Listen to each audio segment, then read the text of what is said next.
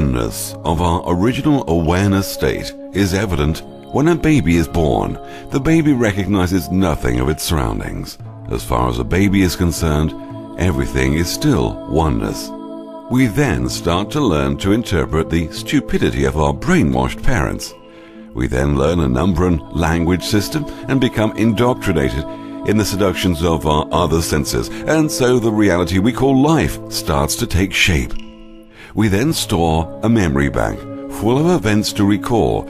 Add to this mix the trauma of fear, stress, and anxiety, followed by religious guilt and decades of subliminal and not so subliminal programming. We then become totally hypnotized, and just like sheep, we follow the pack, going through life like mindless zombies. We accept this version of reality, a version we never questioned or chose, but deep inside we know something's not right. We're too gutless to speak out, afraid of being ridiculed by everyone around us, not to mention the constant media bombardment that has brainwashed us and molded our attitudes about everything until we accept these viewpoints almost without question.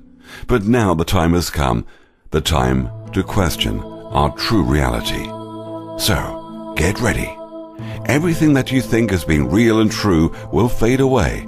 Get ready to move away from the trance state and reconnect to our original awareness and wisdom state. The freedom and liberty of eternal paradise is ours.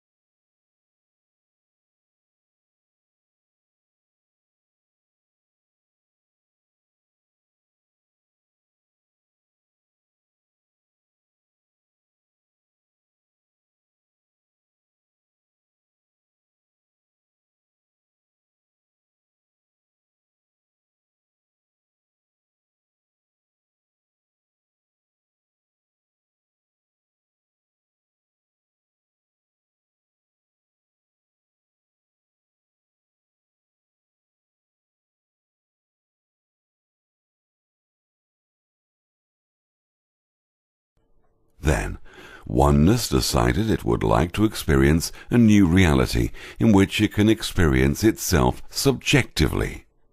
So, it conjured up a subatomic particle that we named the proton. This proton was the father of thinking, the first thought ever conjured up by oneness. Another seed was introduced, which is the seed or son of the father. We'll name neutron. Now, the Son is one with the Father proton. This is the beginning of thinking. The next introduction of thinking had to come in the form of motion, vibrations, and energy. Without this motion and energy, the proton and neutron were like doormen, nothing more than a thought without purpose. Then came the introduction of the negative charge that would spark the imagination of the Father proton. The negative charge was the elect lady we'll call electron. This elect lady electron was 1800 times smaller than the father proton and the son neutron. This electron would spin around the proton and neutron held in orbit by the attraction of the male. But why stop there? Introduce a whole harem of ladies circling and flirting with the male, creating a womb of protection for the seed of the father to reproduce another, just like themselves, over and over again, endlessly. We call this womb the nucleus. This womb will be the room, the birthplace of the neutron sun seed within the womb of the mother. This mother we call matter. This womb of the mother, this room of matter, became the nucleus, for it produced the new clay of us. This electron orbits the father and son at the speed of thought, thereby occupying space and conjuring up the illusion of matter from the void of emptiness. Oneness conjured up something. Within this group of the father proton, the son neutron, and the mother electron, the whole of everything was formed. This is the first atom, the beginning of thought. This is the matrix womb. Thought formed this energy that glowed as in an electrically charged atom. This glow produced light. Everything in our reality that is able to be thought up comes into existence. We live in a 3D dimensional thought universe. Everything we observe is thought, which in turn is light. Everything visible in the 3D space is light. If matter is accelerated to the speed of light times the speed of light, all that exists is formed from energy and light. Thought brings the energy into an existence at a subatomic level and slowly becomes part of the holodeck. This so-called reality is like holographic Lego building blocks. Everything around us was created from thought, and which in its original state permeates, penetrates, and fills the interspaces of the universe. A thought in this substance produces the thing that is imaged by the thought. This is the ayin of Judaism, where something is created out of nothing. When thinking a thought of corresponding sounds and shapes, suddenly matter appears. This is how the whole universe was formed, from this matrix womb. Hence the term the Big Bang, which is one big sexual union of atoms reproducing themselves over and over endlessly. The size of the nucleus, in proportion to the electrons and protons, is about the same as between the sun and the planets. Scientists know this to be a fact. The atom symbol represents a ray of life. This was conjured up by thought. Thought became the Egyptian god Thoth. And no, Thoth is not an alien or a creature. This is just a representational symbolism of thought. Thoth is the creativity of everything known to man. The ancient Egyptians credited Thoth or thought with the words science, philosophy, and magic. The Greeks credit Thoth with astronomy, astrology, the science of numbers, mathematics, geometry, medicine, theology, botany, civilized government, the alphabet, writing and reading. Thoth was the true author of every work, of every branch of knowledge, both human and divine. Greek mythology named thought Hermes. Romans called thought Mercury and made them gods. Adam and Eve. Adam and Eve are the names given to the two reproductive characteristics of the atom and the light. Adam is the first atom. Eve refers to the light emanating from that form. Atoms form the first humans, hence the name and play on words. Eve is the dawning of creation, the coming of the light. Eve is likewise the evening or the end of the light. This symbolizes the beginning and the end of the light, the Alpha and the Omega of the bringing of light. Adam and Eve together are the symbolic names for the electrically charged atom symbol, which in turn symbolized the light bringer, the bright morning and evening star. Together, they represent the creator of light, the creator God called Lucifer, who is the light bringer. This production of the physical light is the ability to see. The ability to see is produced by the electricity contained within the atom. Lucifer. The name Lucifer is derived from the word Lucim Far. Lucim means bringer. Far is light, the bringer of light. Genesis chapter 1 of the Old Testament fills in without any doubt who the light bringer is and who or what Lucifer is. Genesis verse 1 and 3 states, "In the beginning God created the heavens and the earth. Then God said, 'Let there be light,' and there was light." Already a hypnotic trance has been established. Of course, very few will even question if there is a God.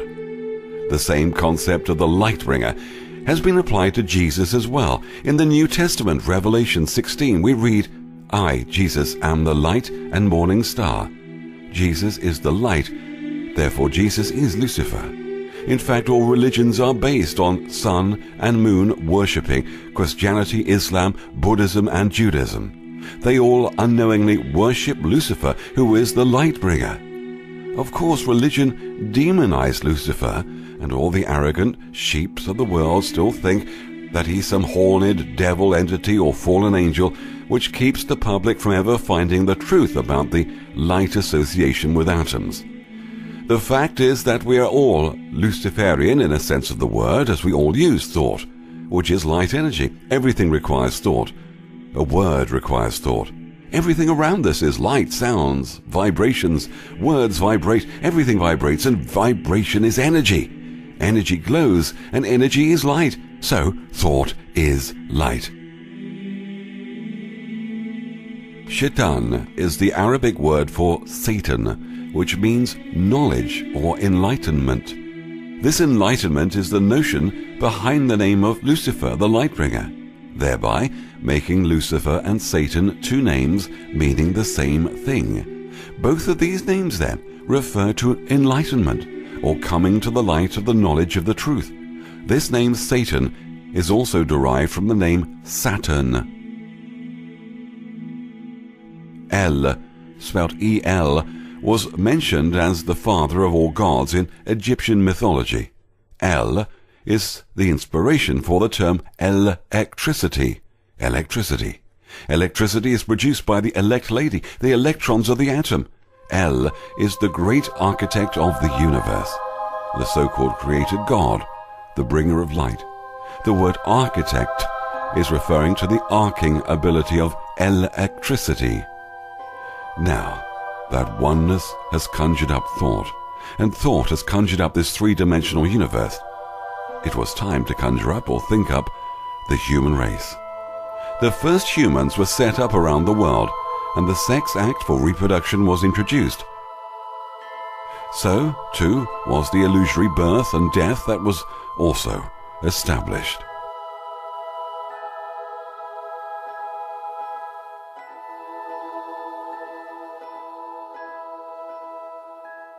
The human hologram.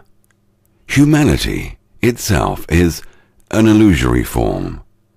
The human hologram is made up of the same atoms. When viewed under a microscope, you'll see a mass of energy vibrating. Every part of the body is a smaller version of the whole body, and this is why every cell contains all the information necessary to create an entire human form. Everything we think we see in the three-dimensional realm are simply light particles, energy atoms swirling around at an incredible speed. There is virtually nothing physical in an atom. The swirl of atoms creates such an incredible blur that it is impossible to see through them. Therefore, they appear real and physical, and ultimately the three-dimensional world seems to take on substance or matter. If, however, they were forced to slow down and eventually stop, you would see right through them and into the eternal state, and who we really are would be evident. Now, before we go any further, one of the most important symbols to know and remember is this symbol. Now, don't get bogged down at the mythological reference given.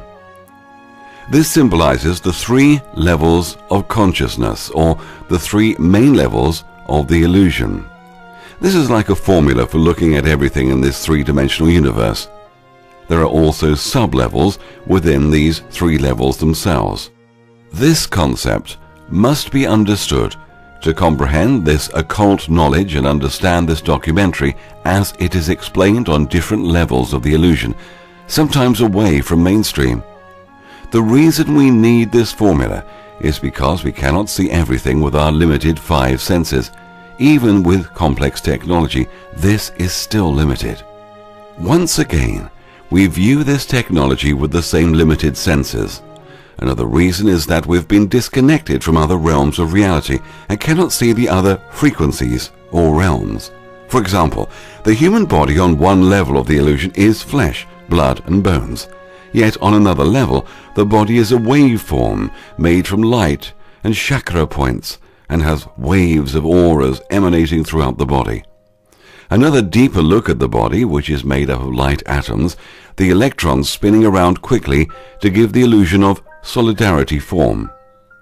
The final level of this is the atoms and molecules themselves are like source codes or matrix codes of information. These atoms can communicate with each other no matter the distance, even light years apart.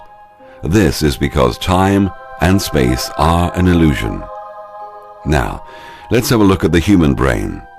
The human brain on one level of the illusion is this mushy sponge, yet on another level, the electric and magnetic firing of the neurons in the brain. Now, the third level of the illusion is the liquid crystal prism of our brains. Deeper levels of the illusion are always the same, light, atoms, and the very end is the information structure. How the mind really works. The mind is obsessed with shape, sound, and color. Why? Because that's all it has. The crystal brain was created that way. Thoughts are sounds, shapes, vibrations, and light. That's the universal language or software. The mind then decodes these sounds, vibrations, into a 3D holographic illusion. Over 400 billion pieces of information per second is sorted in the subconscious mind by the time it bubbles up through to the conscious mind. Now, depending on one's belief patterns, only 2,000 bits of information remain, which turns into a 3D experience we call life. The leftovers are the most self-serving information, which is about the environment, our bodies, and time. The mind manifests what it focuses on. When we consider how we see things in this 3D space, we're told, from an intellectual perspective, that light enters through the pupil of our eye, where it strikes the back of the eye, where it's reversed, and then travels along a neurological path to our brain, where it's flipped right side up again, and we see an image. Unfortunately, this is incorrect. Light is thought, and the thought of what we are intended to see is implanted within the liquid crystal prism of our brain. The suggestion, which originated from the original creative mindset, travels through the crystal brain, and similar to a ray of light passing through a rain shower, a rainbow of three-dimensional color, form, and sound explodes in front of us. Whatever suggestion is attached to that explosion emanating from our crystal brain determines color, shape, depth, sound, and so on. The things we see, the sounds we hear, the smells we smell, all these details are within the thought, which is the word, the sound, the vibration, the energy, the glowing, and is the light. This has all been implanted in our brains as subliminal suggestion, and we believe it because we believe our senses and all the suggestion attached to them. It seems real. Even the sun, moon, and stars that reflect light to our eyes make up the hypnotic suggestion to convince us that what we see is real. It's only light. It's just a seductive, illusory, convincing thought form conjured up by the original oneness. Physical mass does not move, only the information of the swirling mass of atoms that make it what it is. The all-seeing eye, which is the eye of Lucifer in the atom matrix womb, is also referred to the pineal gland. On one level, the pineal gland is the connection between the silver cord that is attached between the spirit body and the physical body. Thought or light travels through the spirit body, which is made of hyperdimensional water.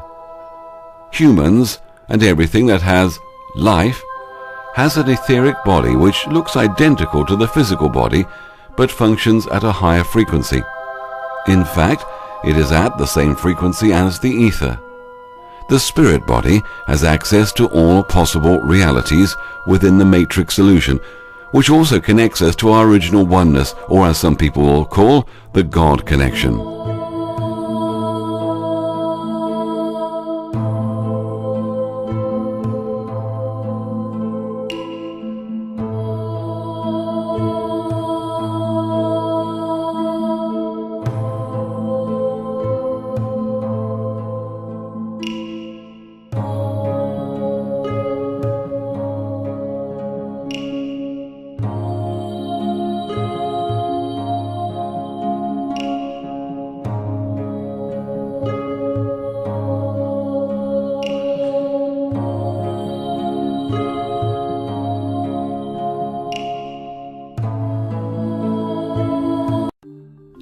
DNA. This is the body's genetic library, found in every cell, and we all have some 120 billion miles of the stuff. It is DNA that carries the codes for our physical characteristics, but it is far more than that.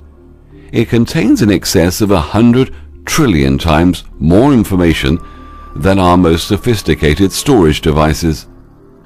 The DNA of all life, everything from a human being to a reptile, cat, dog, tree, flower, fish, insect, everything, shares the same codes known as A, G, C, adenine, guanine, cytosine, and thymine. This DNA tape has letters and a language, which is how we were created by this original thought entity. It is this programming into our very fiber that causes us to believe that what our language is saying to us is real. Without this language in our DNA, we would not give any credence to this 3D illusion we call life. However, because it is built into us to deceive us, we feel we have no choice but to accept that everything we see is real. The reader of the body software is called RNA, or ribonucleic acid, which is usually found in the form of a single strand. To keep it simple, the DNA is like the disk or template, and the RNA is like the laser that reads the information on the disk and communicates it to the cells. Mental and emotional influences like stress, trauma, and electromagnetic and chemical pollution, including additives in our food and drink. These can destabilize the RNA reading process and cause translation mistakes that lead to disease. All of these factors and more can affect how the RNA reads the DNA, and this is fundamental to both physical and mental health and our sense of reality. Now listen carefully here. DNA is a crystalline structure and a receiver, transmitter and amplifier of frequencies or light. This is what plugs us into the matrix and plugs everything and everyone around us. We are all connected to each other, including every animal and every living creature. The subconscious mind is located in the DNA. The subconscious mind provides a link with infinite intelligence and all other minds. So, why are some people smart and some people not? Well, in reality, we are all born on the same level of awareness. Different levels of awareness has to do with our programming and our belief patterns from the very start of life. DNA traits are also passed from father to son, mother to daughter, all the way from our past ancestry tree. We carry these traits and pass these traits to future generations. Higher levels of awareness also depends on how connected someone is to infinite intelligence inside the matrix illusion and infinite oneness outside the illusion. Spirituality, home surroundings, and environmental surroundings also play a major role. Unfortunately, mental laziness is now the trend of today's society. This is why the elite bloodline are obsessed with interbreeding to pass down strong traits and occult knowledge through the generations. Consciousness. Where consciousness observes, matter appears. When you look into the eyes of another person, you are looking at yourself.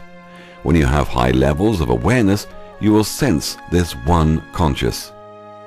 Quantum physics has now shown us that the person performing the experiment influences the outcome. In other words, consciousness can change the outcome of an experiment depending on its belief patterns. The ether. One of the biggest occult secrets kept hidden is about the ether. Now listen closely to what I'm about to tell you. This was edited out of The Secret, Law of Attraction, and The Law of Success, including most versions of Napoleon Hill's classic. Every known thought, every known idea, every invention known to man exists in the ether. The ether is a great cosmic mass of eternal forces of vibration. It is made up of both destructive vibrations and constructive vibrations. The space between the planets is very much alive, that it is the highest form of vibration known, the vibrations of thought. The ether is all around us. We access the ether at will through thinking, but some people can access it at higher levels, which we will discuss in the free ebook. When Alexander Graham Bell gave us the telephone, he hinted that it had been done before. The old devices have been reinvented, he observed. The Earth, beautiful Earth, in her majestic state, when formed, was nothing as it looks today. We can only now view the Earth in the three-dimensional frequency range, but the Earth has many dimensions. So now we have established that there was no missing link found simply because there is no such thing as a missing link. All cultures began suddenly and fully developed 6,000 years ago. They did not rise to their peak. They were at their peak from the beginning. Our ancestors had access to the ether of thought and knew the answers to every question. Every idea, every known to man, is stored in the ether. Some call the Akashic records, of the healer arc echelon. Every inventor in history went with his bioplasmatic body attached to the silver cord and accessed these thoughts. The inventor knew how to put all these ideas together piece by piece for the invention to come together.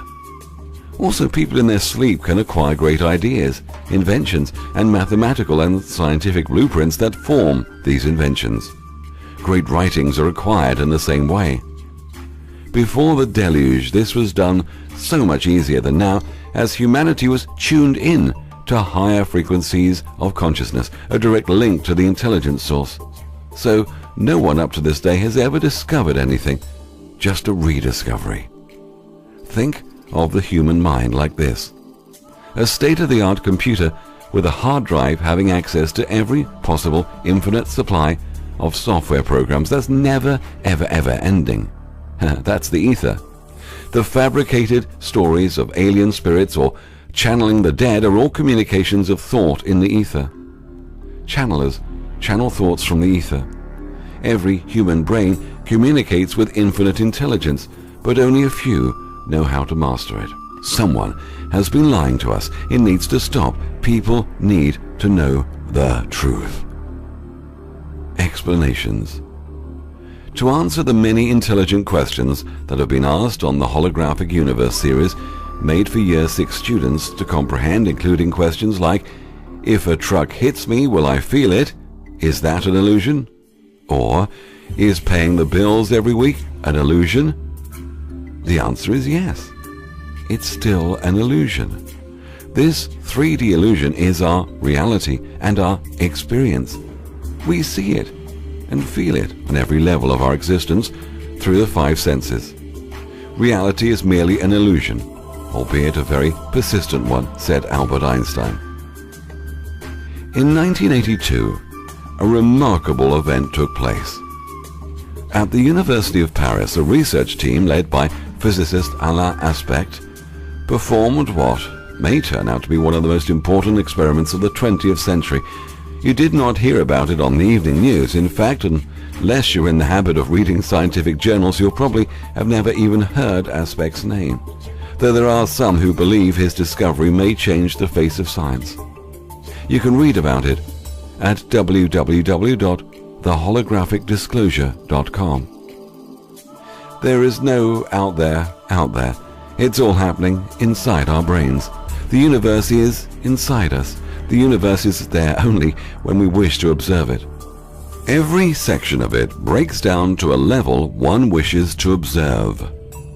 The three-dimensional plane is just an illusion of electrons, protons, and neurons buzzing around at breakneck speed, creating the illusion of matter, time, and space. There is no such thing as matter, no such thing as time, and no such thing as space.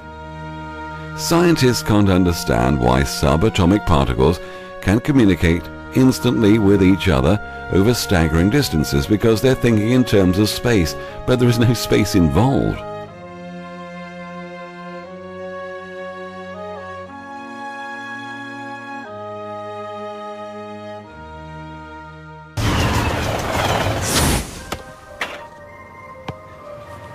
Nice shot.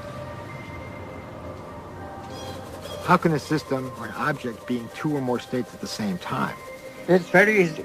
Instead of thinking of things as things, We all have a habit of thinking that everything around us is already a thing, existing without my input, without my choice. You have to banish that kind of thinking. Instead, you really have to recognize that even the material world around us, the chairs, the tables, the rooms, the carpet, camera included, all of these are nothing but possible movements of consciousness.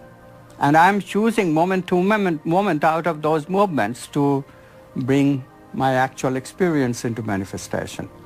This is the only radical thinking that you need to do. But it is so radical, it's so difficult, because our tendency is that the world is already out there, independent of my experience.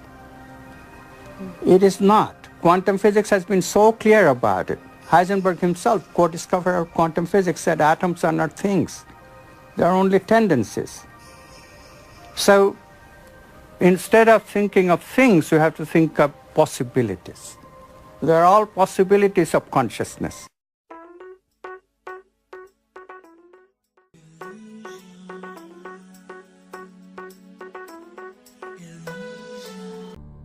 The elite cabal knew they could not make or conjure up a whole new dimension of reality.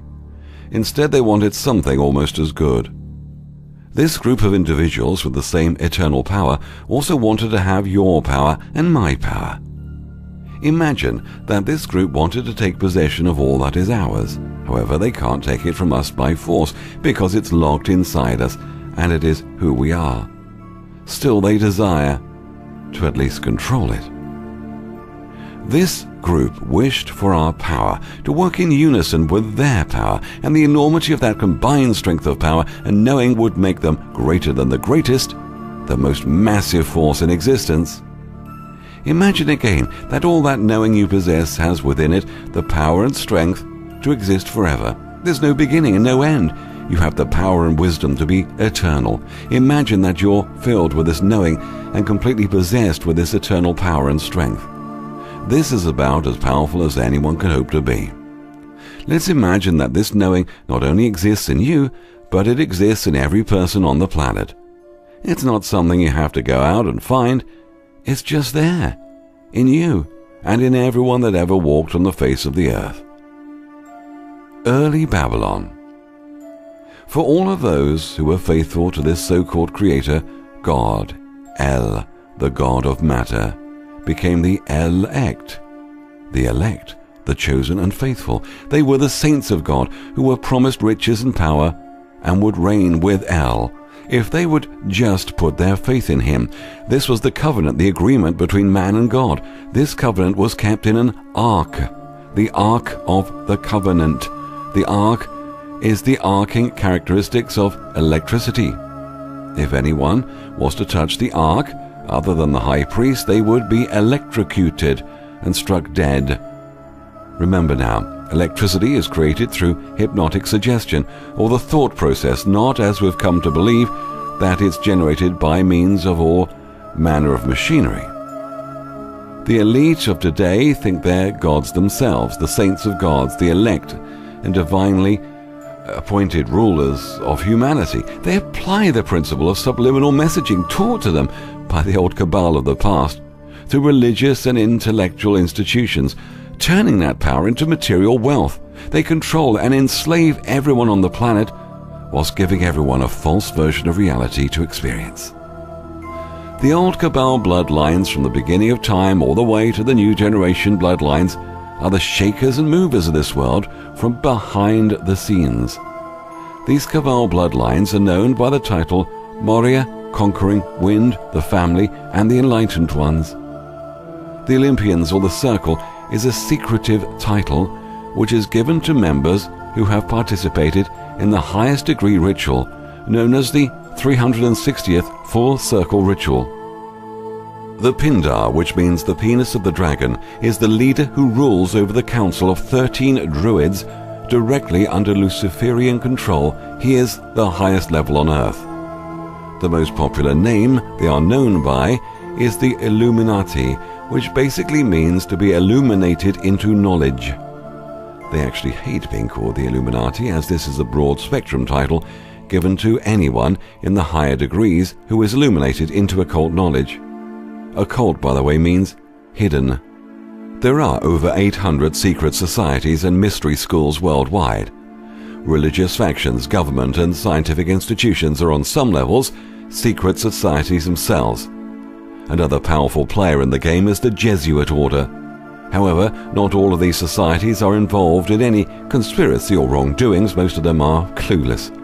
These bloodline groups infiltrate all these societies and only initiate a tiny percent of members to be part of the grand plan. The rest are used in the game without even knowing. Some are easily bought or bribed. They are all used like chess pieces in the game to carry out the agenda. There are two kinds of elite. One are the gophers you see in the spotlight, like the Rothschilds and Rockefellers. The others you never see at all. They remain hidden behind the scenes. The elite are not on the top of the pyramid. This pyramid is in a deep trance state and is composed of the elite royal bloodlines that today controls world affairs.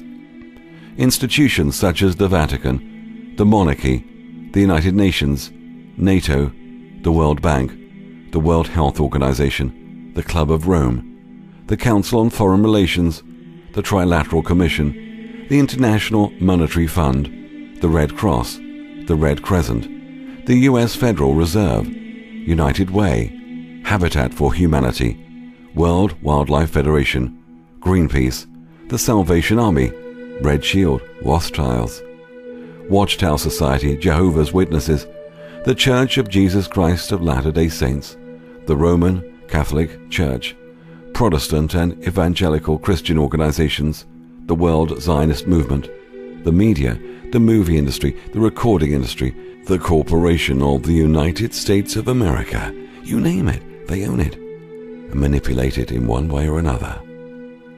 So, what do the elite cabal know that we don't? Well, they know a lot, especially how the matrix of reality works, how the subconscious mind works, and how it does something very unique by filling in the blanks to suggestions and close-sounding words. They especially know about thought. What we focus on becomes reality. Now, imagine millions of people throughout the world for thousands of years thinking a certain way and focusing on certain subjects. They also, of course, understood the ether. Duality. Without duality, there is no thought or division generated. These poles refer to Boaz and Jachin, the B and J or G pillars, the north and the south pillars of Solomon's temple. In turn, this refers to the two sides of the brain, the left and right side, which in turn is referred to as the temples on each side of the head. This is the receiving dish whereby all implanted thoughts are ingested into our crystal, all-Christ brain. How on earth did the Cabal hijack our reality? Let us go back in illusory times. The old Cabal had access to knowledge which they had kept hidden from public view, especially after the deluge. Without going too deep, let us imagine that Xbox or PlayStation bought out the newest game on the market. Let us then imagine that this game had 7 levels.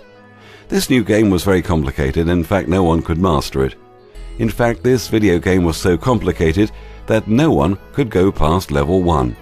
Occasionally, some really smart and highly spirited people would reach levels 3 and 4, but somehow a small, selective, minute group of people managed to master all 7 levels. They were looked upon as some gods or wizards by the others. This last-minute group tried every trick in the book to conceal the secret on how this was possible. This secret was handed down from generation to generation, but only to family members. Now, can you guess how they managed to reach the highest level possible, level 7? Now, if you guess that this selective group had all the game cheats on every level of play, then you guessed right. Not only did they have the game cheats, but they knew the language of the software. They hijacked reality by knowing the game cheats of creation, the language of the Matrix universe, to manipulate the way we decode our reality into a holographic experience. Scientists and esoteric researchers have identified recurring mathematical codes like the Fibonacci number sequence found throughout nature. This involves adding the last 2 numbers to get the next one, as in 1, 1, 2, 3, 5, 8, 13, 21, and so on. The sequence can be found in everything from the proportions of the human body to the way plants grow. Other mathematical and geometrical codes and recurring sequences include phi proportions, golden mean, so-called sacred geometry, numerology, the Chinese I Ching, astrology, and many others. These are the mathematics of the matrix, which, at least in this reality, can be broken down into numbers and codes, as with DNA. Appropriately and not coincidentally, this is how computers work.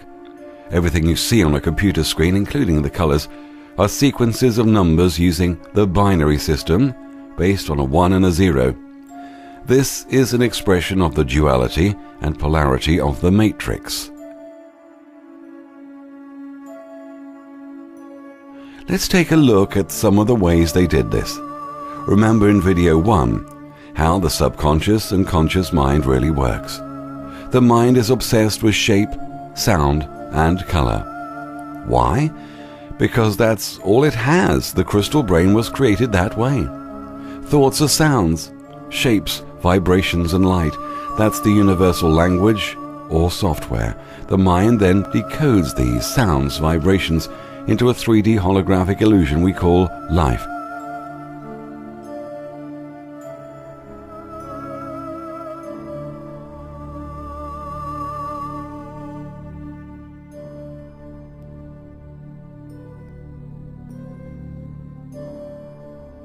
Everything within this 3D space is divided light and therefore is energy. As light passes through a crystal, it is refracted into a rainbow. This is the origin of the term Christ. Divided light is a rainbow. Everything physical is formed from this rainbow in some form or another.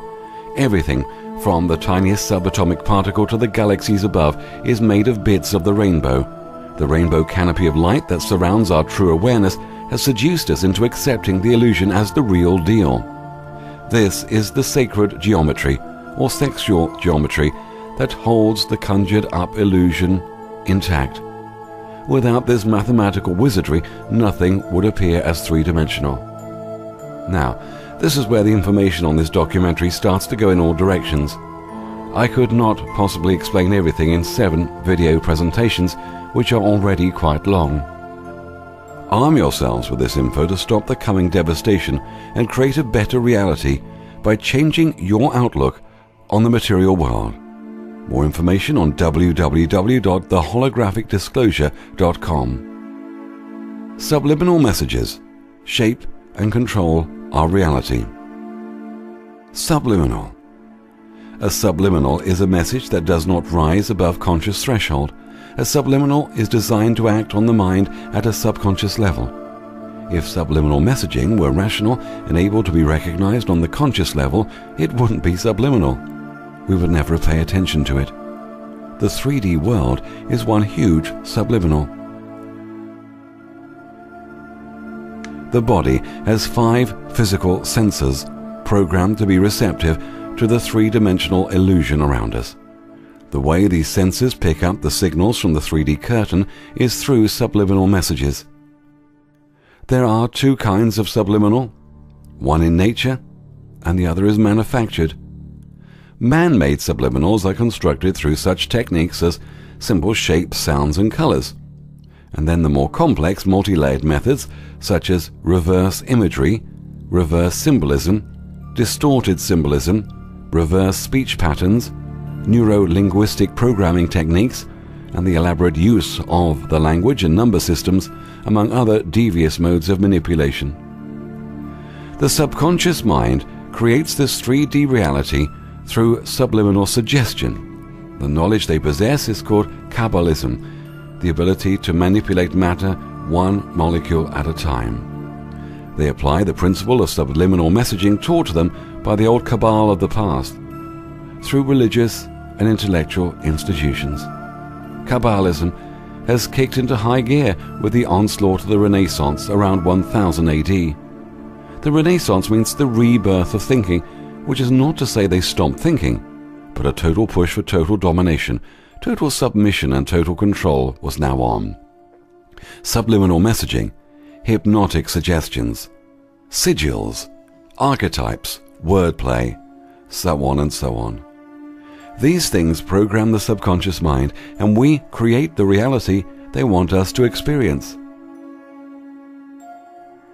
Natural subliminal symbolism. The hypnotic subliminals will even be shown to extend into the constellations in a very important way. The sun and moon are holograms to provide the illusion of day and night, the movement of time. Everything else is illusion. Everything. This includes space as well as time. Scientists talk about the space-time continuum, but space and time do not exist. The whole universe is one big subliminal. Everything is based on a form of astrology and numerology. However, the numerology and astrological forms commonly used are not accurate, but are introduced into the agenda as a smokescreen and front. Subliminals are all around us and lock us into a state of hypnosis almost impossible to escape.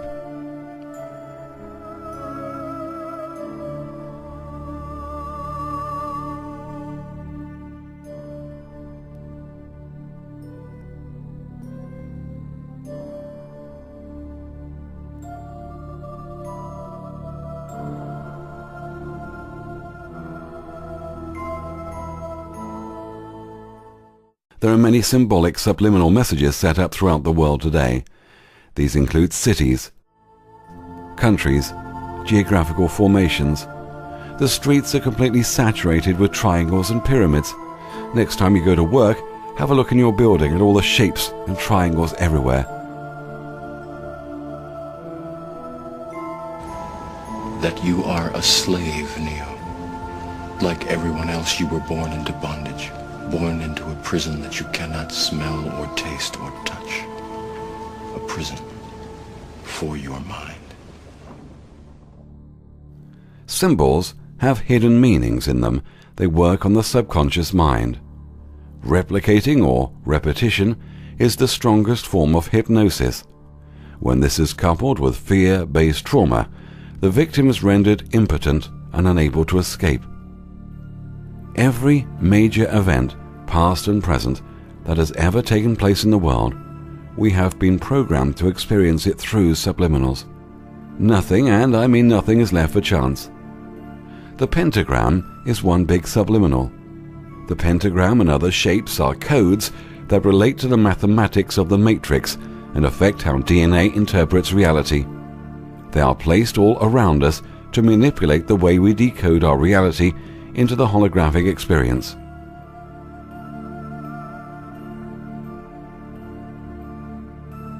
Pentagrams everywhere.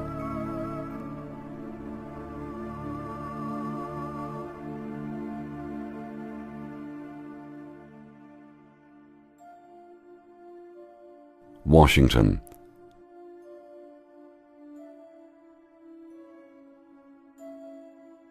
Sigils everywhere. Language is one big sigil and designed that way. All language slowly evolved, on purpose, so as not to get the symbolism too powerful. English being the most recent and the most powerful. It should be pointed out that the basic block-style letter was first introduced just a few centuries ago.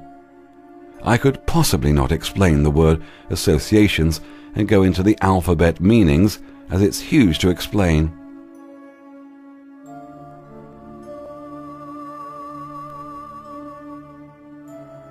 As an example, the last letter in the English alphabet is Z or Z. Likewise, Z is the first letter of the first number, 0. This is not a coincidence. This word, imagination, says more than that, however. It's telling us that images are magic tricks of the eye and of the sun. In other words, images, which are three-dimensional impressions, are just magic tricks performed by manipulating light that is symbolized by the sun. The name Cancer has death overtones and has been a driving subliminal force established over the last few decades with the fabrication of cancers of all descriptions. This disease has been used to establish the trance state so that its subliminal duty is to create the reality whereby we associate cancer and death simultaneously. Let's look at the word God. Now let us look at it spelt backwards equals dog. Nothing but nothing is coincidental. It's planned that way and goes deeper than that. It's all got to do with sex and atoms. Never let it be said that the Luciferian mind does not have a sense of humor. After all, who is it that puts the laughter in slaughter?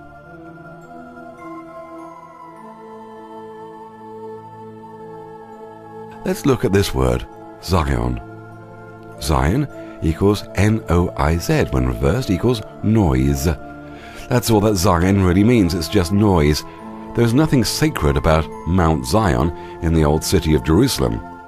Mount Zion is wherever the most noise can be created to distract, confuse, and deceive the masses as to what the whole corrupt plan entails. There's nothing noisier than wars, disease, entertainment, finances, law, and the like, all of which have been controlled in a very huge way by the powerful Jewish tycoons throughout the ages. Remember Zion in the Matrix movie? A lot of noise there. The center of noise. Every word and number conjured to form the three-dimensional energy illusion is based on a flawed system conspired to generate death. For example, the 360-degree circle is based on the yearly cycle the Earth travels around the Sun. This number of 360 degrees is supposed to represent the 360 days needed to fulfill the cycle. However, the actual time it takes is 365 and a quarter days, and a couple of minutes and a few seconds. The number 360 is rounded down so that mathematical equations can be devised. This is done deliberately to conflict with the illusory Luciferian conjured up natural creation, so that the illusory three-dimensional world experience is out of harmony, corruptible, and subject to death. So much of the 3D illusion seems to almost work, to almost be in harmony. Yet it isn't. Not only does it create disharmony, it is designed to frustrate and fail, keeping peace and harmony just out of reach. Forget scientific explanations. The Illuminati agenda stays hidden because it's based on sheer lunacy and simplicity. We are dealing with a wicked, wicked intelligence. Notice the word numb, N-U-M-B. We see the meaning of the number system. It is the system meant to numb our senses, thereby numbing our connection to awareness. This hypnotic numbing and forced conformity is a lack of awareness, resulting from the continuous bombardment of numbers associated with all aspects of life. Let's now look at occult numbers. Here are some symbolic interpretations of the numbers. These numbers are not based on astrology, numerology, or the zodiac charts developed over the centuries, but are based on what they really mean subliminally. 1 equals a new beginning. 2 equals duality. 3 equals deity shape, triangle, pyramid, trinity. 4 equals 4 square foundation. 5 equals humanity earth, the sacrifice, the pentagram, pentagon. 6 equals Christ Antichrist, crystal light divider, sex origin. 7 equals completion. 8 equals control. 9 equals fall. 10 equals intensity. 11 equals death. 12 equals full circle, whole, or whole, H-O-L-E. The next number, being 13, would start on the second clock face and would have the same symbolic meaning as the number 1. Numbers also include some word-sound manipulation. For instance, 7 sounds like heaven. We use the term seventh heaven. This is no coincidence. 7 also sounds like 11. 7 represents completion and perfection. However, it links in a subliminal sound and shape fashion to 11, which is the number of death. The completion and perfection associated with 7 in this instance is that of a perfect and complete death.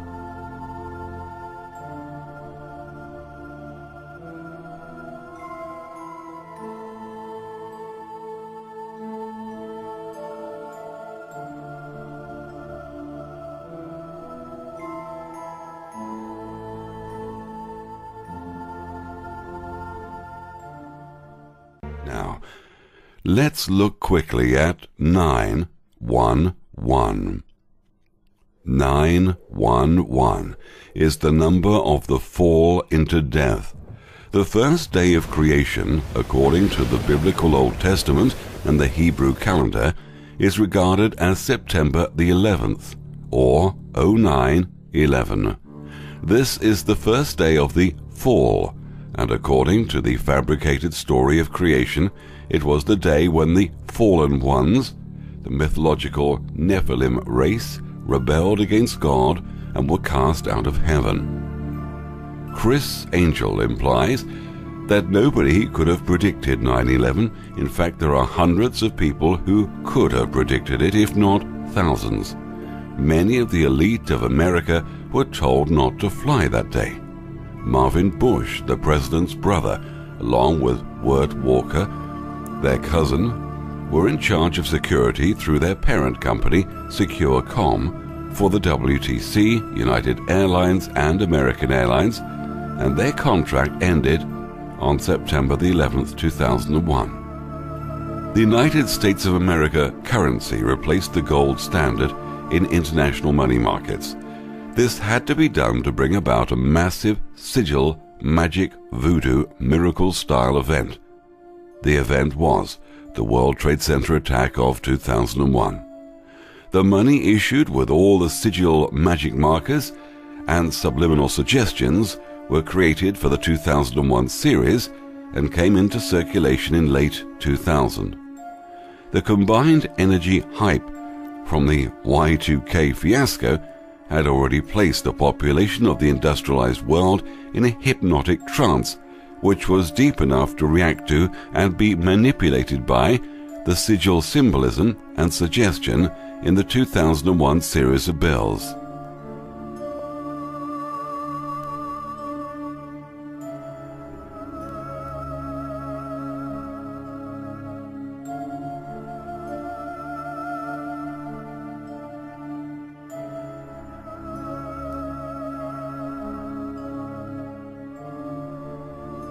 These dates and numbers are extremely symbolic, in that the Hebrew calendar has September the 11th, or 9/11, as the first day of creation.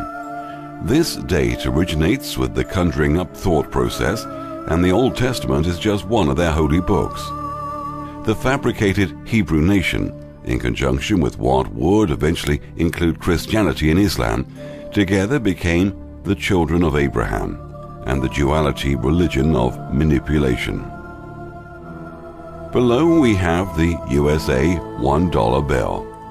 In the top right corner, nestled gently in the top left corner of the shield around the number 1, you will find a miniature owl. You can't see it without magnifying it, but subconsciously you see it, and your DNA energy code, or put another way, the subconscious mind, registers the subliminal.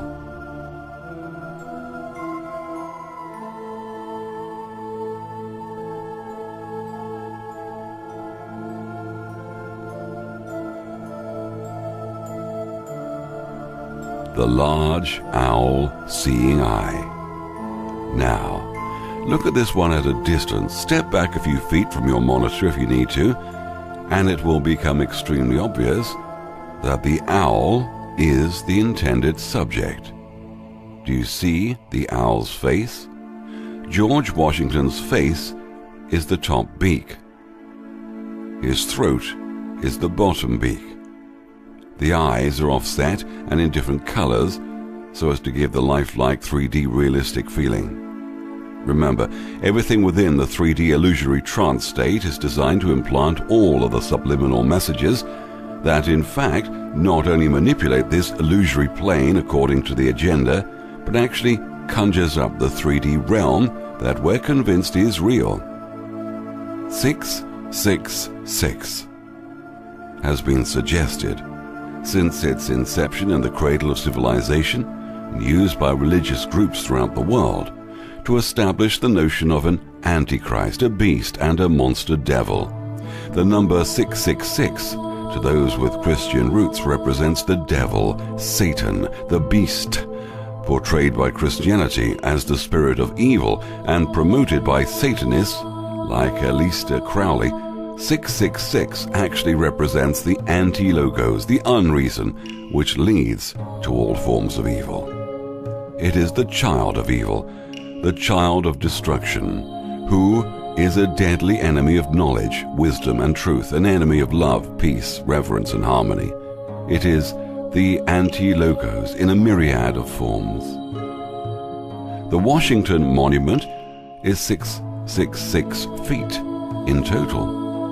The World Trade Center was built in exactly 6.66 years. And the endless amount of 666 symbolism abounds throughout the 3D experience, all with the intent of implanting subliminal sick into our minds, so that through disease and suffering the thinkers might gain control of our focus. They love playing with numbers. It says in the book of Revelations is that the number of the beast is 666. That every barcode, except for postal barcodes, on this planet contains the number 666. And did you know that? You've got three sets in effect of double lines, one in the middle, one either side. And those double lines represent the number 6 in barcode technology. So you've got 666. On every single commercial barcode and every product.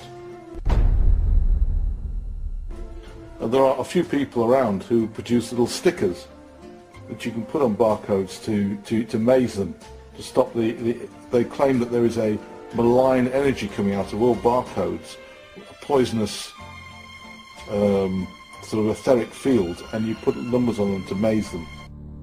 Recoding sigils, symbolism, and objects. A person can form things in his thought, and by impressing his thought upon formless substance can cause the thing he thinks about to be created. The ruling bloodlines knew about these thought forms, and through rituals, thoughts, and incantations projected the intent thought within a symbol, a sigil, numbers, alphabet, and any object they desire to charge. For example, say I have created an object or a sigil. I want to now project a particular thought to the object or sigil. So I do this in a particular way. Now, the sigil is charged. A thought at a subatomic level has now attached itself with the sigil or object, but I am only one person, so the charge won't be very effective or long-lasting. Now, let us see how the elite cabal do it. They know how to design a proper object, knowing the right shapes and what goes with what. They then get groups of high initiates to charge these symbols, objects or sigils using incantations, and through the centuries using the same objects, symbols or sigils with the same incantations by groups of initiates all over the world. The object then becomes very powerful, and when this object is viewed, the intent thought attached to this object or symbolism forms the subliminal messaging we receive that controls and affects our day-to-day life. We are conditioned to see and still not see what we're seeing. These rituals were preformed inside a pyramid where cosmic energy from the ether is drawn down at 1/3 of the base of the pyramid. A crystal is fixed at the apex of the pyramid that multiplies and distributes the cosmic energy throughout the pyramid, where the initiates sit around the floor in certain positions and thought is projected into the sigil, object or symbol. The alphabet and number system sigils were pre-formed that way. The English alphabet formed about 600 years ago and was perfected for powerful subliminal attachments. We're looking at the language from a non-scientific point of view. You'll never see what they're up to if you approach it scientifically. The sounds and shapes of the letters of the English alphabet all have special primary characteristics. A, of course, is a pyramid with a separated capstone. This lets you know how important the pyramid and the triangle are to the whole system to hold down the primary position. This is alpha, the beginning. This is the first syllable of the word alphabet.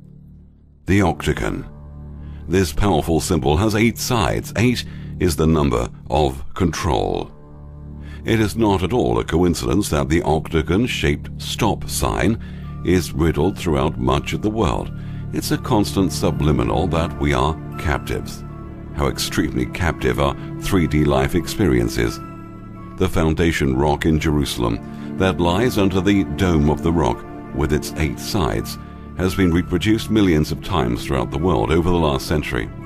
This octagon shape had to become part of societies throughout the world through a very complex process. Number 8 equals control, that the group of 8 world leaders of the 8 industrialized countries are most commonly known by their acronym G8. Quite obviously this spells G8 or gate, again utilizing the number of complete control. The myths surrounding Father Time, or Cronus, associated mistakenly, but mythically, with Cronus, who swallows his children after they're born, is the inspiration for the number 8, or 8. The major music scale has 8 octaves, and the piano has 88 keys. This is similar to the subliminal suggestion implanted with the mythological star god fables related to us through the 88 constellations, all arranged in 8 groups. Every shape, every word, every number has hidden subliminal messages attached to them. All sports games are rituals that program us subliminally. Let's take a look at sports symbolism. Take the instance of the soccer ball. We see from the energy grid diagram that the world, or the ball, is filled with geometric grids. The grid patterns form pentagrams and hexagons around the globe. We know these simple shapes are used by satanic thinkers to carry out their rituals. These rituals always involve opposition to awareness. Then, when you apply these simple shapes to the soccer ball and provide 2 opposing teams in a soccer game, somehow the message seems to get through to the consciousness that all is well with the opposing and divided nature of things.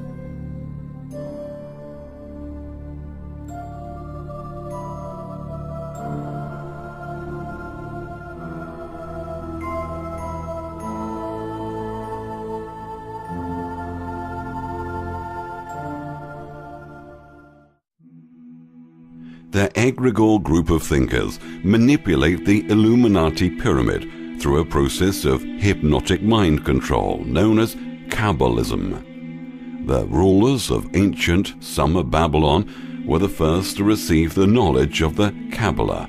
These leaders laid claim to the divine right of the kings to rule. This is the mystery. What actually occurs within the Kabbalah secret space, where matter can be manipulated one molecule at a time, is that the subatomic particles have spin. When the particles are separated and removed to any distance from one another, yes, even light years apart, distance has no effect, those particles that were once associated at close range will keep spinning in the same direction. Interestingly, when the spin is changed on one separated subatomic particle, the other separated particles will now change their spin in agreement. Sex, sex, sex. The world is ruled and the destiny of civilizations is established by the human emotions. People are influenced in their action not by reason so much as by feelings. The creative faculty of the mind is set into action entirely by emotions and not by cold reason. The most powerful of all human emotions is that of sex. There are other mind stimulants, but none of them combined can equal the driving power of sex. Every intelligent person knows that stimulation in excess through alcoholic drink and narcotics is a form of intemperance which destroys the vital organs of the body, including the brain. However, not every person knows that overindulgence in sex expression may become a habit as destructive and as detrimental to creative effort as narcotics or liquor. A sex-mad man is not essentially different than a dope-mad man. Both have lost control over their facilities of reason and willpower. Sexual overindulgence may not only destroy reason and willpower, but it may also lead to either temporary or permanent insanity. The entire subject of sex is one with which the majority of people appear to be unpardonably ignorant. A false belief implanted in the minds of the arrogant masses to have inferior complexes, which will develop that a highly sexual nature is a curse. The emotion of sex is a virtue only when used intelligently, and with discrimination it may be misused, and often is, to such an extent that it debases instead of enriching both body and mind. This is why they hide sexual subliminal in cartoons and advertising to oversex children and adults. This becomes a destructive force to the mind and distracts our awareness from reality to the illusory images presented to us. This is the process called hypnosis. Hypnosis is simple misdirection of reality. This is why the world systems are based on sex ritualism and sexual innuendo. Though very pleasant, they are very distracting and disconnect us from our eternal wisdom state if we allow our awareness of this sex-driven thought process to destroy our connection to wisdom and reality. All things must be balanced. Cartoons. The elite understand that if they use the words, symbols, colors, and the rituals associated with these, that they will unlock the power within. Therefore, operating from deep within this trance-induced mindset, they go about the agenda business, working the Kabbalistic secrets into our illusory daily lives, making the connection to wisdom all but a memory. One perfect example of this comes to us courtesy of Illuminated member Jack Warner, a Jewish immigrant from Poland, who settled in Ontario with his parents and 4 brothers in the early 1900s before moving to the USA. Jack was the youngest of the brothers, who eventually put together Warner Brothers Studios, that today is a subsidiary of Time Warner. First off, their last name was not Warner, but Wands Kolassa. They incorporated their name and logo with the WB for Warner Brothers. However, all is not as it seems. Surprise! The WB is on a shield, a symbol of Orion, and a symbol of the Jewish Rothschild family. Rothschild equals red shield.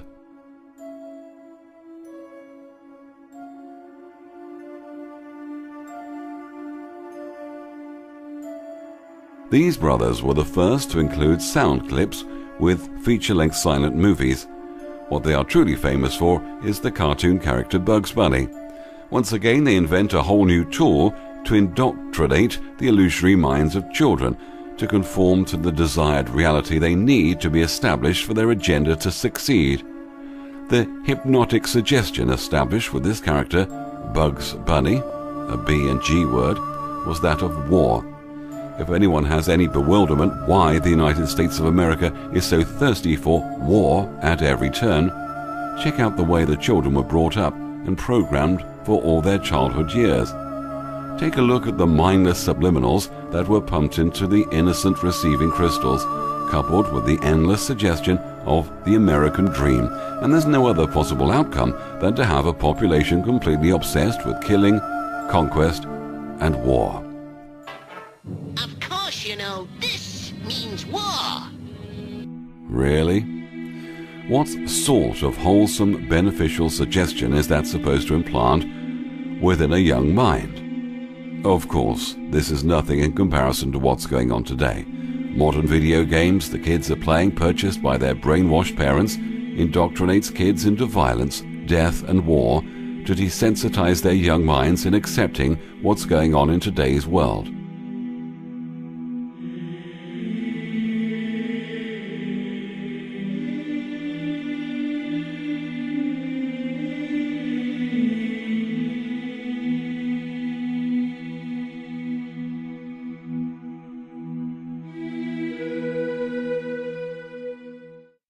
We've created cartoon gods that we force our children to worship, and yet we smirk at the simplistic hieroglyphics on Egyptian tomb walls. The simplicity of the hieroglyphic drawings, combined with the pictures and objects themselves portrayed as being holy, seems to amuse us. This anthropomorphism, God-making, is also performed by Disney with all their cartoon characters that we teach our children to worship as soon as they can blink. The Disney Corporation was started and funded by the FBI and J. Edgar Hoover as an FBI mind control experiment. Bohemian Grove, Moloch the owl, was not the original statue or symbol of worship at Bohemian Grove. The original object of adoration was a statue of Buddha. From the 1880s until the 1920s, the Buddha occupied the attention of the Grovers. Buddhism originated in India with the birth of Gautama, 563 to 483 BCE. This made Gautama to be 80 years old. The number 80 symbolizes total control. These are photographs of the Buddha at Bohemian Grove. Buddha sat under a Bodhi tree. After 49 days of meditating, he gained enlightenment in the 5th lunar or moon month. This is exactly the same as the Christian story where, after 49 days, the disciples of Christ gained the Holy Spirit. Why do they call themselves royal and everyone else a commoner? Simply because they lay claim to the divine right of kings to rule. What divine right? What God told them they could rule over you and me? To this day, just as in ancient Egypt and Babylon, they must commit human sacrifice continually to generate the fear which generates the energy, which is the spiritual illusion called reality, that they need to maintain control within this hypnotic trance state. The human sacrifice rituals are supposedly performed in secret in the chalets of Bohemian Grove and the royal palaces of Europe and so on. As well, these human sacrifice rituals are performed en masse in the form of manipulated wars, disease, and so on. This private club gets their sacrifice victims through the CIA and the MK Ultra Mind Control Program. MK stands for Mind Control. Many thousands of children are simply bred for sale to this program. Children are used for every possible perversion by the leaders of the world before they're ritually sacrificed. The point to make here is that the very same hideous rituals take place all over. Southern California is also the area of the China Lake Naval Station, where thousands of human babies have been witnessed to be kept in cages for use as human sacrifice and future CIA sex slaves. This is reported by the CIA sex slaves who have been allowed unwittingly to escape to tell their story. The CIA slave story had to be leaked to legitimize the information regarding the Illuminati agenda that many people are now familiar with. All this information, and most of it accurate, is then a huge distraction, so the world misses the real plan, which is to massacre the population, quickly, violently, and without mercy. Certainly, the royal elite politicians and Illuminati families are depopulating the world through war, disease, and untold corruptions. Nothing, however, will compare to the unbelievable slaughter they have staked out in the next year or sooner. The blue bloods of Europe and the USA appear as normal and common, but they have a cold callousness about their demeanor. All the presidents of the United States are related and are cousins of varying degrees. The Roosevelts, Bushes, and Churchills are all related through King Edward Longshanks of England over 800 years ago. These are direct descendants of the conjured-up illusions of the Luciferian thinking group Egregore. These elite are often referred to as the serpent gods of old. The Bush-Clinton royal bloodline has been the puppet government running the White House, or Orion's house, and this agenda for 50 years. These puppets, in turn, take their orders from puppets higher up, as seen in Cheney and Kissinger, two elite members who obediently fulfill this elite cabal agenda and who never seem to go away. There would seem no point to switch the coach in the match game. Not only the presidents of the USA are all related, but the mafia families are also direct descendants of these bloodline families and close genetic relatives to the presidential families and the blue bloods of Europe. Deceit, hypocrisy, manipulation, and the like are the family characteristics. Consider this. Why do we pay professional athletes millions of dollars a year to throw a ball or shoot a puck or kick a ball or drive a car? Why do we pay Hollywood actors millions of dollars a year to act, to lie, to entrance, to deceive? Why do we give millions of dollars to church leaders, televangelists, popes, Dalai Lamas, the royals of the world? We do this because they are the Kabbalistic rituals they, the elite Cabal thinkers, need to maintain to perform their hypnotic manipulation, whereby they perpetuate total control. Keep this in mind when you take in your next baseball game, hockey game,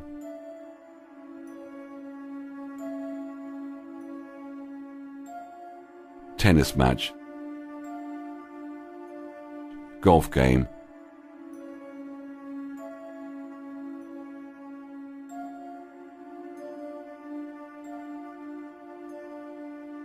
church service, or watch your next movie, or listen to your next recording, or play your next video game. They're attempting to manipulate you to become conditioned that they might use you at any specific time in the future as they gather you together in any of the before-mentioned religious events. The big bucks are paid to the top performers in their chosen ritual, thereby maintaining the quality of seduction to these religious events at a very high, irresistible level. The collective energy from these Kabbalistic rituals are then directed to any region of choice, depending on the next stage of the Illuminati agenda. Hollywood is the biggest controlled entity that's overlooked by the Jewish Illuminati. Everything is controlled, including all the actors, musicians, producers, directors. No movie script can get clearance until it goes past these Kabbalistic-inspired think tanks that add all the goodies to the movies like propaganda, mind control techniques, and of course, subliminal programming.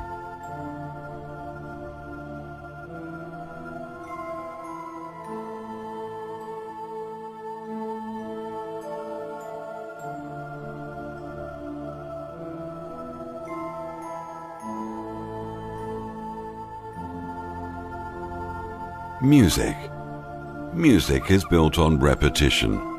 Repetition is the ideal tool for instilling and implanting subliminal hypnotic suggestion. Repetition coupled with a state of paranoia leads to an altered state of consciousness and an illusion-based reality.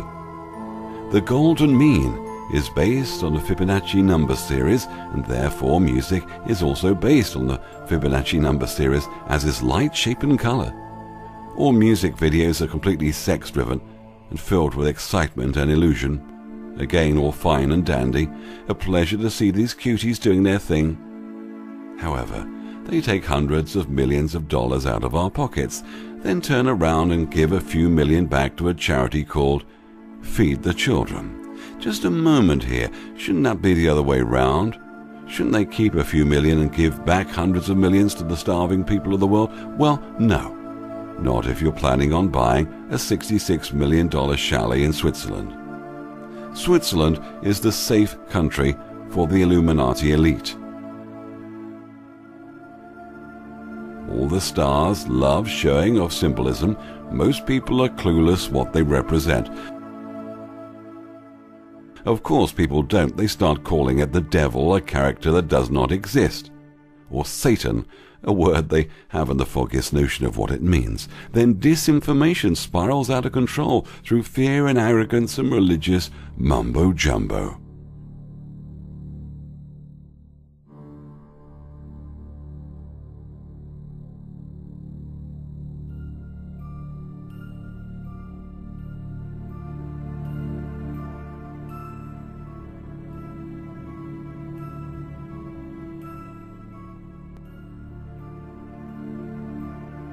Religion. The whole Illuminati agenda is based primarily on the Jewish, Christian, Islamic religious dogma. Whenever you're in doubt about what they're thinking or what their next move might be, just read the Old Testament, or the New Testament, or the Quran. You'll find symbolic language that'll indicate how they think and what the next sacrificial ritual might be. The chosen people of Babylon became known as God's chosen people. Through a series of mythical maneuverings throughout these illusory ages, with countless conjured-up God stories, the ultimate favored nation of the Lord became known as the Israelites. Remember, though, it was only the rulers of the empire who laid claim to the divine right to rule. They in turn adopted a group called Common Babylonians to manipulate via the sharing of Kabbalistic knowledge. Thus the shaman or priest was anointed and religion was established.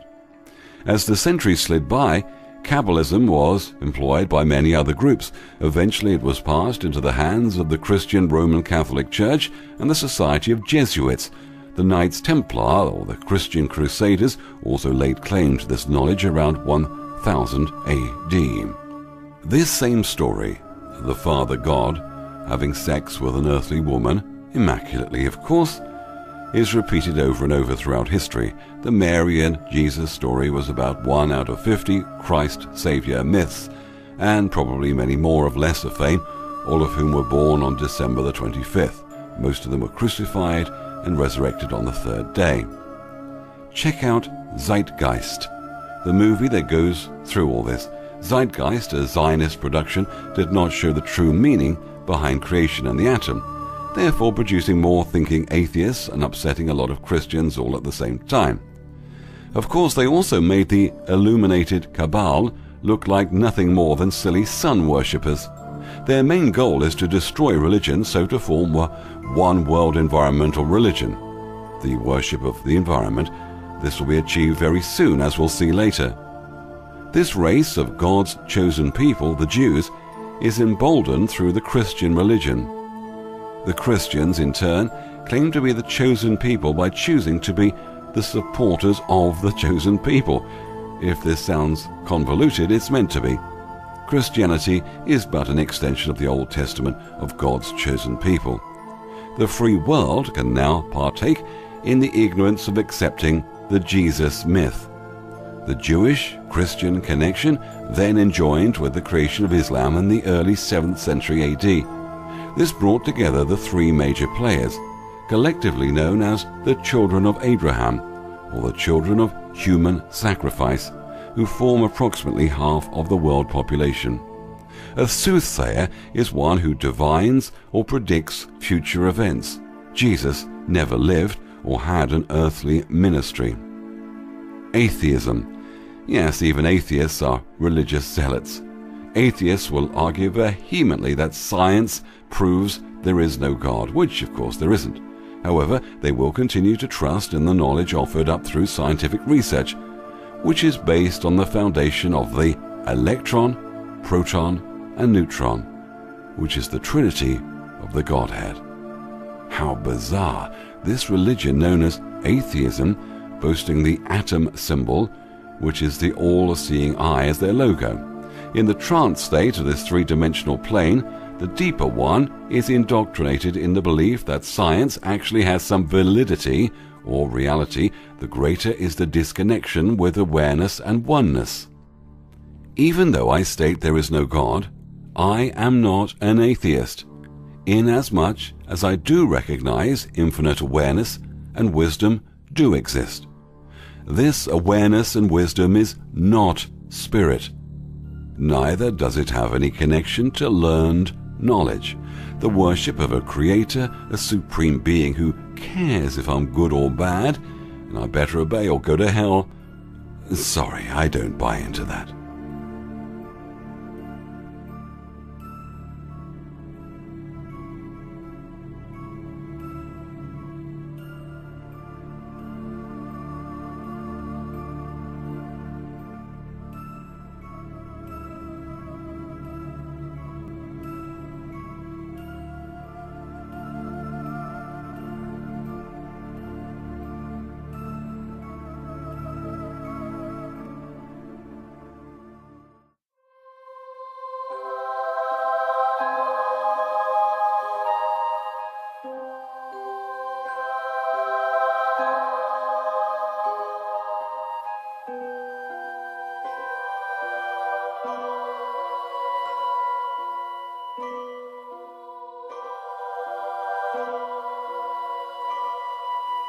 The atom symbol is the oldest sex ritual symbol in the world. If you look carefully, you'll see the six-pointed star is formed by the intersecting lines of the electron's orbit. The six-pointed star is the star of God, the star of Lucifer, the star of David, the divider, the duality god, and is the star of Israel. King Solomon. Keep in mind that Sol-O-Mon is simply a name meaning sun and moon, and that wise King Solomon is simply a reference to the zodiac and the sacrifice made to the illusory Luciferian god. That sacrifice is the sacrifice of the sun and moon, which in turn is the son of man. Approximately 600 to 900 years ago, depending on the version of the story, a native North American Iroquois prophet from the Mohawk tribe named Hiawatha was credited with uniting the 5 Iroquois nations into one unified group to stand together against their common enemies. This is exactly the same unification principle used by Muhammad in the 7th century, where he brought about the union of the warring Arab tribes to create a single unified state. Unification through manipulation and deceit is a characteristic of Islamic dogma, which is simply one term to describe sun god worship dogma. This unification was used as a smokescreen to establish the Islamic religion, hiding who and what was really behind the rise of Islam. The Luciferian thinkers were the ones who were really behind the rise of Islam, working through the Judeo-Christian elite, passing on the mystery religion principles of the Kabbalah. The secret of secret societies. The secret of the apples, the poles, the duality, and the mystery or lie associated with a myth was supposed to be guarded by the lion and the dragon serpent. It was to be kept secreted away forever through the mysteries of religion and intellectualism, who are themselves the lion and the dragon serpent. They have failed miserably. We no longer buy into the lunacy of the thinking process, the subliminal trance-inducing process of religion and intellectualism, which is the Kabbalistic magic of hypnotic suggestion on a massive scale. People are starting to wake up, but at a trickle or snail pace. Let's clear the air on this shape-shifting reptilian garbage. The most primitive and ultimately dominant part of our brain is the reptilian brain. Me first and everything else next. The most powerful and ruthless leaders on this planet think in reptilian terms, making David Icke's claim that we are ruled by reptilians a useful metaphor. The elite cabal empowered the reptilian brain through generations of interbreeding. That is why they have no empathy for some of their actions. Re, is the prefix for the word reptile and is used in the normal form or reversed ER frequently. This is to establish the message very subliminally that the reptilian-brained group entity is in control. There is no such thing as an actual, real reptilian race running the world, come here from another planet. There is only a reptilian brain cabal using the thought process, which has placed the whole of humanity into a deep and confused trance state. Of course, the purpose of having a smokescreen cover story, such as the reptilian race, is to draw attention from the real agenda, which is far more sinister, as we will see later on. The symbolism of the serpent and its association with ancient gods abounds many forms, including bears, fish, eagles, and so on. But the one which is of most interest is the serpent. Lizard forms depicted from time to time. This is in reference to the ancient stories passed down from generation to generation in regards to the serpent gods and serpent kings. It's these serpent entities that have been rendered down through history, that have been used as a front to instill the belief in a serpent race from other planets who run the world, and who will ultimately seek to control it completely. In reality, of course, this is just a suggestion attached to the hypnotic trance state, and those who are deeply entranced by this suggestion seek to perpetuate the myth of a serpent race, not realizing for a moment that it's they themselves who are establishing the illusory reality that will include some form of serpent-minded or Luciferian thought process-based ruling elite. Anunnaki mythology. Interesting to note, Illuminated member who was born in Baku, Russia, and raised in pre-state Israel, interpreted these ancient writings, which is a language called cuneiform. Many other scholars now know how to read cuneiform, and there is a lot of discrepancies between them, especially time readings. Towards the end of Sitchin's life, he wanted to avoid the reptilian Anunnaki topic altogether, after admitting he could have possibly misinterpreted some of the writings.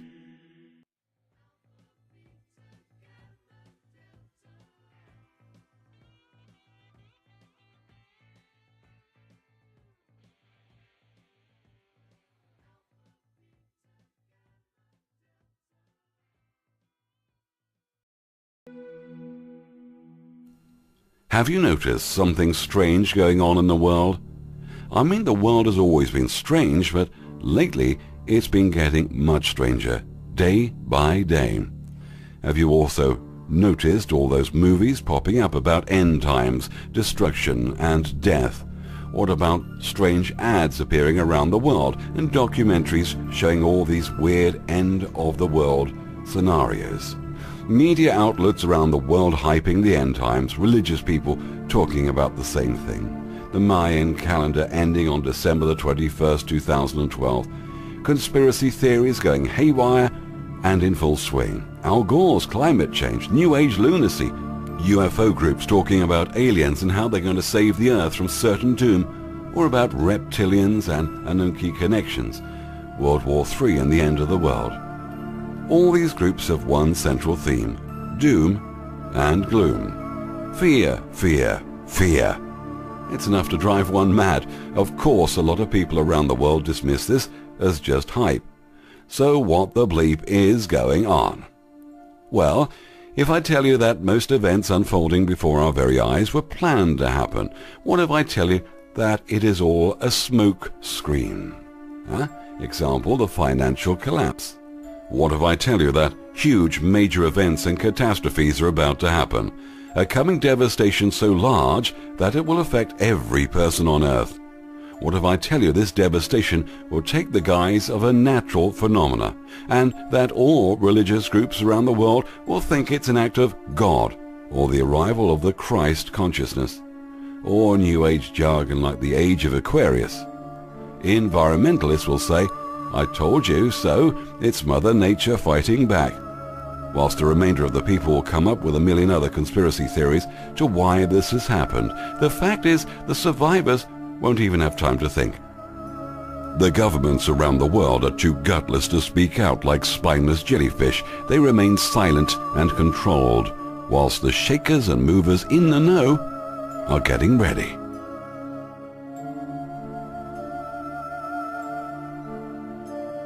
What I'm about to reveal to you is some of the most important, secretive, mind-blowing information that's known only to a few. Everyone needs to be told the truth, but only a few will act upon it.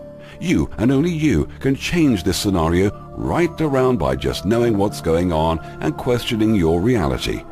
Right now, without sounding rude, at least 98% of people are walking around in a trance with their heads buried in the sand. Deep inside, every human in the world knows something's not right, but doesn't know exactly what it is, or choose to ignore it. Maybe it will go away. It won't, unless you apply change. Now, if you were fast asleep, in the middle of the worst, sadistically insane-driven nightmare ever experienced, wouldn't you wish that someone came along to wake you up? The human race is in a hypnotic trance every bit as much as any subject in a hypnotist stage show. Even more so, in fact, because the stooge on the stage only has one hypnotist working on him for a short time. In everyday life, we are all being bombarded with thousands of hypnotic implants.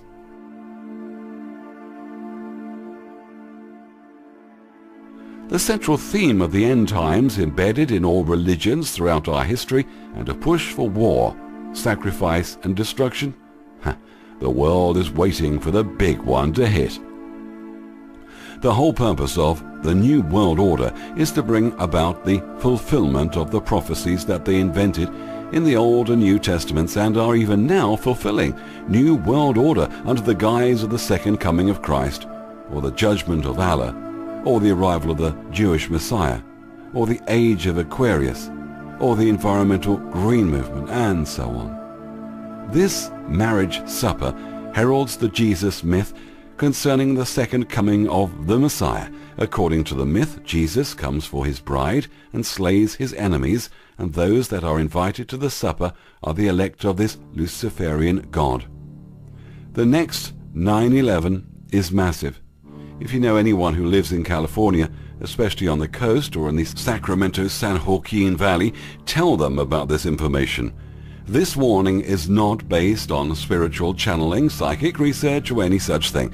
It's entirely based on the subliminal hypnotic messages which have been flooding the world for decades, even centuries. And humanity, in its deep hypnotic trance, has been manipulated to establish within our belief system that this devastation is going to occur. This is not a guess. This is already happening. It's just happening on such a massive scale that the people are missing it. We have been programmed through subliminal suggestion, through religion and the intellectual facets of learning, programmed through archetypes built into the structure of the buildings around the planet, through subliminal programming from media, TV, cartoons, music, you name it, watching shows that perform rituals that programs us right under our very noses. Thoughts become things. What we focus on becomes the experience. They have been hitting us with subliminal and not so subliminal programming below conscious awareness constantly about 2012, the flood, end times, and a new age. Every government in the world and every leader are in their positions of power because the elite Luciferian mindset wants them there. Everything up to this point has just been a ruse, a scam, so that everybody looks to the completely fabricated political and military events in the world, and they totally miss the big picture of a horrific calamity which is about to unfold in the Pacific Ocean, and which is coming to fruition very rapidly now. This horror has been in the making for 3,000 plus years. The suburban building schemes was meant to consolidate large populations of humanity into centralized areas in very specific geographical locations. The majority of the largest populated areas are located in regions of very low elevation, well within reach of any rising sea levels. This was all by design. Look at New York City, right at sea level. Chicago, the same elevation as Michigan Lake and built on a flat water table. Los Angeles is right at sea level. Seattle is right at sea level. New Orleans, the best example of what occurs when you're situated at sea level and a bit below. The Mayans. The Mayans were of the same illuminated family and followed the same agenda of civilization in old Sumerian Babylon and were of the same purpose as we see in the world today. The New Age movement, the Age of Aquarius, the Age of Reason, the New World Order, and the coming of the Messiah, the Messianic Kingdom of God on earth, the environmental green movement are all one and the same thing. Each one of these dogmas worship the Mayan mysteries overtly and covertly through the very systems. The end of the world or end of an age are nothing more than subliminal messaging that something is going to happen. The whole Illuminati agenda is based primarily on the Jewish, Christian, Islamic religious dogma. Whenever you're in doubt about what they're thinking or what their next move might be, just read the Old Testament or the New Testament or the Quran. You'll find symbolic language that will indicate how they think and what the next sacrificial ritual will be. The Bible. Religion is based on the concept that the priests know something of the unknown. In other words, they claim to have the wisdom or all-seeing ability to understand the hidden things of the universe.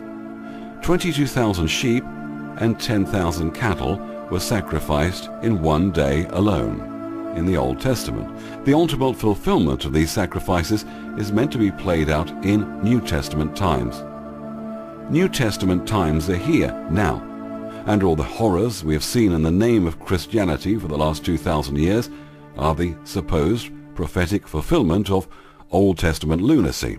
This is the reason for the millions who died in the world wars of the last century alone. All this global warming propaganda they're selling us is a complete distortion of reality. Everything has been designed to manipulate the 3D world system so that the blind and gullible buy the line that indeed the Messianic New World Order, the New Age Christ consciousness era, has arrived. In the Luciferian Christian Bible it states, Matthew 24, 36, 37, "Of that day and hour knoweth no man, but my Father only." Verse 37, "But as the days of Noah were, so shall also the coming of the Son of Man be." What this Bible verse is telling us is that when the Messiah comes, the world will be inundated with a flood, just as in the days of Noah. The chemtrails are helping to cause this flood by altering the atmosphere. But the real source of this increased volume of water are the melting ice caps, which are part and parcel of the global warming climate change subliminal suggestion. However, it won't take much of an increase in water volume to create a massive flood and deluge to offer the ultimate sacrifice to the Luciferian thinkers. What's going to transpire is a domino effect relating to many different parts of the world where major earthquakes, volcanoes, and extreme seismic activity will initiate tidal waves or tsunamis. These will happen one after the other. Matthew 24, 39 and 40 state, "And knew not until the flood came and took them all away, so shall also the coming of the Son of Man be. Then shall two be in the field, the one shall be taken and the other left." This is not some rapture to glory for the faithful. This is the time of horrific bloodletting, and the infidels shall be slaughtered like sheep and goats and cattle, all according to Old Testament subliminal hypnotic ritual.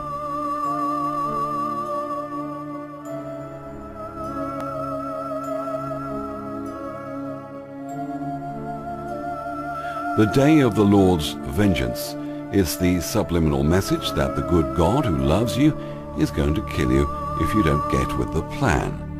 They have a ton of death planned. They killed 27 million in the Second World War alone. They took 2 of Cupid's Eros arrows and killed almost 3,000 in the World Trade Center attack. What do you suppose they're leading up to? Believe me, it's not just oil in the Middle East or new colonial possessions. They want the biggest blood sacrifice of all, and they want it now. Just because you say you believe in the Lord doesn't necessarily mean you're going to make it to his heavenly new world order. He's a very picky chap. This whole scheme has been perpetuated for 3,000 plus years, and the time to implement the final act is now. Strange weather, floods, tsunamis, volcanic and earthquake activity on a scale not witnessed in our lifetimes. Chemtrails. These chemtrails are passed into the atmosphere by commercial jetliners and military jets under the guise of being simple jet exhaust vapor trails. They are not. The chemtrails are helping to cause this flood by altering the atmosphere, but the real source of this increased volume of water are the melting ice caps, which are part and parcel of the global warming, climate change subliminal suggestion. However, it won't take much of an increase in water volume to create a massive flood and deluge to offer the ultimate sacrifice.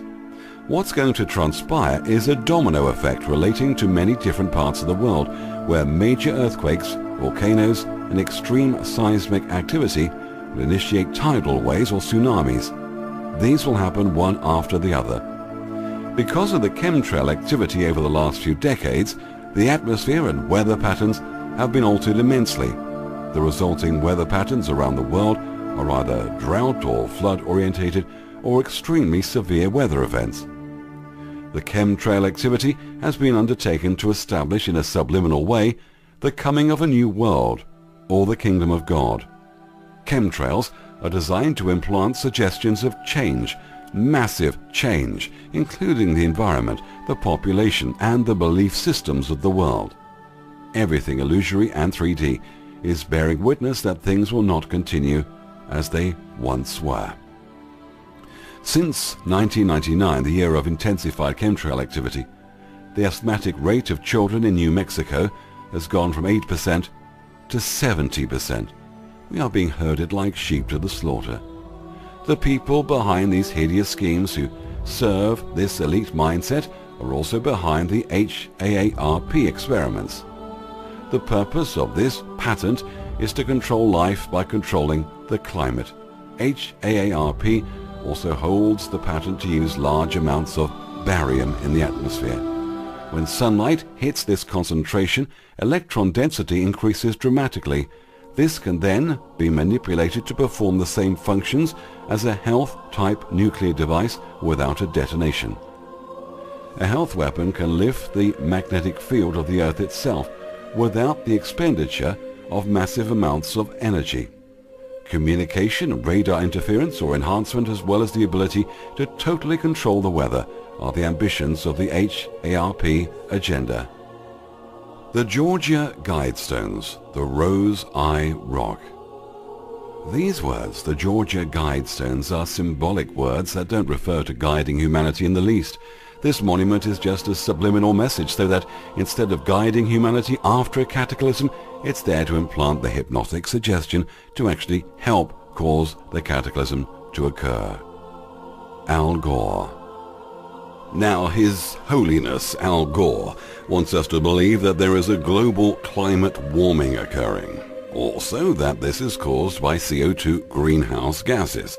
This will destroy much of the world ecology and affect millions of people very negatively. This is a subliminal telling you one thing and letting you fill in the blanks, because we all know the story, in one version or another, of the calamities that are supposed to befall all of the world as we draw near to the end of the age, the end of the world. Al Gore doesn't tell you this.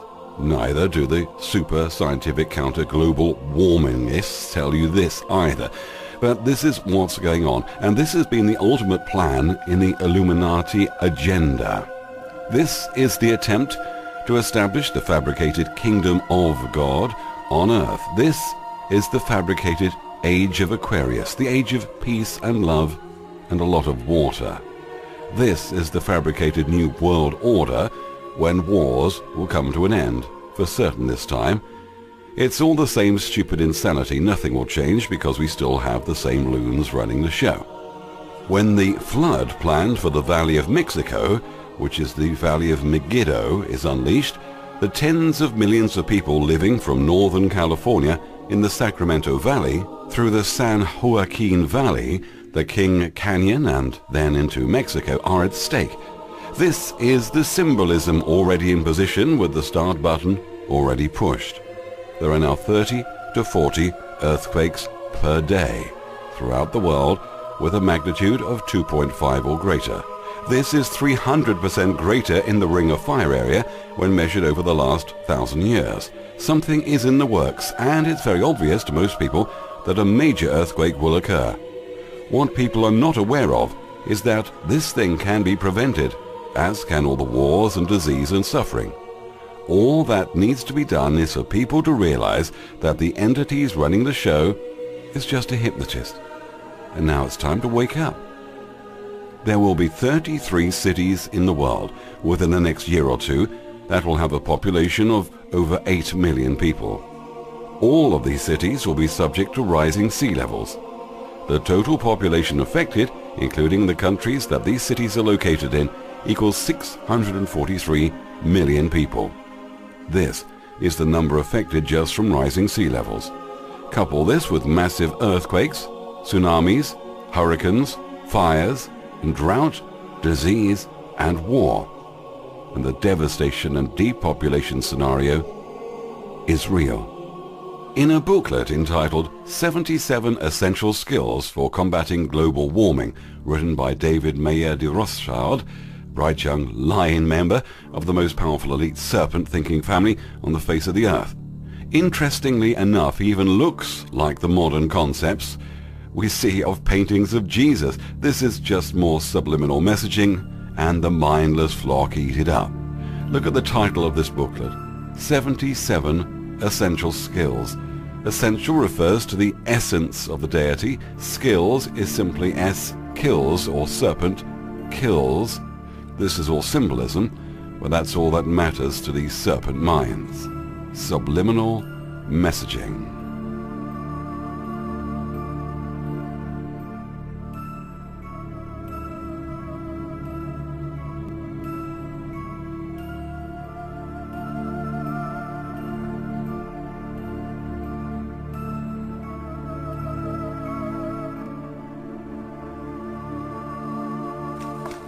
Press button to see what global warming will do in the next 3 years. 3 years is a long ways away.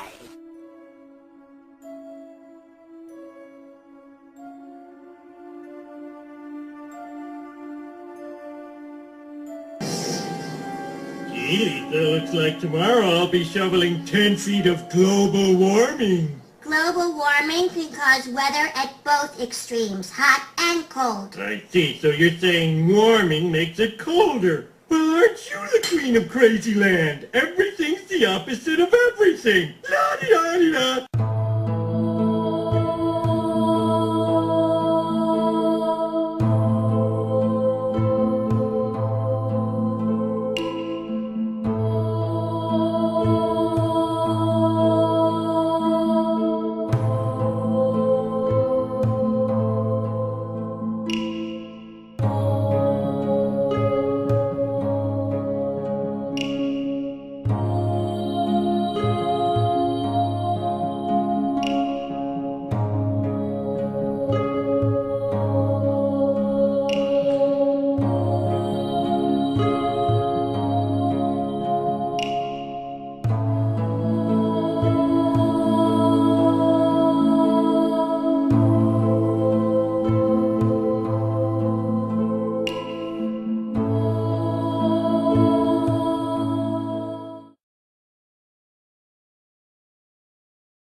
Again, about 15 minutes ago. They are acoustic shock waves, like tsunamis, but with no apparent seismological source. The waves are propagating towards the shorelines of every continent. Dr. Berg, would you please space on me? Young lady, listen to me. It's grown dark.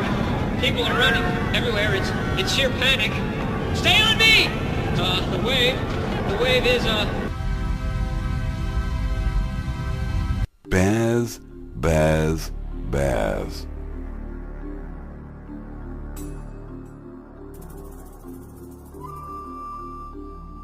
Coca-Cola and the World Wildlife Fund have announced a project called Arctic Home, to which the global corporate giant has committed $2 million over 5 years, with another $1 million promised to match donations from the public. The money is to fund research programs in the high Arctic related to habitat and wildlife survival, particularly with regard to polar bears. So, why today? Why at this illusory time in the cabal's agenda when everything is approaching a fever pitch around the world?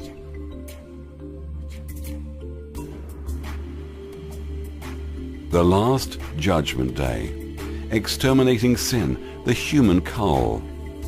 This is yet another subliminal, where we're told that there will be a judgment day, that we're all going to die. Subliminal hypnotic suggestion doesn't make rational sense in the slightest, it just suggests. What you're supposed to glean from this is the subliminal message that the judgment die men is already made, and we're all going to die. In other words, this Last Judgment Day garbage is simply a smokescreen, so that when millions of people are mercilessly killed, the rest of humanity will just sit idly by and continue to support the 3D illusory system, knowing that we are all guilty sinners and deserve what we get. If we're still left alive, we'll be so very grateful to do anything that these demonic wackos demand.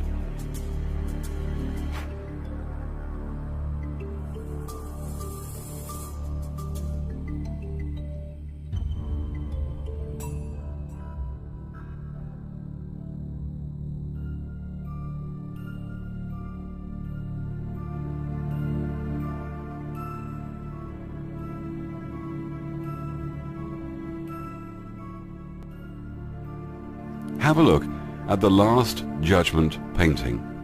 Keep in mind that Michelangelo was also a member of the Priory of Zion, the secret society that Da Vinci belonged to. Now, for a few details showing the real meaning hidden in the painting. The Last Supper orgy of sex, death and blood. The reason for all the naked people in the painting is because sex is much easier to perform when you are naked. Study the painting very carefully. Notice that the Christ is in the very center of the painting once again. The Christ forms the shaft of the penis, which is symbolizing that the Messiah is coming, pun intended, to claim his bride. When the Last Judgment was painted, the people depicted were all naked. Many years later they had most of them painted over as a hypocritical show of piety. Of course, they left the big penis in the center with the two big testicle rocks bare to the breeze, hoping no one would catch on. Have a close look up at Bartholomew and his skin. Notice how the skin drags in the water. Why is the water there? And why is there a boat in the lower right-hand corner of the painting delivering the ungodly to hell? I was under the impression hell was a hot, dry place where the fire is not quenched.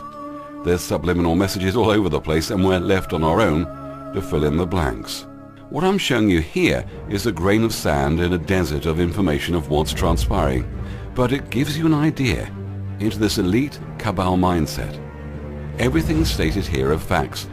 All these subliminal messaging, hypnotic suggestions, and these agendas are proven without a shadow of doubt. Get the facts and find out who this brilliant man is that's unlocked these matrix codes and how this information came about. www.theholographicdisclosure.com. Programming rituals examples. Live H2O concert, going divine in 2009. The organizing group for this concert are hoping for 144,000 voices to chime in celebration at 528 Hertz, with millions chanting and billions more praying for peace and love. This concert is dedicated to the holy water, the living water, and is intended to initiate everyone in loving resonance, one to another, beginning on June the 21st, 2009. Devotees are asked to locate themselves near a body of water to resonate this love frequency throughout the world. The purpose of this concert is to honor the living waters for world peace, health, and sustainability. The goal is to have 144,000 voices online, millions chanting, billions praying, oceans resonating. The Ring of Fire, the Olympic rings, and the Olympic fiery torch. The Olympics were always considered religious ceremonies of sacrifice and ritual. It has not changed. What has changed is the magnitude of the games and the magnitude of the sacrifice. The number of complete control is 8. The opening ceremonies for the Beijing Olympics, August the 8th, 2008. That is 08/08/08. The star, and especially the 5-pointed star, the sacrificial star, is a symbol of wattage or water, meant to implant the suggestion of the world being cleansed by water as a purification or baptism of a system gone astray.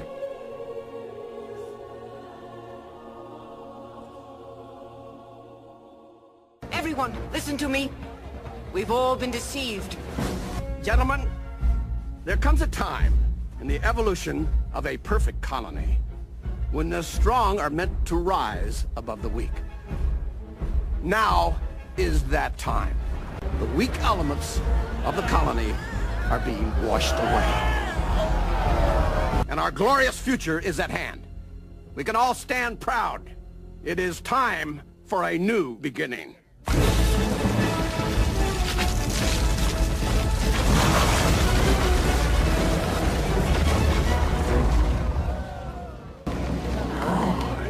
What the hell is that?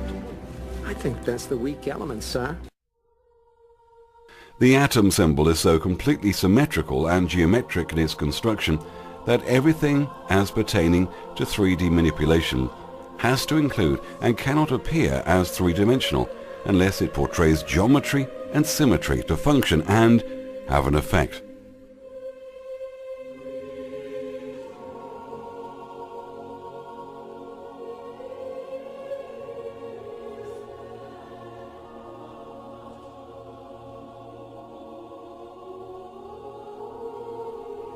The Illuminati agenda for the world reads like science fiction.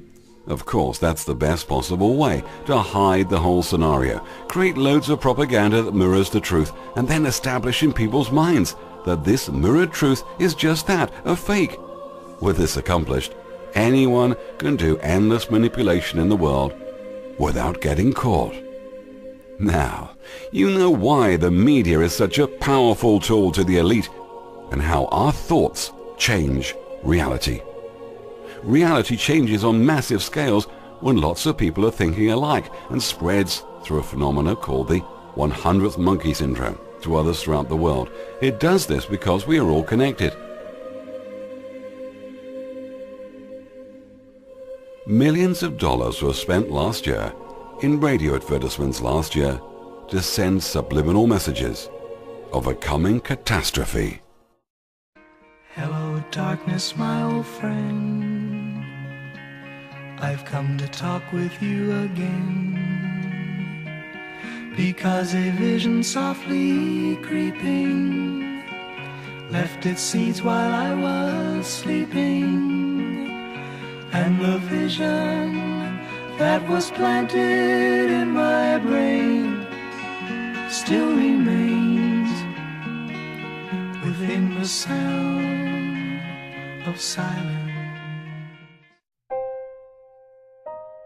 I believe right now there are a lot of wild cards on the table with awakenings.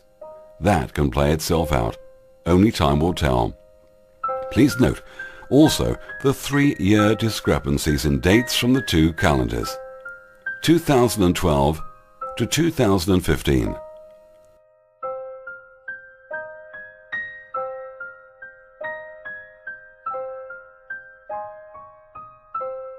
Science is caught up in the illusionary trance and will never explain everything 100%, even if the scientist in his or her specialized field searches for the answer. Even in 1,000 lifetimes back to back, the rabbit hole of illusion never ends. It literally goes on forever and ever. Now, if you do not understand this, you have not been paying attention, or you have been paying attention but not understanding it, as there are many different levels of awareness. If you have a golf ball-sized consciousness, when you read a book, you'll have a golf ball-sized understanding. When you look out, a golf ball-sized awareness. And when you wake up in the morning, a golf ball-sized wakefulness. But if you could expand that consciousness, then you read the book, more understanding. You look out, more awareness. And when you wake up, more wakefulness. It's consciousness. And there's an ocean of pure, vibrant consciousness inside each one of us. And it's right at the source and base of mind, right at the source of thought, and it's also at the source of all matter. Consciousness is the ocean. All possibility, all that is, all awareness. I don't care who you are, what you've done in your life, what regrets you have, how successful you've been, your base state is all possibility. The power of this group entity is their ability to create an illusion and to make us believe the lie. Once the illusion is broken and the lie uncovered, the group egregore is finished. They just don't know it yet. They have no wisdom, no truth, no awareness. They just have intellectual religious concepts that they keep perpetuating endlessly, not realizing for a moment that this whole mess has been uncovered. If hell were real, this is the hell they never wanted to experience, where humanity totally ignores them and changes their belief patterns.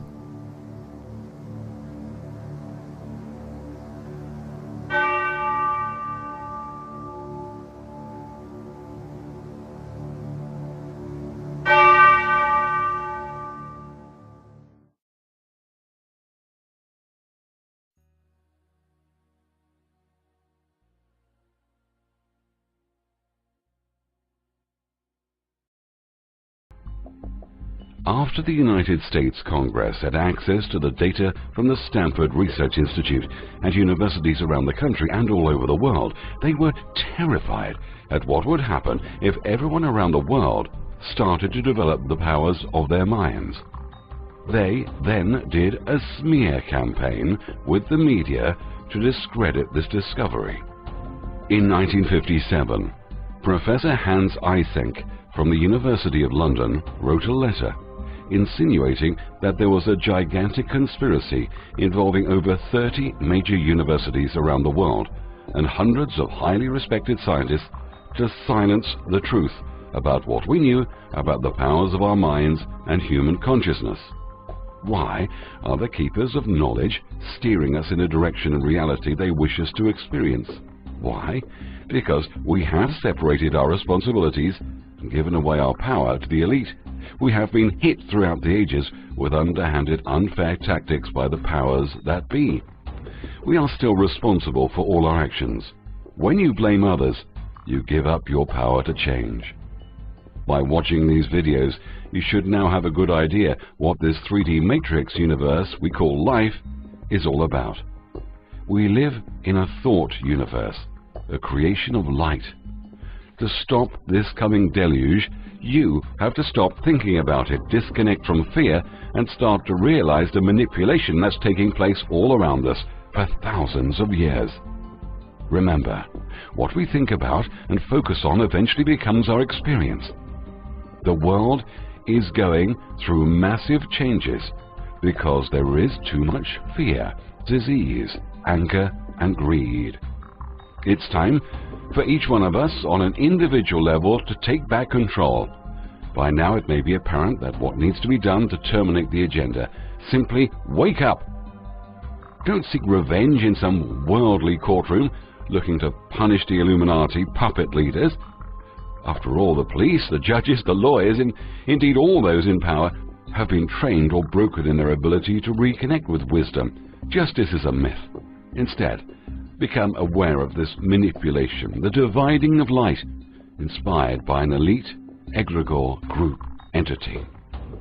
Wake up and let the value we extend towards the systems of the world collapse.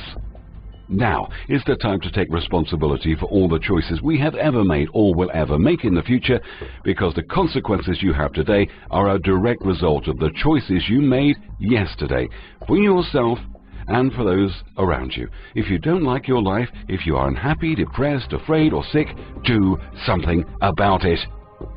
Get healthy mentally, emotionally, physically and spiritually. We also need to become wealthy. We owe it to ourselves, our family, to become wealthy. We live in a society so organized that a man or woman must have money in order to become the possessor of things. No one could rise to his greatest possible height in talent or soul development unless you have plenty of money. The normal desire for increased wealth is not an evil or a reprehensible thing. It is simply the desire for a more abundant life. It is aspiration. No matter how horrible in seeming may be the conditions in certain countries, sections or places, you waste your time and destroy your own chances by dwelling on them. You should interest yourself in the world's becoming rich and spiritually content. Get rich. That is the best way you can help the poor. The poor do not need charity, they need inspiration. This world is not going to hell or the devil. There is no such place as hell unless you create such a place. There is no such thing as the devil. There is only man, greed, and the only devil is one's ego. The working class may become the master class whenever they will begin to do things in a certain way. No one is kept in poverty by shortness in the supply of riches. There is more than enough for all.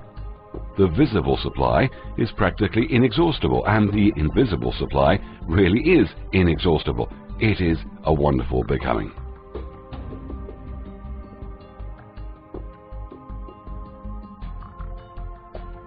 Most humans, the statistic is around 85%, cannot understand conceptual thought nor perform higher mental reasoning. They just can't think for themselves or understand what others are trying to show them. Also, many who have the ability to comprehend are too lazy to seek the truth out for themselves.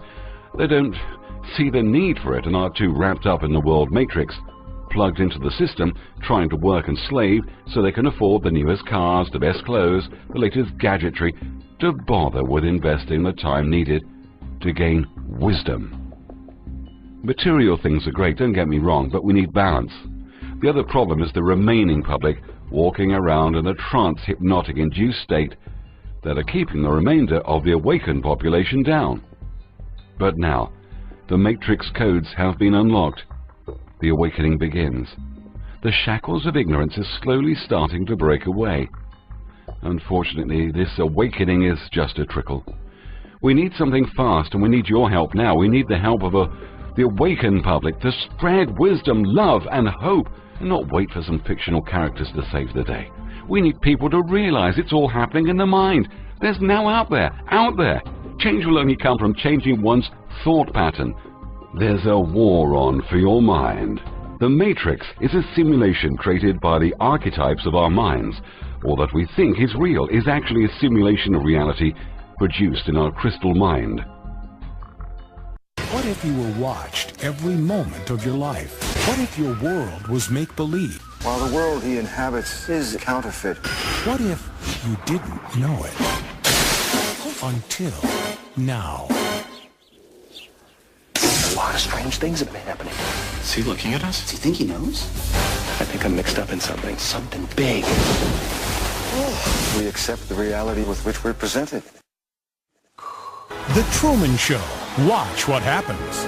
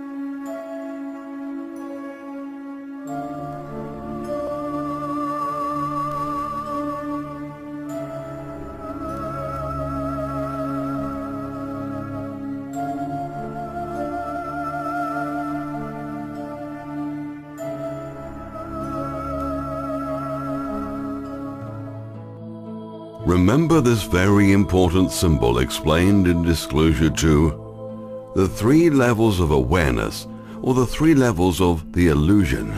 This documentary is presented on all 3 levels. Before we start, we have to first realize who we are. We are a thought-creating being, living in a thought universe. Why do you think the ruling elite cabal want to control all the media and create false doctrines of deception? Why? Because we create everything in our world through thought. Thoughts become things. Everything around us was created from thought, and which in its original state permeates, penetrates, and fills the interspaces of the universe. Thought, in thinking substance, produces shapes. A person can form things in his thought, and by impressing his thought upon formless substance, can cause the thing he thinks about to be created. Thoughts brings the energy into an existence at a subatomic level, and slowly becomes part of the holodeck that shapes this so-called reality. Like holographic Lego building blocks, the thought can slowly turn into what is being created through free will, thought, and intent through the universal mind. A thought form is different than the random thoughts we have every day which we create, positively or negatively, but are chaotic and without structure. Normal, random, and common thoughts only have a short lifespan, but prolonged thoughts progress to structure into something. Every random thought is heard by the universal mind, so be careful what you wish for, and be careful who you curse. Most of humanity is totally unaware of the destructive forces it creates moment by moment with negative thoughts. Negative thoughts that are created out of fear, anger, hate, and revenge can get out of control and not only harm the indenting victim, but also harm the individual that created the thought form for the destructive purposes will suffer consequences. Think of a thought form like this. Imagine watching a high-tech movie at a theater. As you watch all the special effects, stunts, sound, and action, everything is happening at once. Then, what do you see at the end of the movie? You see all the credits roll down. Scores and scores of names. How many people worked hard behind the scenes for months and months to bring you that 2-hour presentation? Thought form entities are like these people behind the scenes to bring you closer to the final product. Example 2. Think of them also like the crawlers in a search engine, like Google, who work behind the scenes every time you do a search. You can't see them, and you certainly can't see thought forms, which operate at a different frequency below the 7.23 centimeter waveform. The ancient Egyptians and Babylonians knew about thought forms, how they are created, and how they can be used to benefit them. The ruling bloodlines also knew about these thought forms, and through rituals and incantations, these thought forms started forming a life form of their own in the lower negative frequency astral realms.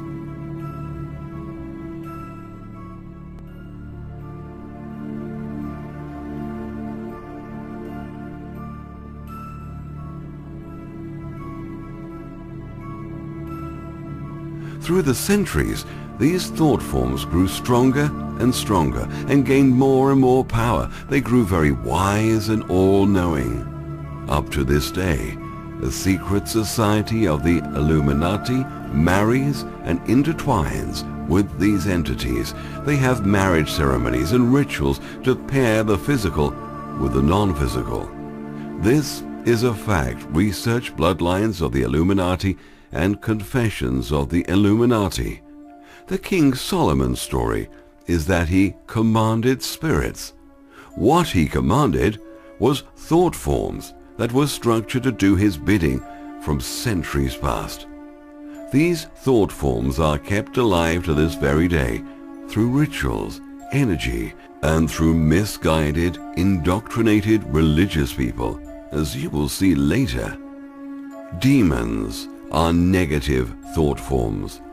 Angels are angles of positive light thought forms. These have been illustrated and documented on ancient scrolls.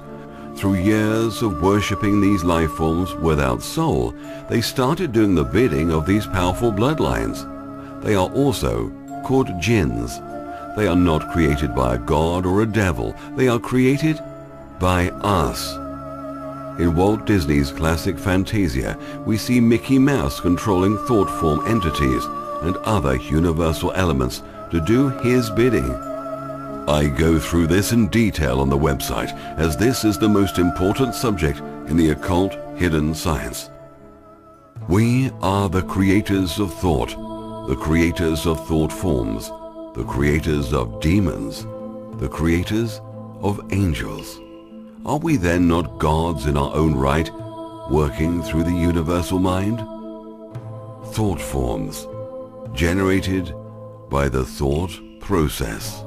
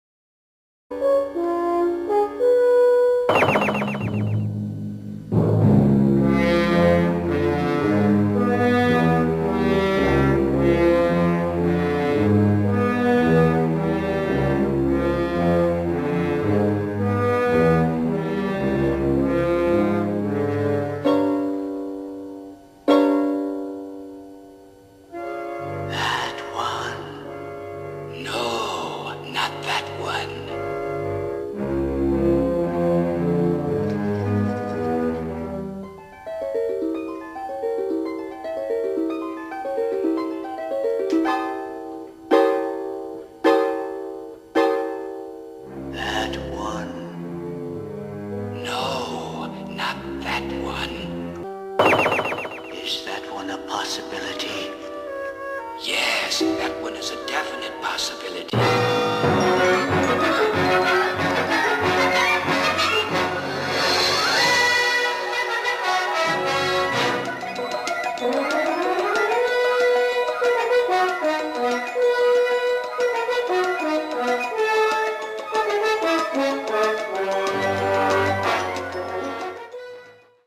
Earth, approximately 5000 BC, before the devastation that wiped out most of civilization and wildlife. The Earth radiated with brilliant beauty. Through the caverns of space and time, it was in perfect synchronization with nature and all creation. The Earth's axis was not tilted, and the planet's orbit was perfectly circular. There were no seasons as we know them today, and the Earth was perfectly temperate. Food naturally grew on its own in abundance. This explains why no work needed to be done. Time was also different as we presently know it. The plants, animals, and human beings were much larger and shared longer lifespans. The level of human consciousness at that time had 48 plus 2 chromosomes, explaining the larger size and longer life. The Earth was also viewed in the fourth dimension. It was certainly a time of bliss. People had a lot of time on their hands to meditate and create beautiful art, sculptures, and great architectural wonders.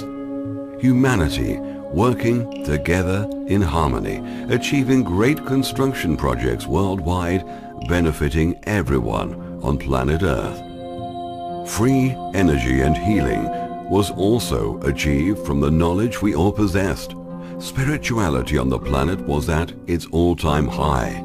Love was the strongest vibration of all.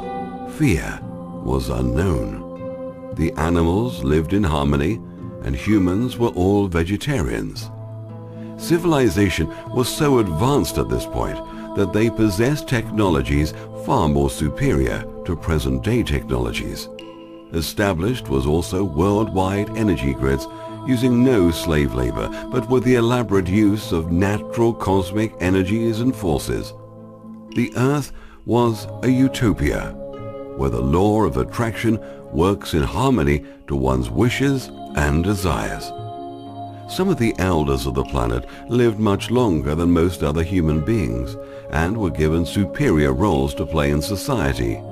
These elders were looked upon as guides and wise men. As time went by, things were starting to change. A group of these elders wanted more control over society. Using their advanced technologies and the elaborate use of teacher plants, they started to channel thoughts from the ether and other realms.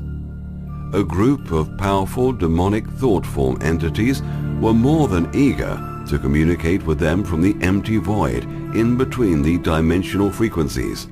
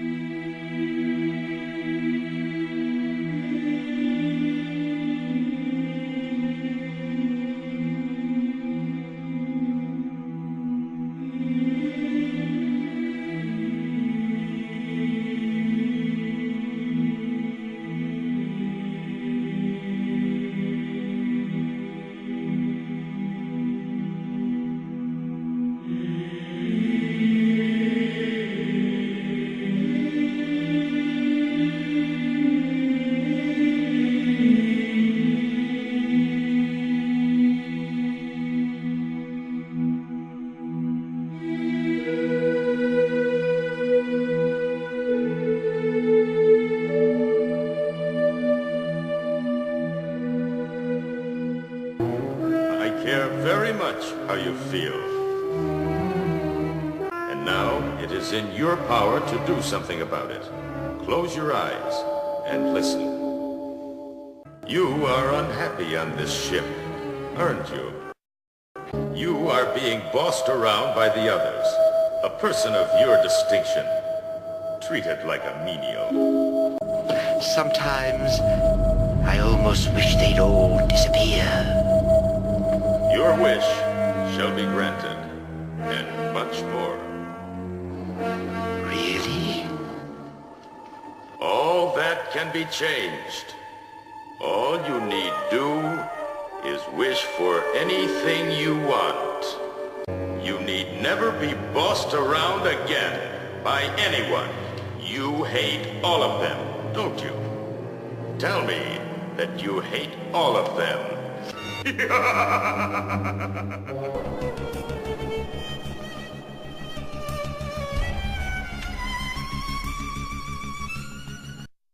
Their mission was to corrupt the elders and gain entry into our known dimension. It was an impossible task, as the original great architect and geometrician of the Matrix universe designed the voids to keep undesirable entities out, just like a firewall on the computer.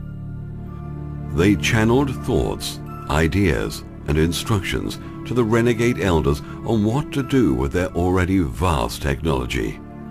They corrupted the elders by showing them how to form governments around the world and run them by a one-world government. They were not sure on how they would achieve this and how they were going to convince the rest of the world in accepting this, as they were used to a carefree life.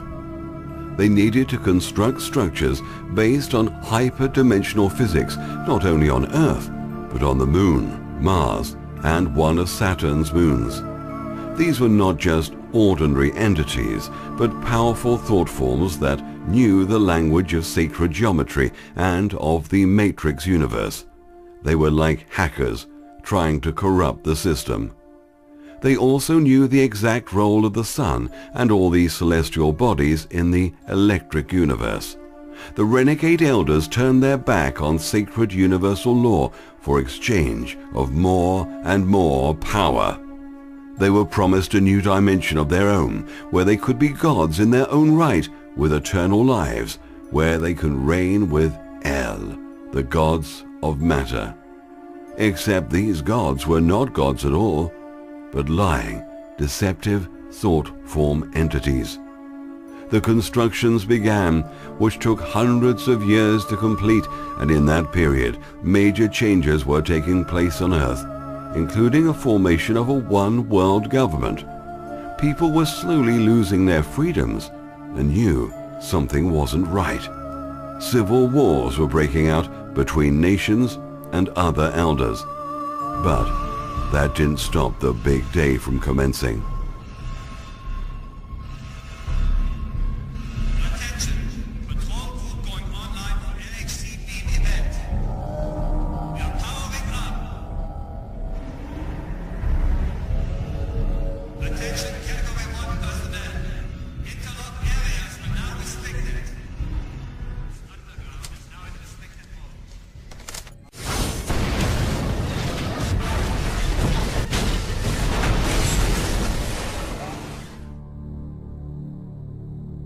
The experiment caused universal mayhem and causing a huge catastrophe on Earth and the surrounding planets.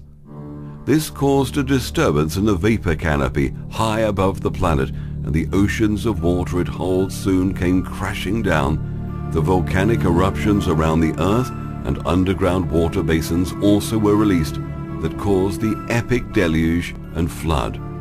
Large chunks of debris also entered the atmosphere for the first time in history. The remainder of the elite had underground cities and bases which most of them had survived in, including some of the technology and hoarded wealth. Some of the elite cabal had escaped to neighboring planets, having the high end of technologies at their disposal. Everything had changed dramatically. It's as if the Matrix was switched to a different program or frequency. Everything was destroyed. Some of the elite and elders that had survived the catastrophe thought the experiment was a disaster, but it was only a disaster for the world and surrounding planets. The sudden breakup of the totalitarian world government was the catalyst. In the events which followed, most continents and island groups were to become so isolated they would all but forget each other's existence. The cataclysm was a well-thought-out, calculated plan orchestrated by the thought-formed group of entities.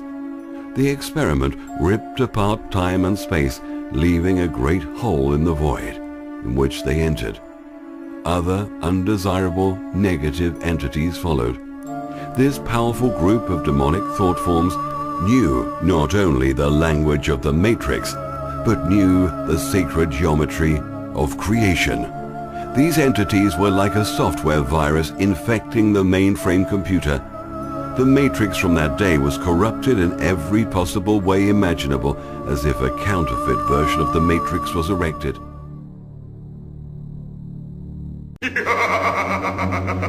It's a terrible mistake! Is it? You're afraid, aren't you? I like it when you're afraid. Be more afraid. I know what you're like. You're nice and hateful. I'm hungry. I can use you. I don't eat as you do, and what I want, you can't give me. I need something younger, and stronger, and fresher. make me grow big, but I can use you. We can play a funny game together.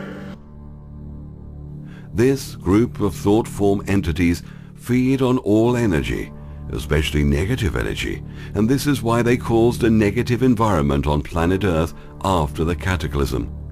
Their main goal was to turn planet Earth into a slaughterhouse, a planned, destructive, chaotic, and a death-creating environment so they could feed off all our energies. They are like us having a cattle farm for food, except we are the cattle. They have now corrupted the minds of the remaining elders and the few groups of survivors of the cataclysm. The deluge affected the magnetic fields around the Earth that had changed dramatically. Chromosome breakdown in all living species caused changes on every scale imaginable, which in turn affected our prolonged life and size. The so-called God gene, called VMAT2, was severely affected. VMAT2 is the DNA gene of our pineal gland. We lost most of our connection to the universal mind. The mainframe computer was now severed. Our DNA rewritten. That's one of the reasons why we have forgotten who we are. The pineal gland is the most important gland in the body and is the all-seeing eye. This is how we tune into the matrix and higher frequencies as explained in the Holographic Disclosure 2 and the Holographic Universe 5. This gland has degenerated from its original size, comparable to a ping-pong ball, to its present size, that of a dried pea. Held inside the pineal gland are all these sacred geometries and understandings of exactly how the reality was created. It's all there in every single person. But these understandings are not accessible to us now because we lost our memories during the fall, and without our memories, we started to breathe differently.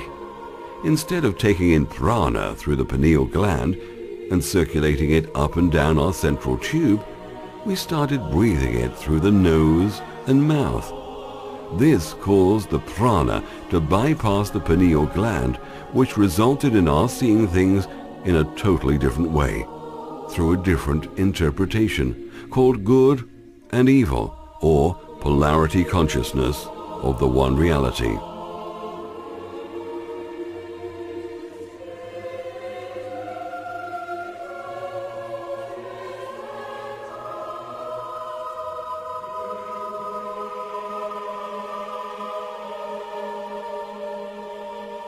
The result of this polarity consciousness has us thinking that we're inside a body looking out, somehow separated from what's out there.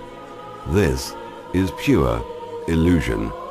It feels real, but there is no truth at all to this perception.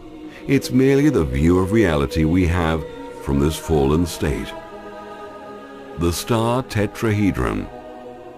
This star tetrahedron, with Leonardo's image behind it, is going to become one of the most important drawings for this work.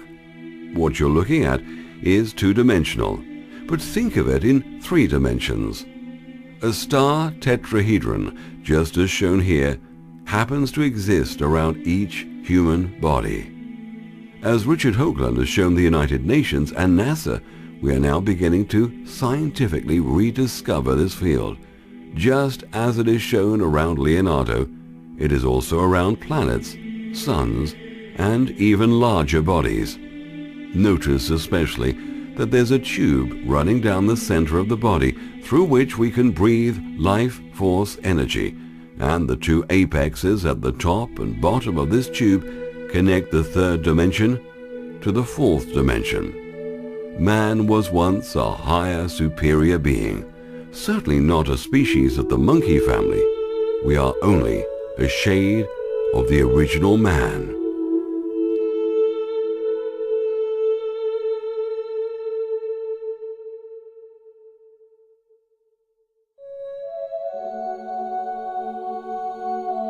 The disharmony of the 3rd dimension.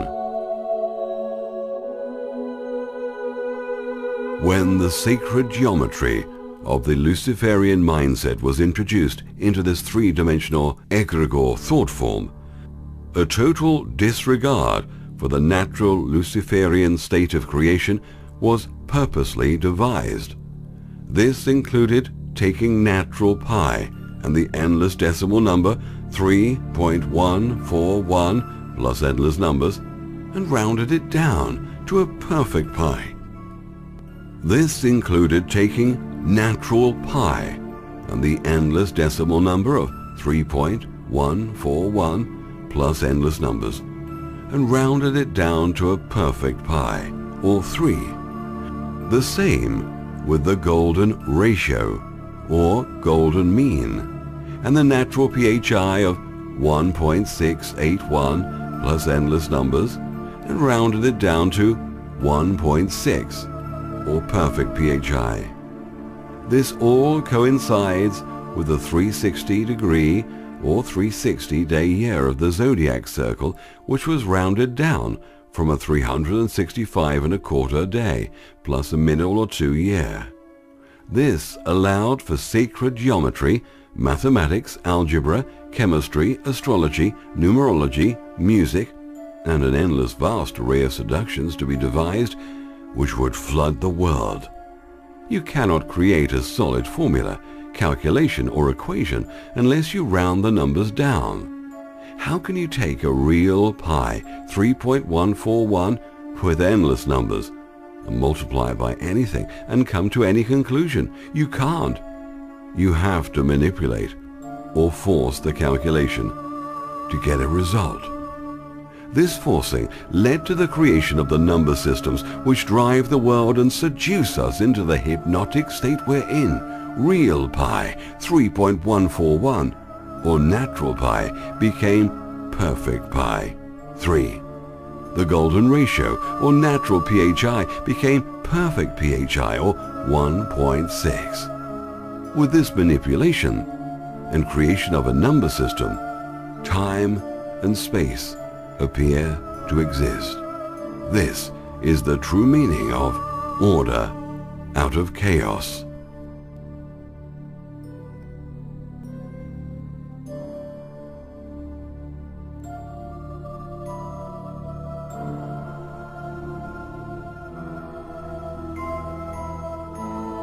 The most important goal on the agenda was to turn the planet into a slaughterhouse and the people into slaves, including the elite.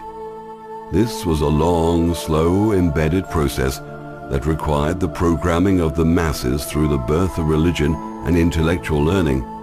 History had to be covered up, and so began the lies and smokescreens of false teachings and superstitions that began and still continue till this very day.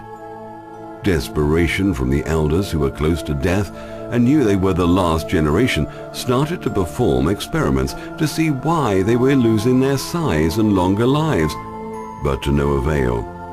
Some of the remaining humans were genetically modified, mixing the DNA with species. Some animals were crossbred with dinosaur DNA. A lot of species seen today have been genetically modified or crossbred somewhere back in time, making some of the breeds very aggressive and some very timid. Boars were also crossbred with human DNA, which became domesticated pigs. So on and so on. The whole animal kingdom was turned into a killing field by introducing peaceful, docile animals with predatory animals. Crazy crossbreeding and genetically modified insects were also produced. Most of the modified life forms died, and only the well-adapted survived. What sick mind would create an animal kingdom like this based on fear of survival by every animal? A loving God? No, but energy-loving thought forms certainly would. Today, they are secretly crossbreeding everything imaginable, different species, even reptiles with humans.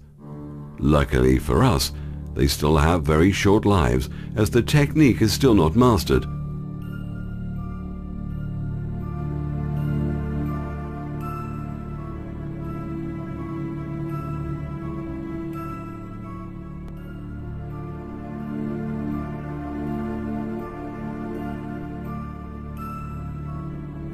Then they turned us into savages by displacing us after the deluge. Sounds familiar about today's events of wars and globalization? With survival instincts in mind and food shortages, we began for the first time to eat flesh of other conscious beings, which started off a major disharmony and an imbalance within the universe. We went against universal sacred law. We were now newborn killers, and the smell of death seemed to excite us like the burning of carcasses from dead animals we called food. We enslave and breed the animals for food, bringing death and misery to them and sickness to ourselves. When an animal knows it's about to die, out of fear, it releases a toxin into their bloodstream. The suffering of the animal's negative energy becomes embedded within the meat structural molecules. We were born vegetarian. That is a fact, despite what anyone thinks or says. I will prove it on an upcoming documentary, 6,000-year-old health secrets. Animals are living, conscious beings. They feel pain, they feel love, and they feel compassion and even remorse for their siblings and companions. They even dream like us. We started committing more treason against the planet by murdering another species, the tree, by cutting down these majestic trees for building purposes and the clearing of forests for farming. Not only are trees conscious beings, but on another level, the trees act like an earthing device to the spinning planet. Trees, when in the presence of humans, emit a faint cloud of ultraviolet gases. These UV gases are visible when filmed with a special camera. This is convincing proof that trees stress when humans are present. They also emit a high frequency when they know they are going to be chopped down. We are now in total disharmony with nature and other conscious beings. Our consciousness and awareness levels, not to mention our empathy levels, have now dropped dramatically, affecting also the animal kingdom. So now the world order was gone, but one thing lingered on, the memory of the technology they had once enjoyed. From this wreckage, primitive and agricultural economies emerged. Salvaging little but essentials, the survivors had to concentrate on bare survival. Without technological facilities to repair what remained of the equipment and machinery, they soon fell into disuse. Only the vivid memory survived. Within 400 years, the sudden birth of the supercultures began again.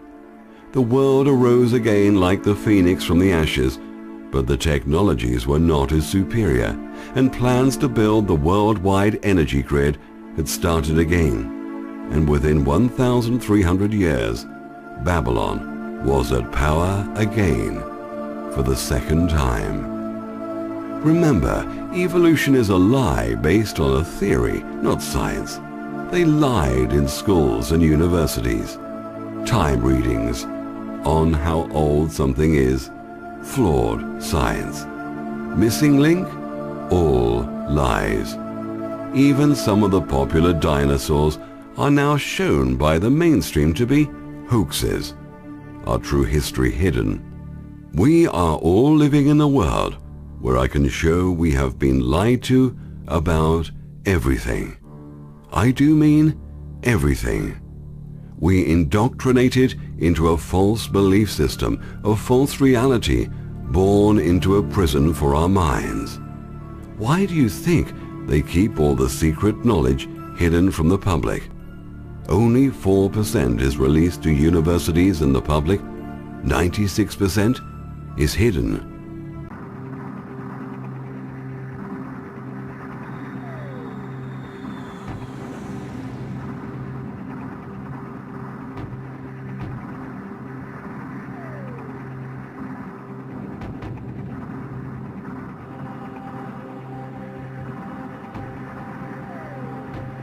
The discoveries presented here will shock you.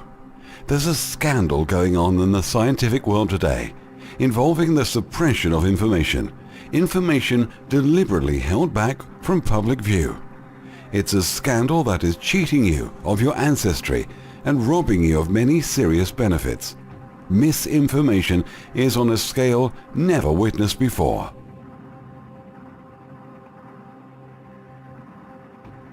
Artifacts deliberately dumped in the Atlantic Ocean. Certain discovery sites banned to researchers who ask embarrassing questions. An archaeologist ordered to deny a major find. There's a worldwide conspiracy regarding disinformation that's been going on since the beginning of time, or 6,000 illusory years of it. The conspiracy is about UFOs, aliens, reptilians, religion, super technologies, evolution, and our true past. On the 4th of October 1957, the Soviet Union launched the Sputnik, one satellite, and marked the start of the space race. The world looked on to catch a glimpse of this artificial moon hurtling towards the stars. But then came the most bizarre discovery that was quickly hushed up by the agencies. The discovery of another satellite already in orbit. The question arose, who or what had put it in orbit, and how long was it in space for? Former French astronomer Jacques Fabrice Vallée of the Paris Observatory saw it 3 times in 1961 and got 11 data points in 45 seconds. It seemed to be orbiting in reverse at an altitude of over 22,000 miles above the Earth. The name given to this satellite was the Black Knight.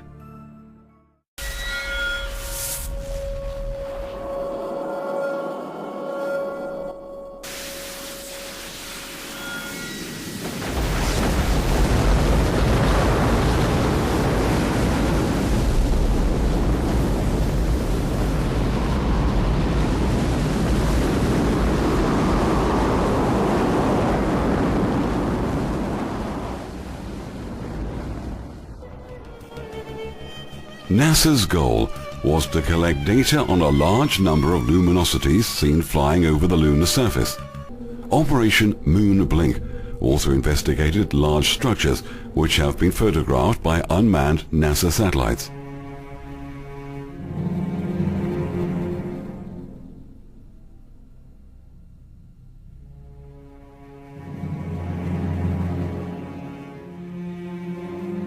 Amateur astronomers have videotaped spherical luminosities using celestron telescopes.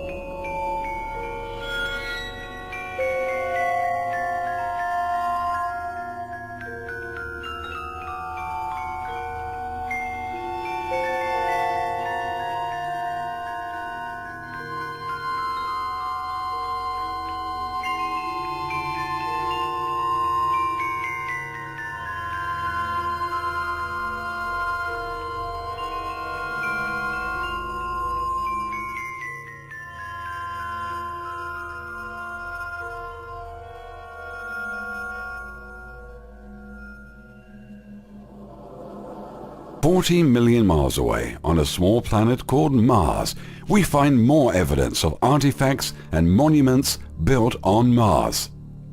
A Soviet scientist who defected to the West claims that photographs taken by an orbiting satellite clearly shows the ruins of temples that was once a civilization on the Red Planet. The 58-year-old scientist reports that the Soviet satellite was launched for Mars. It reached its destination in 1982. Its sole purpose was to beam photographs and other data back to a manned satellite orbiting Earth. The photographs are computer enhanced and in full color, and there is no mistaking what they revealed. a city the size of Moscow, and it is ringed by wide boulevards. Huge temples, some still support slate-grey domes that measure 2 to 4 miles in diameter. The city lies in ruins from aging and quakes. Of course, the Soviet Union would never admit to this incredible discovery because it would reveal too much of their technological progress. Newspapers around the world also reported the belief of 30 US scientists that the 2 photographs sent back from Mars in 1976 by the Viking spacecraft indicate the existence of an ancient civilization.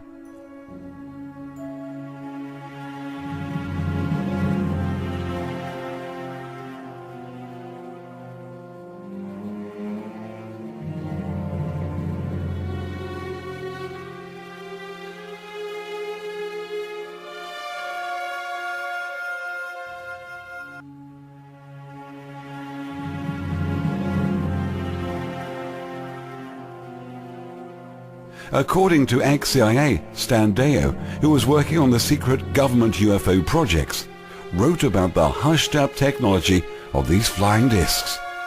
There are underground bases all around the world, which include off-world bases, that some of these projects have been taking place. Stan also talks about compartmentalization, in which personnel, contractors and suppliers have no idea what the parts they're supplying are used for. No one knows what the other person is doing or working on, and supplies only one piece of the jigsaw puzzle at a time. This scientist believes that man holds the secret of anti-gravity and can produce flying saucers at will. We interviewed him at a private house in Perth.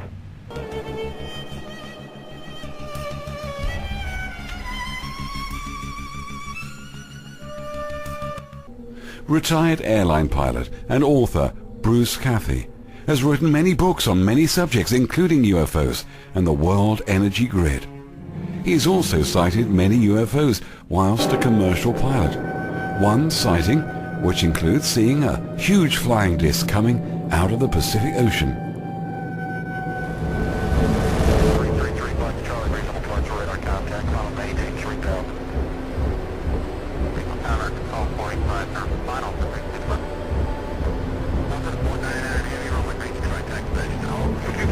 His books have been suppressed.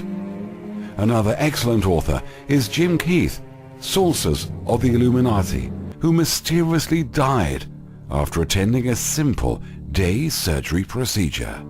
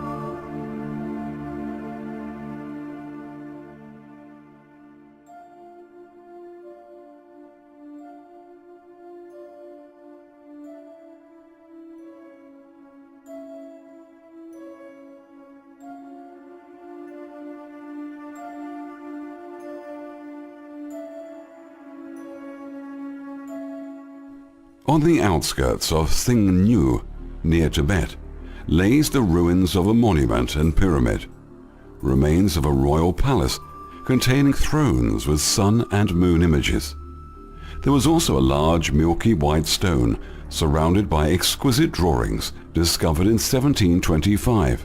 In 1952, a Soviet expedition arrived.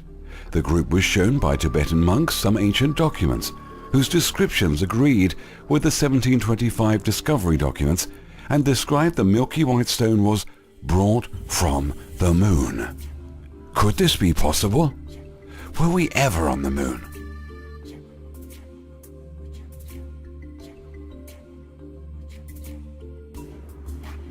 All over the world, there are ancient rock drawings, paintings depicting rocket ships, flying machines, and astronauts.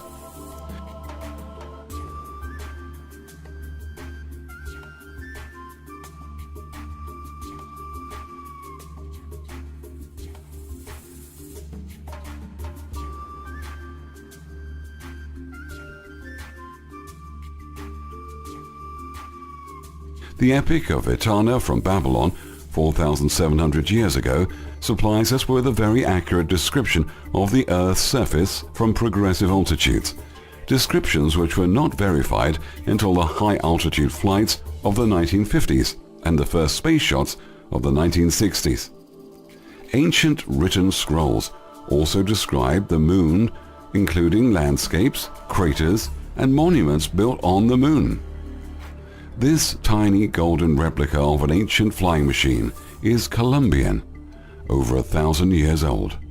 It was tested in a wind tunnel. The aerodynamic styling resembles that of a modern aircraft.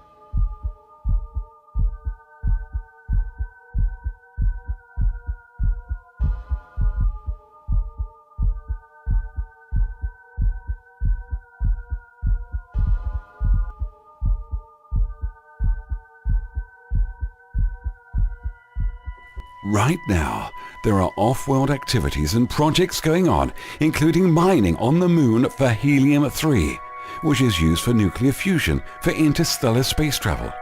Other projects include the colonization of 5 planets and moons in our solar system. So now you know why so many sightings around the world.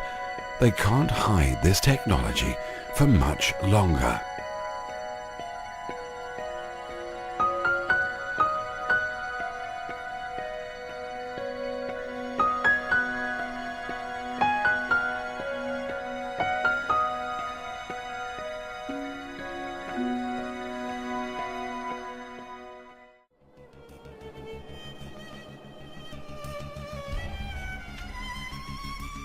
The first moon landings were blotted out to hide the artifacts left behind from our past visits to the moon. Some were even shot in a studio. The later moon landings were also blotted out, but this time to hide the activities from our advanced moon mining operations and colonization projects. UFO sightings are our own. Most of this technology is not alien, but a reconstruct from our past. The powerful, illuminated cabal have used every trick in the book to hide facts and confuse the public into fear and submission, and to stop you from knowing the real agendas of the world. Over 2 million people in the United States alone have been kidnapped and mind-controlled. Some were born into the roles they were given to play in society. Some victims are mind-controlled into thinking they have been abducted by aliens or reptilians. Other victims are used as fronts to head groups like researchers, channelers, New Age gurus, alien contactees, just to name a few of the misleading truthers. There are also government and private trolls setting up blogs and websites to discredit whistleblowers and real, true researchers. These trolls put out hoax photos to discredit real findings and change public opinion.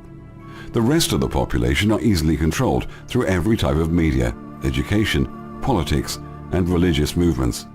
This includes third-party opinion makers and so-called truth movements, which deliberately mix 70% facts and 30% lies to confuse and lead the half-awakened public in directions they wish them to follow. This is all child's play for this controlling group who know the secret of reality. The pieces of the jigsaw puzzle must be understood to come together. they're planning something big. In fact, so big it will affect everyone on the planet. But first, we need to look into our past. Our real past.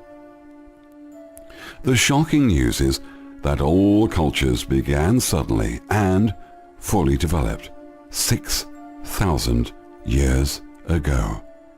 They did not rise to their peak, they were at their peak from the beginning. For the first 3,000 years of man's history, the growth of super technologies came alive. Scientists had unlocked a secret.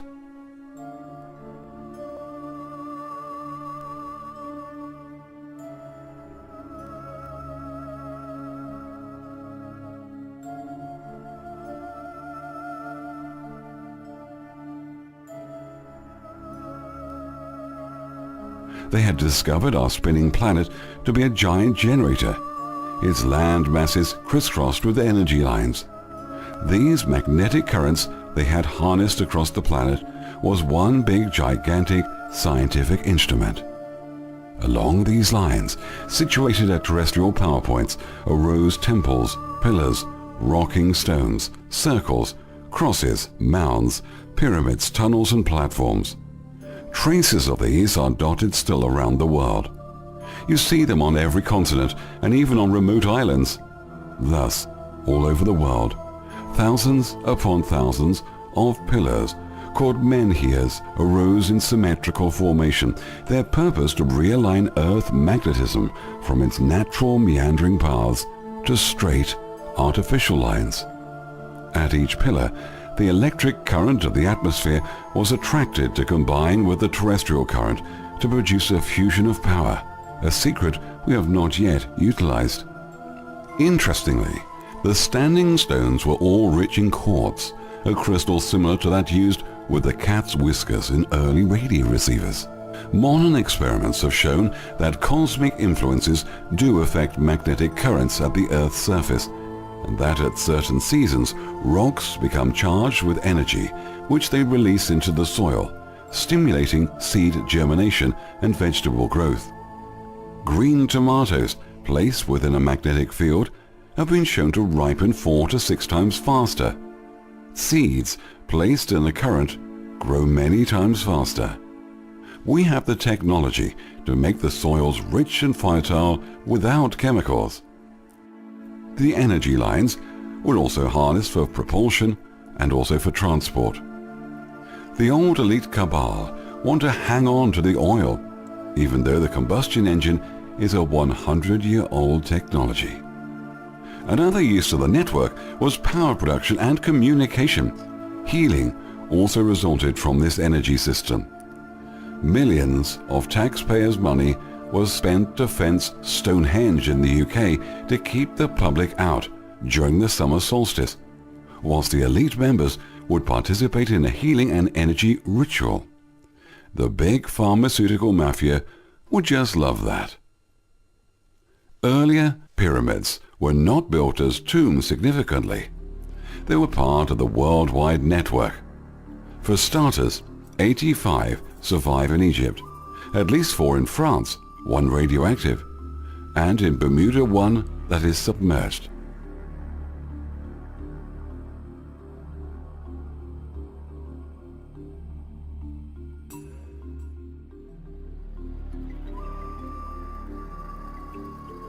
There are thousands of pyramids worldwide.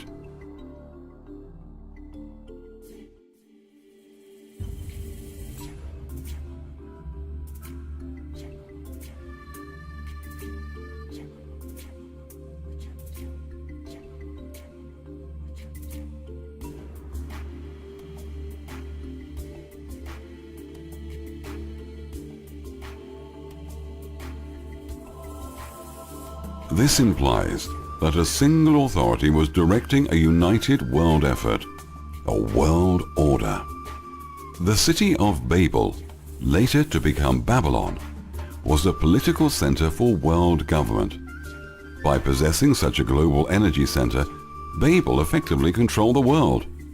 The egotistic founders of Babylon grew more and more wicked and mad until they thought in their hearts they were some sort of gods themselves. This quote from an ancient scripture. the arrogance of Babel became a scandal. Wars had started at some parts of the world and civil disobedience began. Then came the deluge. The deluge, November the 17th, 3398 BC. That day was probably like most others, temperate, balmy. In one longitude, millions were dining, entertaining, relaxing. Precisely at 8 p.m., the Earth gave an enormous shudder. Prodded by an outside force, the planet tilted on its axis, and amidst lightning and the worst thunder ever heard by man, attended by a screaming hurricane, tidal waves of 6,000 feet swept towards the poles. A blanket of lava and asphyxiating gases extinguished all life. This cataclysm wiped the mother civilization from the face of the earth and consigned its products to a watery grave forever. Not only were the antediluvian people buried, but their technological achievements were destroyed, including all form of machinery and construction. It is quite possible that areas which were most densely populated were submerged by the sea or buried under thousands of feet of debris. It has been scientifically estimated that over 75% of the Earth's surface is sedimentary in nature, extending, as in India, to 60,000 feet deep. The sudden breakup of the totalitarian world government was the catalyst. In the events which followed, most continents and island groups were to become so isolated they would all but forget each other's existence.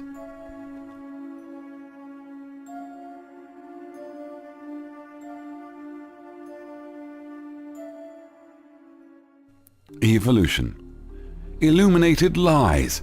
All Hollywood movies show early humans as pitiful ape men who devoured big chunks of rotten meat with savage grunts and dragged their women around by the hair.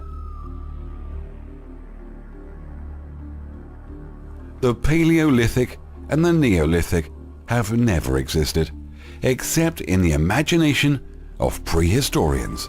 It is 100% speculation. Most of us have seen those elaborate charts in books which show geological ages, from the first simple life form to the emergence of man. Millions of years are postulated. You have to admit they look very convincing to the point of being overwhelming. With all due respect, these charts, so painstakingly prepared, cannot be further from the truth. They are largely hypothetical, you see. They assume the theory of evolution to be correct and build on that. They assume that the Earth's strata was deposited in a uniform, steady fashion over a tremendously long period of time. They assume that the uniform action of nature has never been interrupted by catastrophe. This assumption is called uniformitarianism. At school, the orderly evolutionary sequence spanning millions of years was indicated by the rock strata with its ascending fossils. For example, coal beds were laid down 340 million years ago. Dinosaurs ruled from 130 to 65 million years BC, and man appeared just a million or so years ago. Now, I'll tell you something. In most parts of the world, this theoretical sequence never occurs. Remains of marine and land animals are mixed up in every possible sequence. Human relics are found even inside coal beds. And as if that were not tricky enough, these remains of human origin sometimes occur with or beneath the bones of dinosaurs. Can you see what's wrong? The evidence shows they were deposited at the same time, not millions of years apart. The man and the dinosaur died together, you see, and before the coal was formed.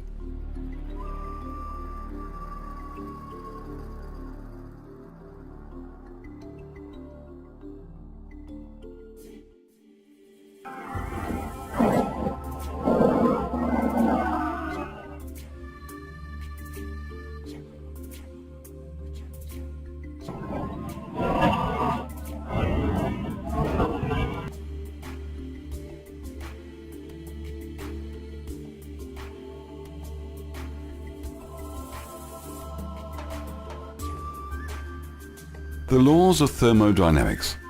Evolution is an absolute denial of the second law of thermodynamics. Put simply, evolution and the second law cannot both be true.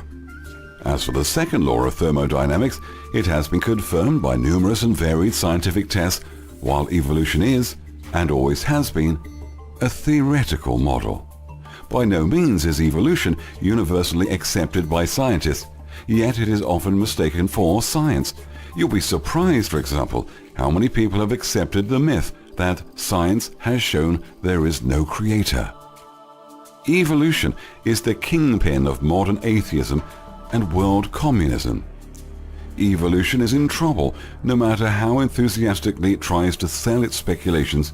Something in nature keeps standing up and saying no. The two great universal principles of thermodynamics, energy conservation and deterioration, bear witness to the scientific necessity of an original creation.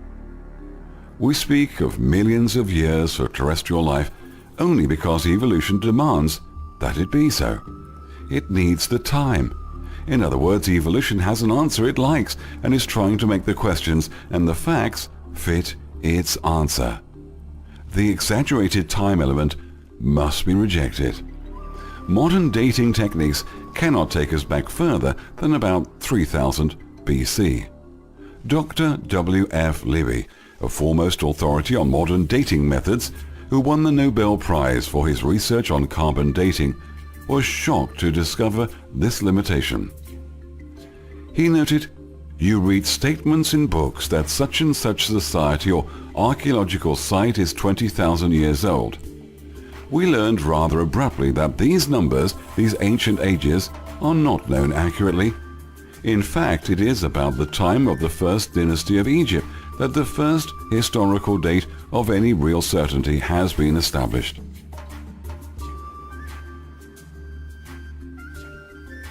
Consider the much acclaimed carbon-14 dating method. This is based on the radioactive decay rate in organic matter. It is a fact that every living thing absorbs cosmic radioactive carbon-14 from the atmosphere. At death, this intake ceases and the radiocarbon in the organism begins to disintegrate. The amount of remaining C14 is used to calculate how long ago the organism died. The accuracy of this dating method has come under some criticism lately. For example, a living mollusk from saltwater can show age dates of 3,000 years, as though it had been dead for 3,000 years. Under normal conditions, radiocarbon dating is reliable to about 4,000 years ago.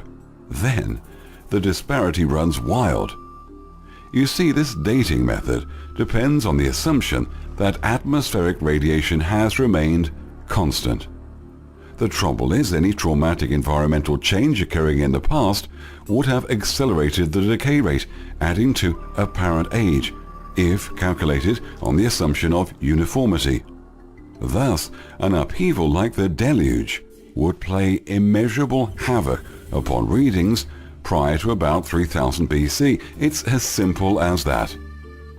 Let's not underestimate the impact of the deluge.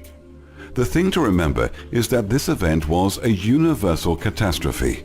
It encompassed epic changes, mountains rising and falling, tidal waves rushing faster than the speed of sound, as well as thousands of Krakatoa belching out dust to darken the atmosphere for centuries. Anything that could happen did happen. Seismic and atmospheric distortions persisted for hundreds of years.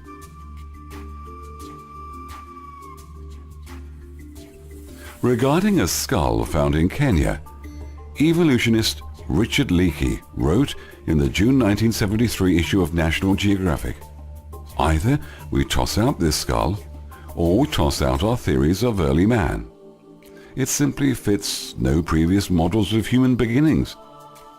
This skull, quote, leaves in ruins the notion that all early fossils can be arranged in an orderly sequence of evolutionary change." You have to admire the man for his honesty. But haven't there been ape men? Yes, and quite simply, these were degenerates from the main stock, the result of interbreeding from isolation. With such a limited gene pool, the appearance of bad genetic traits increased considerably, producing birth defects and physical mutations. As to physical deformities, Harold G. Coffin of the Geosciences Research Institute in Berrien Springs, Michigan, USA, has a point to make. He refers to, quote, the recent discovery that the classic descriptions of Neanderthal man were based in large part on the skeletal remains of a man suffering from severe osteoarthritis. Researchers Strauss and Cove agree that this arthritic old man has his counterparts in modern man similarly affected with spinal osteoarthritis. He cannot be used to provide us with a reliable picture of a healthy, normal Neanderthal. So,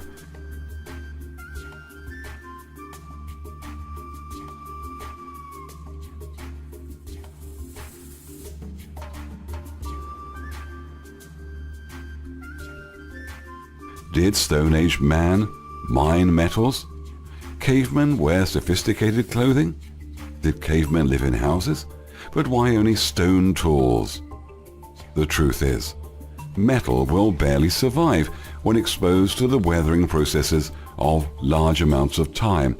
Most objects will decay, rust, scatter, and become unrecognizable in time. Only stone survives.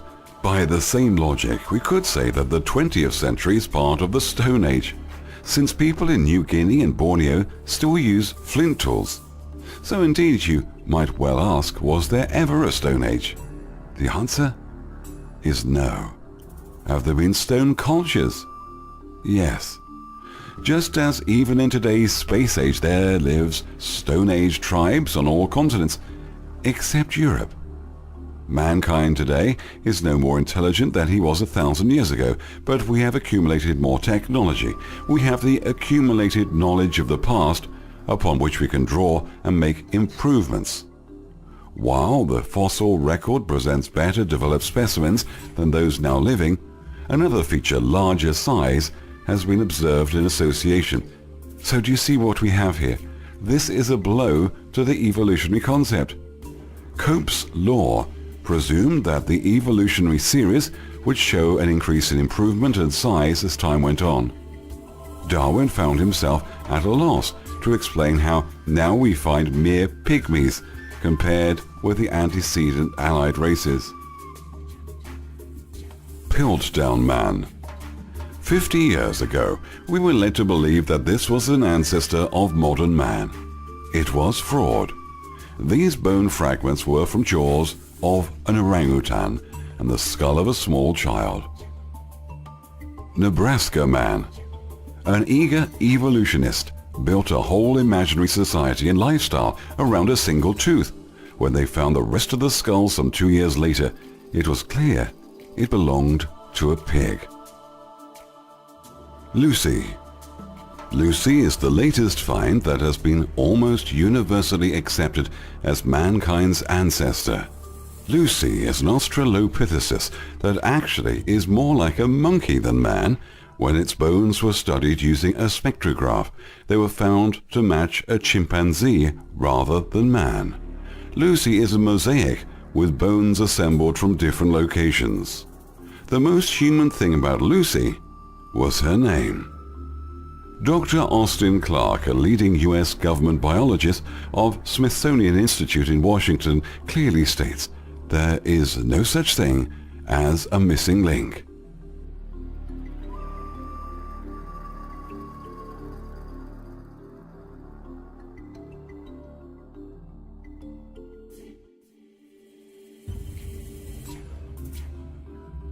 The effects of the energy lines were also to increase soil fertility and plant growth.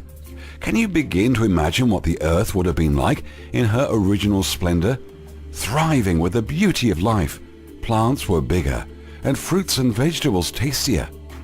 Animals were much larger in comparison to today. Here's a quote from Dr. Louis Burkhardt. The existence of gigantic human beings in the past must be considered as a scientifically assured fact. On every continent on Earth, we have uncovered not only artifacts, but footprints, skulls, and skeletons of humans. These are well documented. In fact, a fresh look at the fossils led Wiedenreich of Manhattan's American Museum of Natural History to the belief that giganticism and massiveness may have been a general or at least a widespread character of early mankind. You see, the basic characteristics of gravity still elude analysis by modern physics. A number of scientists now believe that electromagnetic energy supersedes the orthodox laws of gravity. There is scientific reason to believe that gigantic size and long life go together. The body cells become lighter. The blood moves more freely. There is less fatigue and the body wears out more slowly. Man was once a higher, superior being, certainly not a species of the monkey family. We are only a shade of the original man.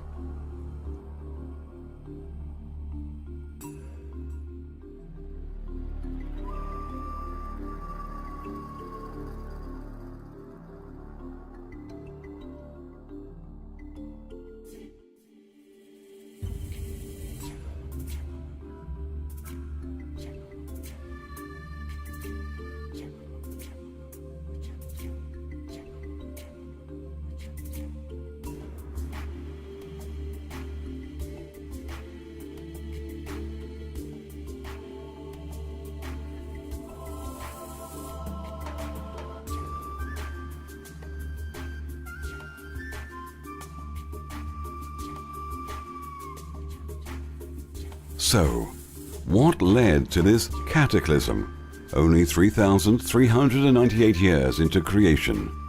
People were living more lavishly before and possessed technologies far superior to today's technologies. Spirituality on the planet was also much higher. People had a lot of time on their hand, devoting that time to arts and crafts, meditation and lovemaking.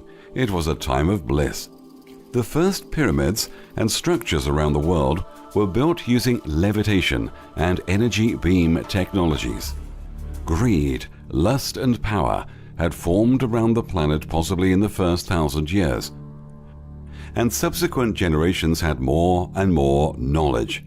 Especially Kabbalistic occult knowledge was kept by this group who formed the civilized governments around the world, run by a one-world government. Civil wars were breaking out around the globe.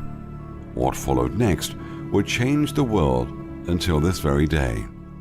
The elite cabal of the New World around 3,398 BC tried an experiment using two pyramids, one above ground and the other one below ground, using slabs of crystalline quartz and technologies and rituals not known today, in an attempt to separate themselves from all other life and create their own separate reality outside the original 3D matrix creation. This failed miserably, causing universal mayhem and causing a huge catastrophe on Earth and the surrounding planets. This caused a disturbance in the vapor canopy high above the planet, and the oceans of water it holds soon came crashing down. The volcanic eruptions around the Earth and underground water basins also were released that caused the epic deluge and flood.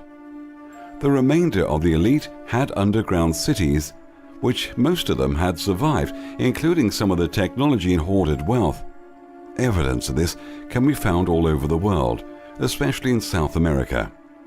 Some of the elite cabal had escaped to neighboring planets, having the high end of technologies at their disposal. These planets were already colonized, but were affected by the universal deluge caused by this experiment. The largest colony on Mars was also destroyed. Colonies on Venus were also affected. The deluge affected the magnetic fields around the Earth that had changed dramatically. Chromosome breakdowns in all living species caused changes on every scale imaginable, which in turn affected our prolonged life and size. Levels of consciousness and awareness had fallen dramatically. The so-called God gene, called VMAT2, was severely affected. VMAT2 is the DNA gene of our pineal gland. On one level of reality, this gene releases the feel-good chemicals in our body that gives us the feeling of bliss. On another level, The pineal gland is the connection between the silver cord that is attached between the spirit body and the physical body. The spirit body has access to all possible realities, which also connects us to oneness, or, as some people like to call it, the God connection. We are all God or oneness, as God or oneness is inside each one of us, experiencing itself, and experiencing not only this 3D reality, but every known realm in the Matrix universe.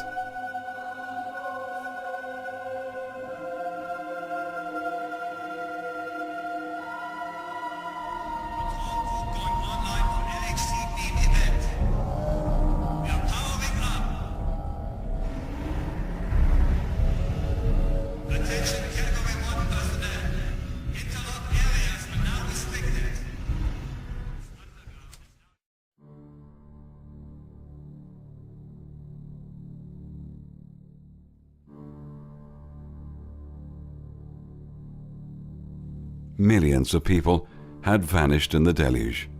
The survivors left with no technology, scattered all over the world. Great inland seas remained on all continents, often trapped at high levels and not draining back into the ocean for centuries. Hundreds of years later, the elite started coming out from their underground facilities and flying back from their off-world bases. This was a sight for sore eyes, especially for the surviving generations. They would appear to be gods. But something wasn't right. The elite were quite ill and knew they were the last of their generation. This was due to the magnet changes and changes on every level of reality. This was the glitch in the matrix, or the schism. The elite started performing experiments, but to no avail. The only thing they could do was to preserve their bloodlines by interbreeding with themselves and some of the survivors. The generations that followed shrank in size, including all other life forms. Not only were they shrinking, but they were not living long lifespans as they had enjoyed before the deluge. Until that moment, the plan to contain the fast-growing population under one central world authority based at Babel appeared to be working. Then, in one violent stroke, communications were destroyed. In the resultant chaos, the World Alliance collapsed. So now, the world order was gone, but one thing lingered on: the memory of the technology they had once enjoyed. From this wreckage, primitive and agricultural economies emerged. Salvaging little but essentials, the survivors had to concentrate on bare survival. Without technological facilities to repair what remained of the equipment and machinery, they soon fell into disuse. Only the vivid memory survived. Within 400 years, the sudden birth of the supercultures began again. The world arose again like the phoenix from the ashes. But the technologies were not as superior, and plans to build the worldwide energy grid had started again, and within 1,300 years, Babylon was at power again for the second time, but not for long. Around 1700 BC, nuclear warfare had come swiftly and without warning, leaving little time to salvage anything but essentials. Small groups of survivors set out to begin life once more in the jungles and mountains that were untouched by radiation and ruin. Without industry, they were compelled to concentrate on producing their own essentials. In India, 12,600 square miles, Saudi Arabia and Yemen in the jungle areas, reports of ruined buildings with walls like thick slabs of crystal, likewise holes split and corroded by some mysterious force. Walls, furniture, people melted, then crystallized. No natural burning flame or volcanic eruption could have produced a heat intense enough to cause this phenomenon. Only the heat released through atomic energy could have done this damage.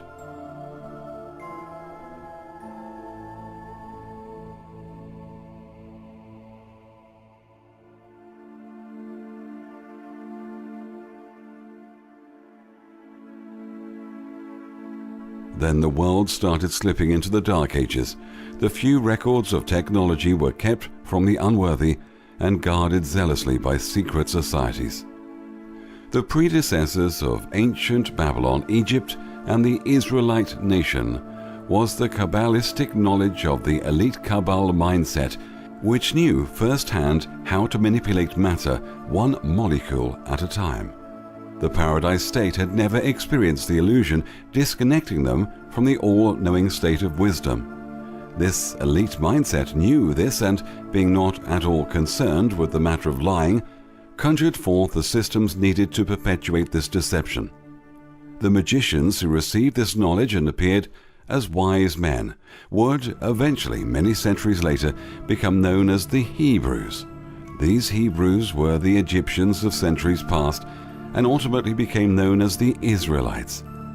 These future Israelites formed a portion of humanity who would be used and manipulated and abused beyond belief by their leader rulers.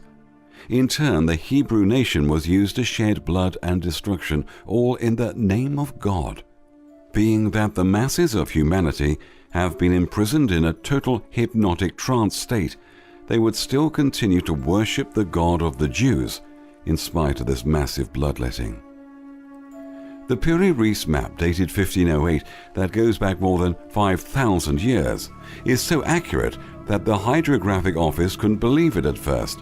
But they not only proved the map genuine, it's been used to correct errors in some present-day maps. Greenland is shown free of glaciers, as it was prior to the Ice Age. Also shows the landmass of Queen Maud's land in Antarctica before there was ice. The Sahara Desert shown as a fertile land with large lakes, rivers and cities. Every mountain range in northern Canada and Alaska was recorded on this ancient map, including some ranges which the US Army Map Services did not have on their map. But the US Army has since found them. The ancients possessed a knowledge of cartography comparable to our own. They knew the correct shape and size of the Earth. They used spherical trigonometry in their mathematical measurements. They also utilized ultra-modern methods of projection, exact coordinates.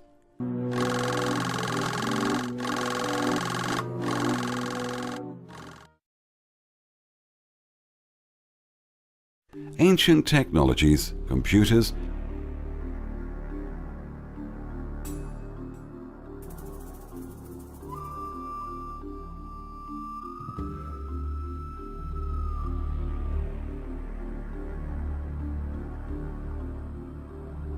X-ray crystals, mercury motors, cloaking technology, vortex mirrors, and Egyptian drills 500 times faster than modern power drills. Precision Mayan surgical instruments were 1,000 times sharper than modern platinum plus blades. Machine-cut optical lenses, screen projectors, Egypt's mysterious moving walls, automatically flashing lights and lamps that shone century after century, non-stop, 716 rhythmically pulsating electric discs similar to computer discs found in caves in Bayan Karanula Mountains. Ancient texts reveal the secret of making planes invisible. Luxuries, ancient cruise ships, fashion, levitation, and anti-gravity. Musical crystal skulls. A singing statue. The statue of Memnon and its twin emitted a thin, high-pitched sound like a chord on a harp. It was a phenomenon heard at dawn for about 200 years. The sound at first was said to be sweetly melodious. One theory suggests the complex mechanism hidden in the depths of the statue, activated by the rising sun working on the lens hidden in the figure's lips. Similar sounds were heard at sunrise in the granite cave at Syene, also in the Karnak temple. Evidence is overwhelming about ancient technologies, and it's now starting to surface. This all sounds crazy, but this is the tip of the iceberg. There is so much evidence being withheld from the public, it's criminal. Scientific proof is now surfacing. Get the facts now before they disappear. Vanishing evidence. Consider for a moment the awful possibility that your hometown was forever wiped out. Can you imagine what future generations might find? Has it occurred to you that our noblest buildings today are scarcely more than facades supported by thin tendons of steel? Even with no disaster, our main cities would be little more than rubble in 1,000 years. Our motorways would be crumpled pieces of hardness beneath vegetation. Our once complex railway network would be red dust blowing in the wind. Make no mistake about it. Few house chattels would survive the corrosion of time, and generally paper books cannot last more than a few centuries, hence the need to recopy. Plastics will eventually disintegrate when exposed for long periods outside. The same goes for everything metallic.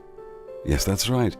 Hair dryers, cars, carpets reduce to dust, along with photographic plates and film. What's more, all iron and steel buildings would rust and crumble to earth. Nothing would be left except a few stone structures downtown and maybe a few statues. Stone is the only indestructible material. It will survive a dead civilization. Isn't it ironic?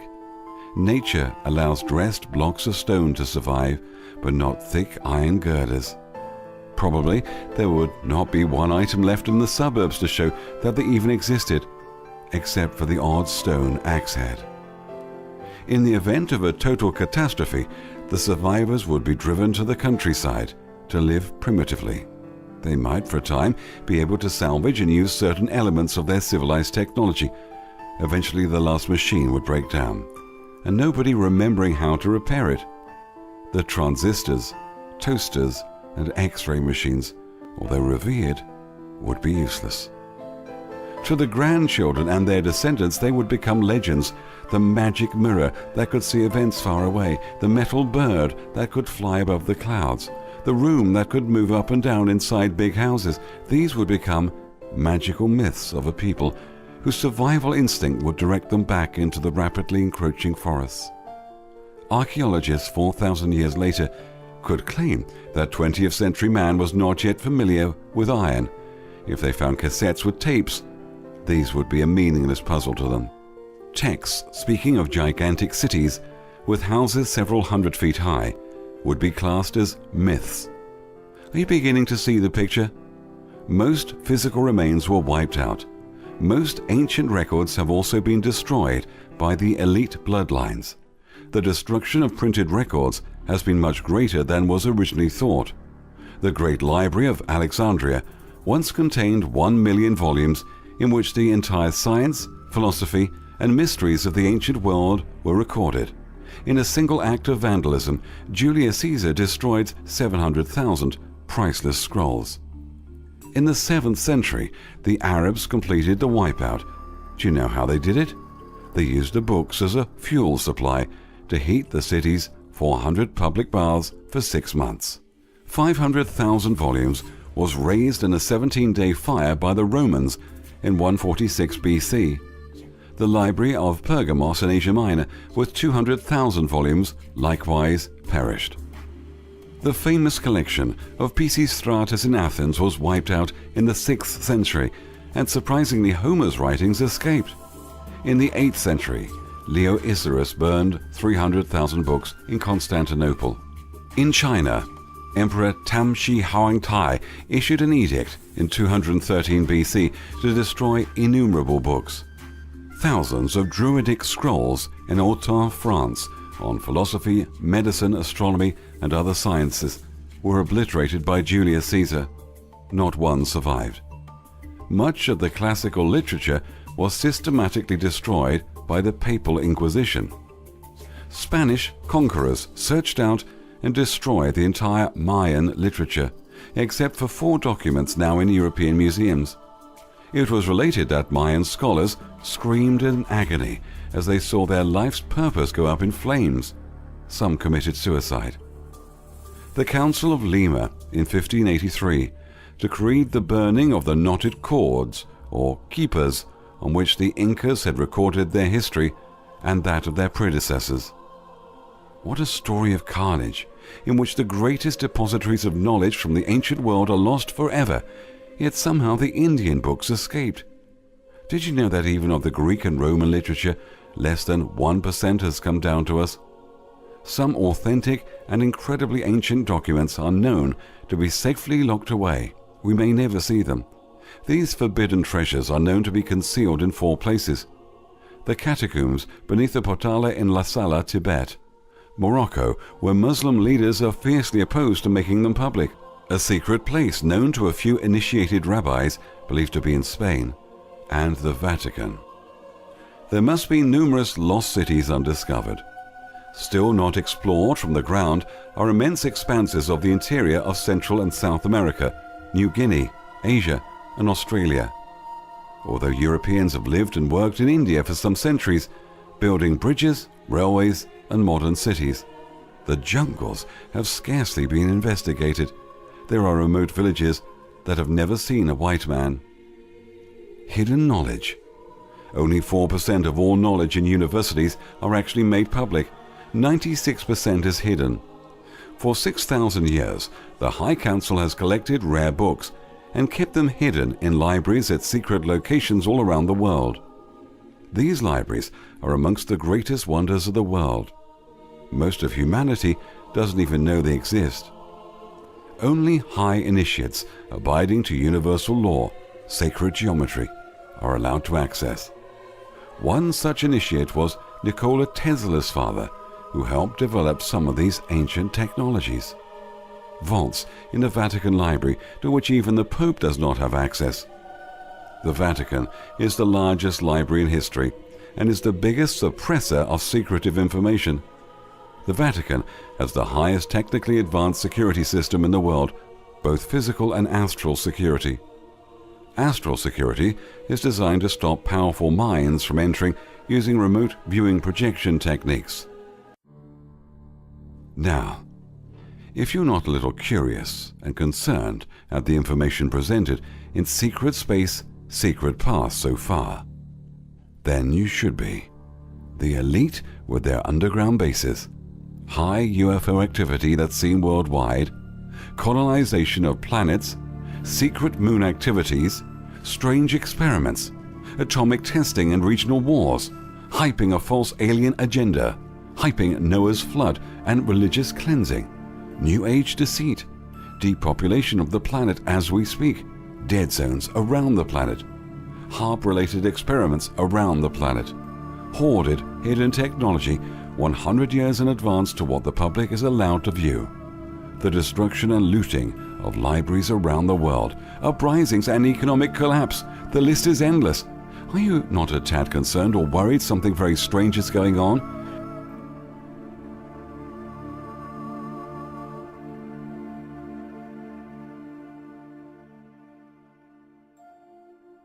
We have to ask ourselves this question: is history just about to repeat itself?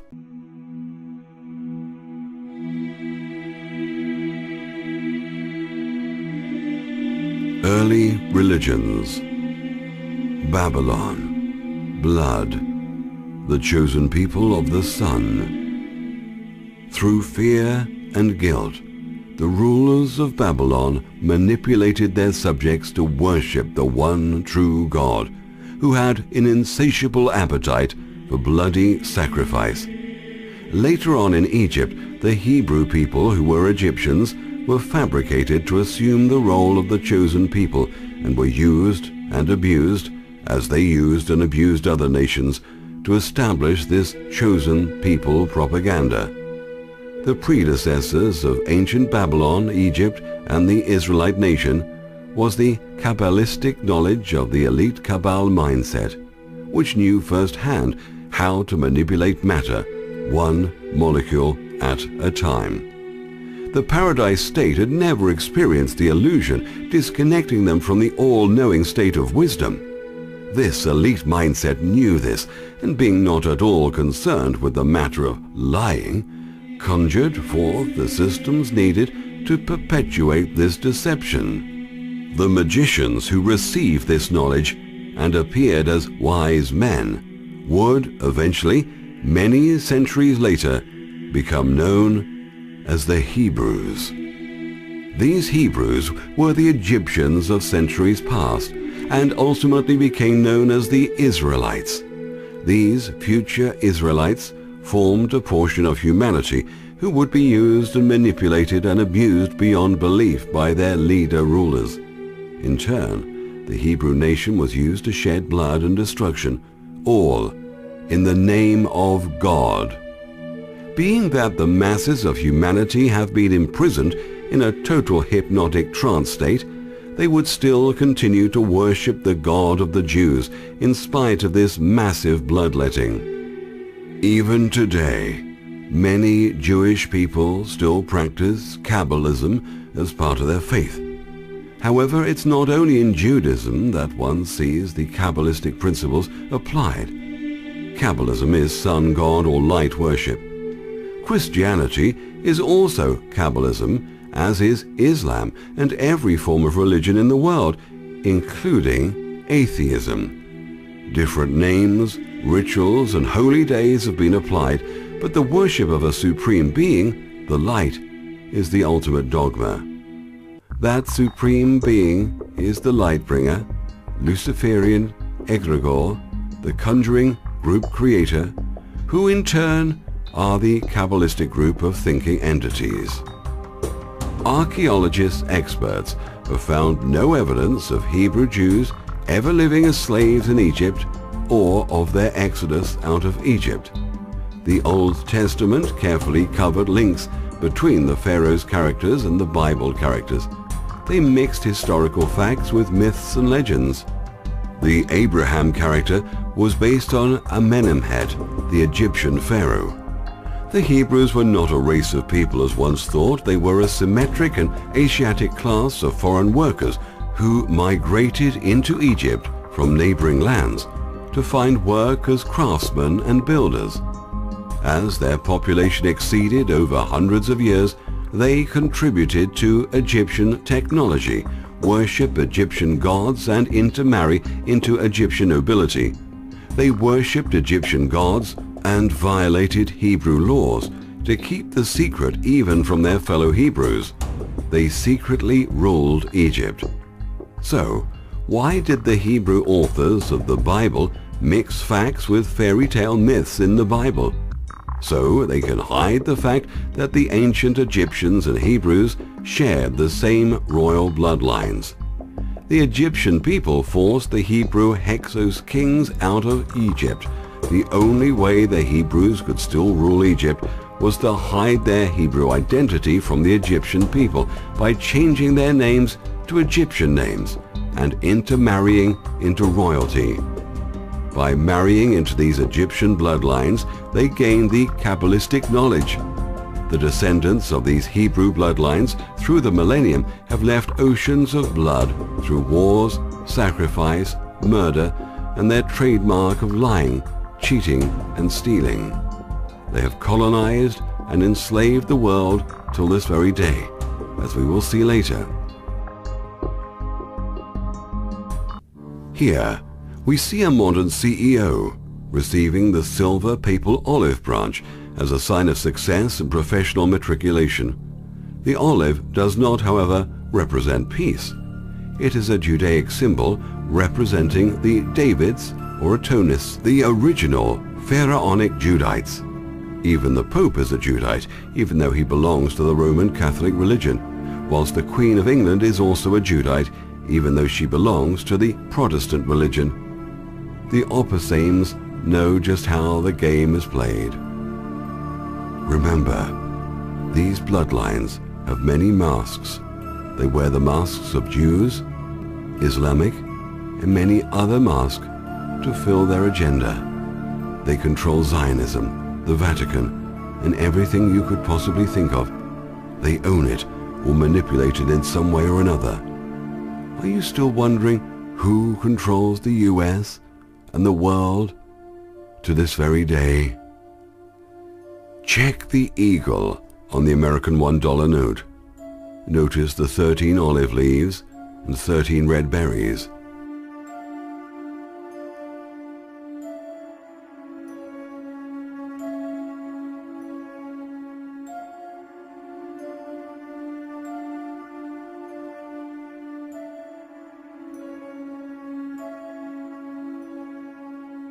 Before Akhenaten's time, the word Levi referred to the Irish letter L, or Lewis, which corresponded with the rowan tree. The hand of Akhenaten holding an olive sprig with leaves and berries. His Atonists have dutifully continued to employ the few symbols he favored, such as the sun, beams of light, lion, and olive branch, etc. The emblem for the tribe of Judah displays olive leaves and berries. The lion signifies the Judites, Atonists. The emblem of the United Nations bears an uncanny resemblance to that of the tribe of Judah. Each sprig of olive or laurel contains 13 leaves. Oak leaves, acorns, and olive sprigs can be found on military regalia the world over. The Rothschild coat of arms. The arrows and eagle appear on the American $1 note, while the lion, representing British oligarchic control and symbolizing the Judites, Levites, or Atonists, appears on innumerable national flags and royal coats of arms.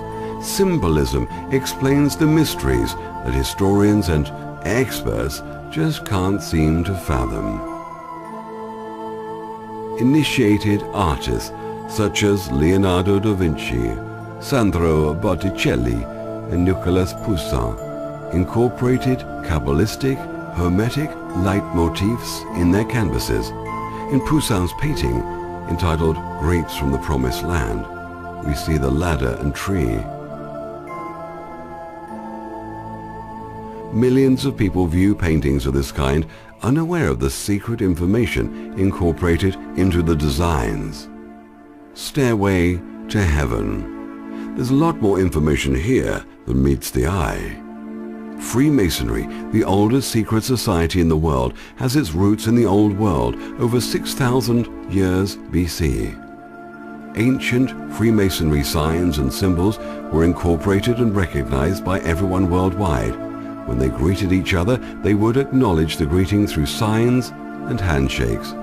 High-level insiders know quite well there is no significant difference between Judaism and Masonry.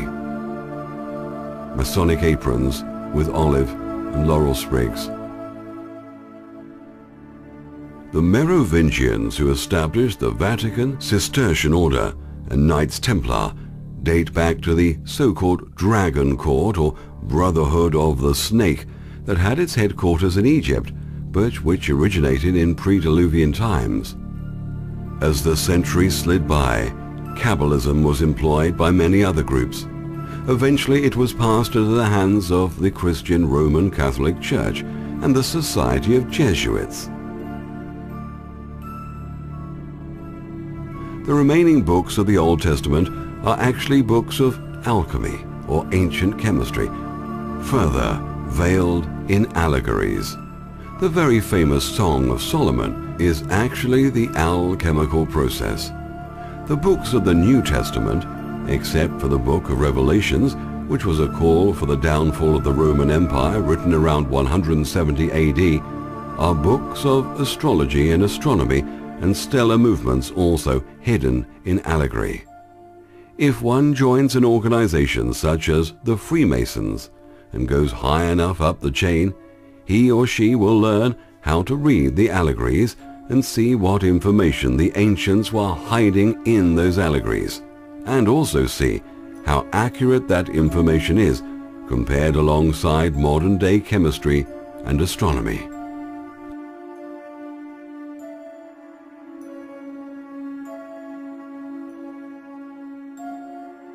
Alchemy comes in two primary flavors that address the two primary cosmos we inhabit, the microcosms and the macrocosms, dealing with the two realms we perceive. Exoteric realm is where the alchemist would attempt to turn lead into gold. Esoteric realm is more about turning spiritual lead into spiritual gold. The Knights Templar, or the Christian Crusaders, also laid claim to this knowledge around 1000 AD. When the Templar Knight found the translations and actual meanings hidden within the Bible, buried in the ruins of the Temple of Solomon, they blackmailed the Roman Christian Church with that information and became quite rich and powerful.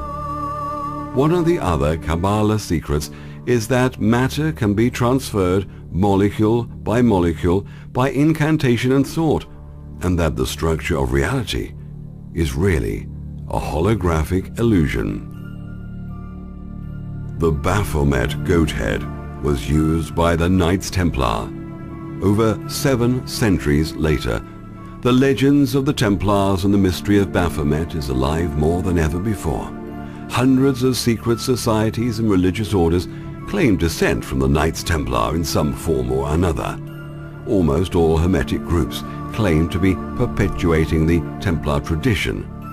Eliphas Levi's main thesis was that all forms of occultism and mysticism held a common secret doctrine.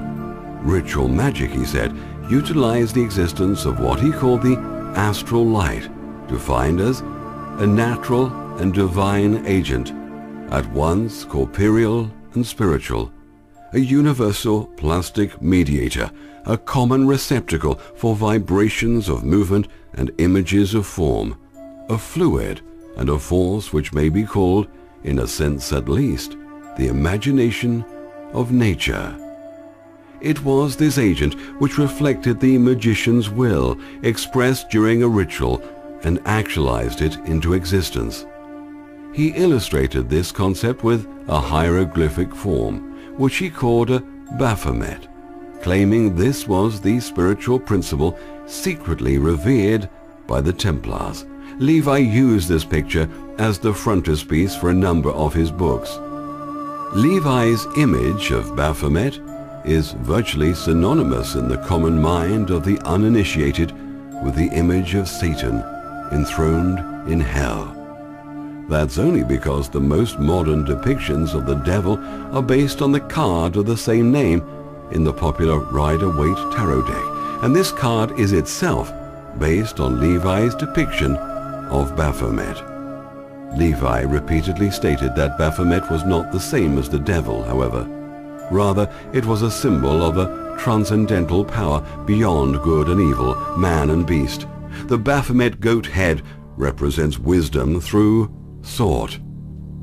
Most Gnostics, the Ophites, believed that the physical universe was a prison created by a demon named Ialdabaoth. Both comes from Bythos or Bihat and means chaos or the deep. It is connected to our modern words like bath and baptize. Chaos was called the abyss or the primeval waters and was analogous to the first matter that the alchemists believed creation came from the king of the jinn or demons, who is worshipped as the true God by the Yazidi sect in Iraq till this very day. The word Azazel is reminiscent of the word Azoth. This was a personification of the alchemical Alcahest, also called the universal agent, the philosopher's stone, the quintessence or the fifth element. This was the original substance from which they said the whole universe was formed. The alchemists believed that it was to be found within the prima materia or first matter. It was believed that this substance could be used to transform any one thing into another. The Knights Templar invented the banking and checking system in the late Middle Ages. Instead of trading with gold and silver coins, they mainly traded in coded chits, paper that represented a promise to pay and the right for the recipient to collect their payment in gold or silver coin at the bank branch of their choice.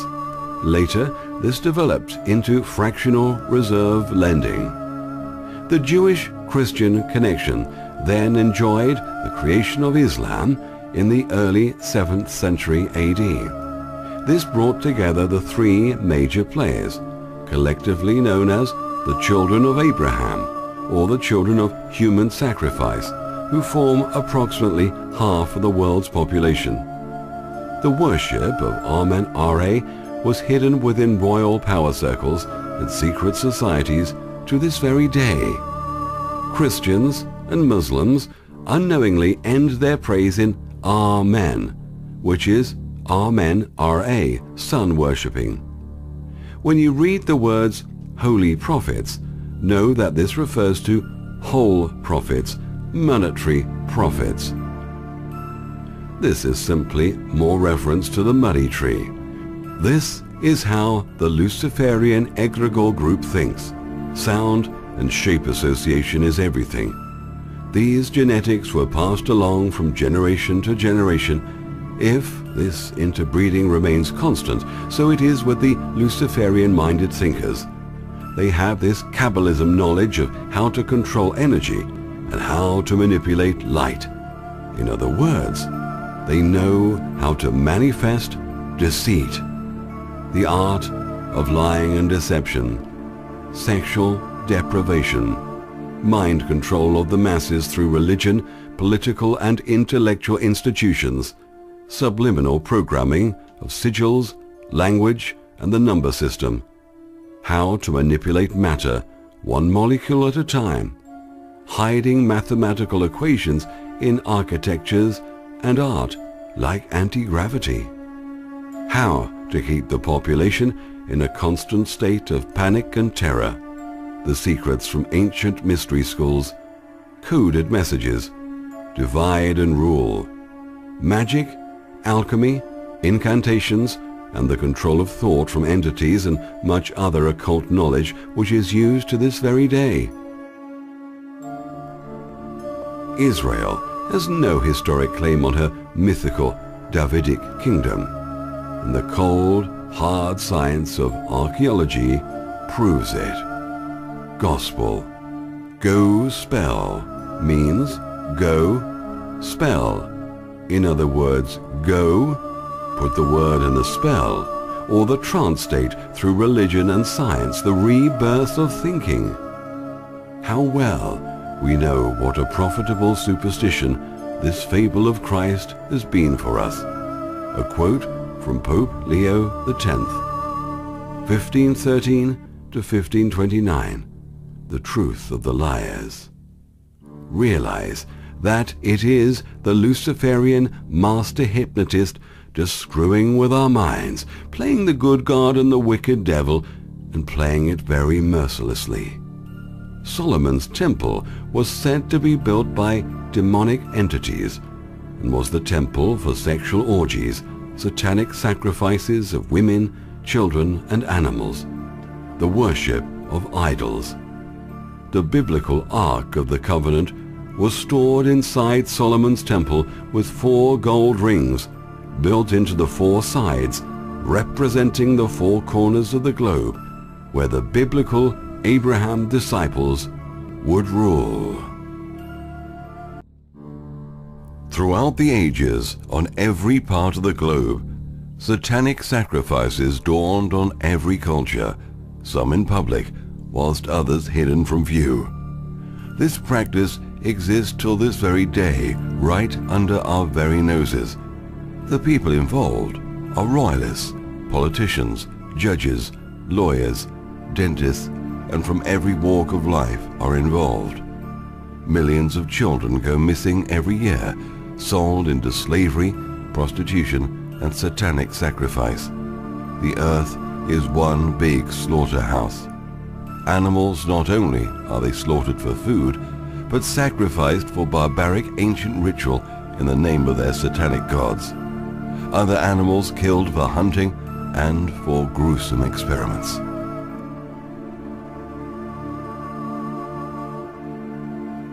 In China, dogs are used for their fur while still alive. In Australia alone, more than 50,000 animals are experimented on and tested on in one single year. Animals are culled worldwide. Just recently, 100,000 monkeys were killed in Malaysia to make room for farming. In Islam, over 100 million animals, mainly sheep and lambs, are slaughtered for good luck worldwide in only 2 days of Eid of Ramadan. In the New Testament, 22,000 sheep and cattle were slaughtered. Thousands of animals have been blown up, poisoned, or given anthrax in secret military experiments at Porton Down last year alone. Famine, disease, drought, natural and not so natural disasters are also sacrifices. In Niger alone, 2,500 children under the age of 5 have died from starvation and malnutrition in the last month alone. Starvation and malnutrition deaths are over 15 million a year. To satisfy the world's sanitation and food requirements would cost only $13 billion. That is what the people of the United States and the European Union spend on perfume each year. World wars and conflicts are on one level, satanic ritual sacrifices. Child sacrifice was introduced to the agenda practiced worldwide till this very day.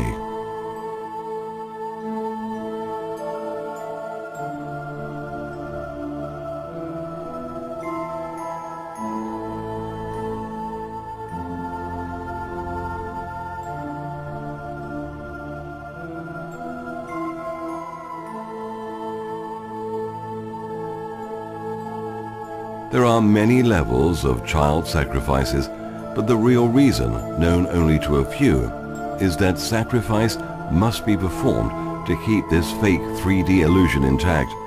Just as in ancient Egypt and Babylon, they must commit human sacrifice continually to generate the fear, which generates the energy.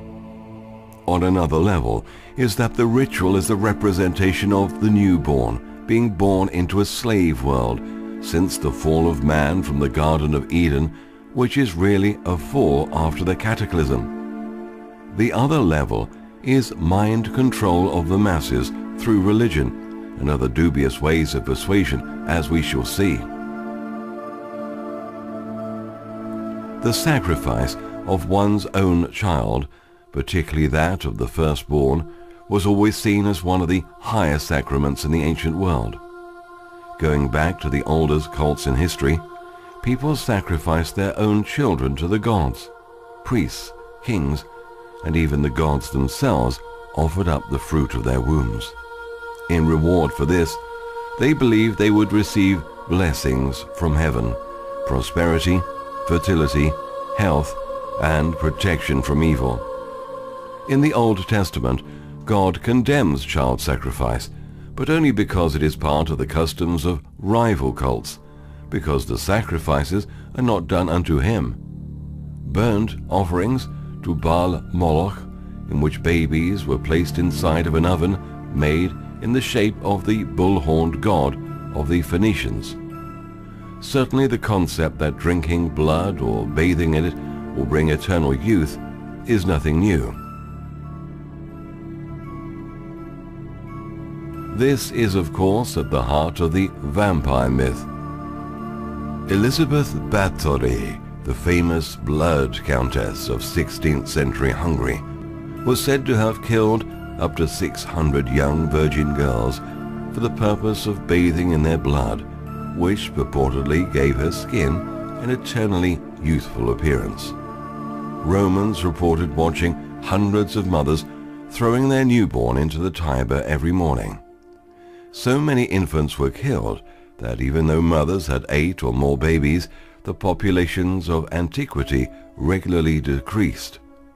Mass burials of thousands of sacrificed infants have been discovered in early states from Germany to France to Carthage, where archaeologists found one cemetery filled with over 20,000 urns containing bones of children sacrificed by their parents, who would kill them if the gods would grant the parents a favor, like if their shipment of goods were to arrive safely.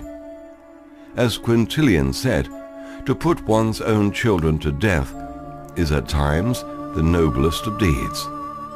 Sacrifices are always necessary whenever independence and success is achieved, and the avenging killer mother goddess must be placated.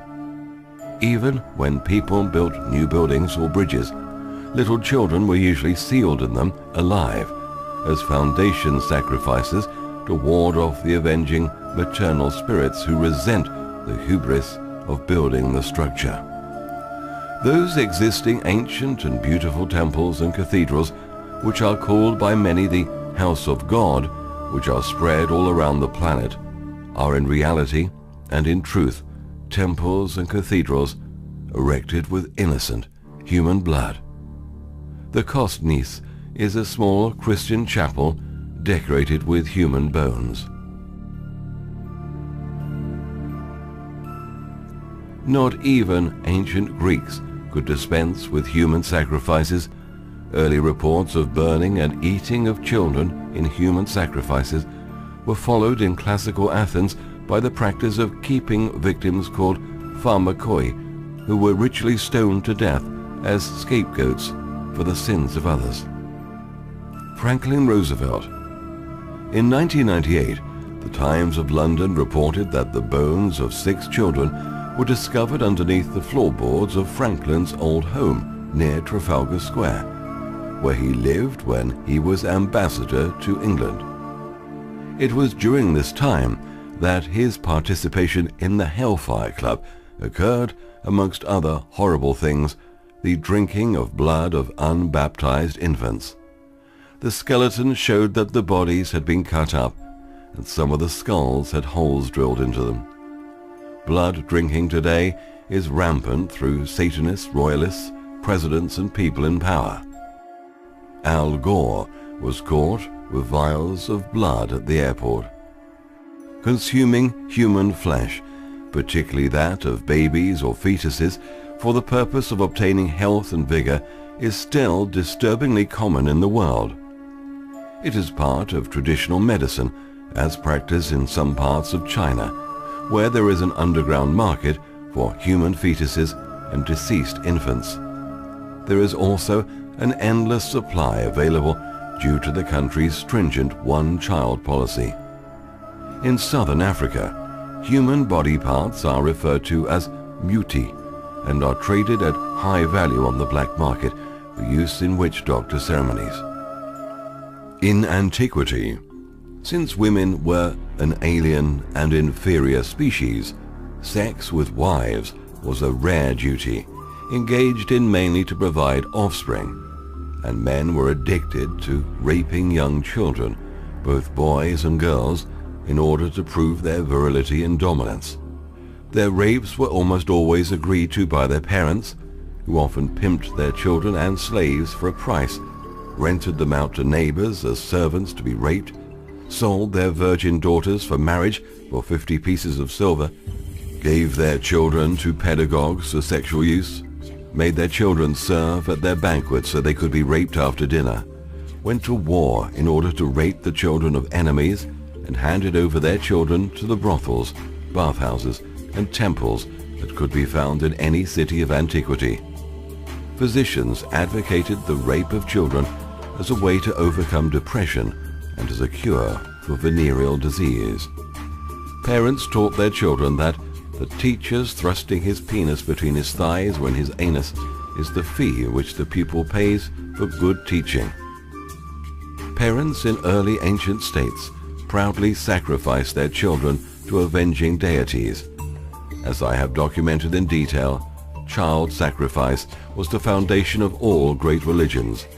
Maccabee's book, The Sacred Executioner, portrays the entire history.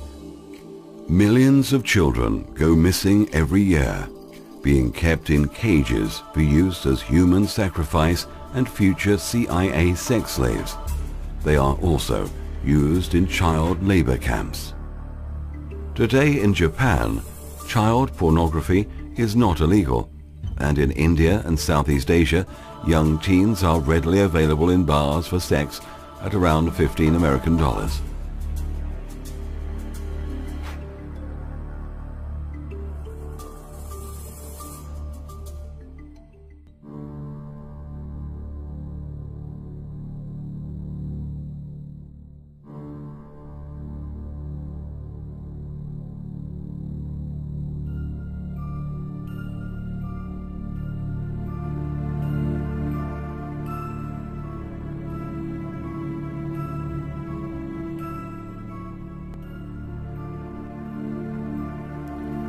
Satanism, mind control. One level of Satanism is nothing more than a form of mind control that affects the participants involved and their victims in certain ways, depending on what level of mind control is needed. There are many levels. High-level participants that are involved in black covert operations involving scientists, engineers, pilots, etc., are all introduced to Satanism and are shown horrific rituals involving sacrifices in which they must participate in. Those present also share blood. There are sacrifices going on and torture, the programs of satanic worship and satanic sacrifice, and the love of the bloodthirsty killing of innocents. Once reaching that level, they take a vow to Lucifer. This is to establish not only a form of mind control, but to establish the participant as being a member of a satanic cult. They now have them by the nutsack, so to speak. Who can they tell? And who would believe them? This form of Satanism, mind control, is incorporated in every field of mind control and is an epidemic running wild. It runs rampant in every part of the entertainment industry. The very well-connected families of centimillionaires who are very involved in diplomatic and intelligence operations are all involved in Satanism. The Illuminati Cabal family themselves are subjected to massive mind control and Satanism. The elite are also all compartmentalized, and even more so than the average man. Each one of these elite minds only gets a bit of what it is that they need to know to move the agenda along. They themselves are under immense mind control since birth.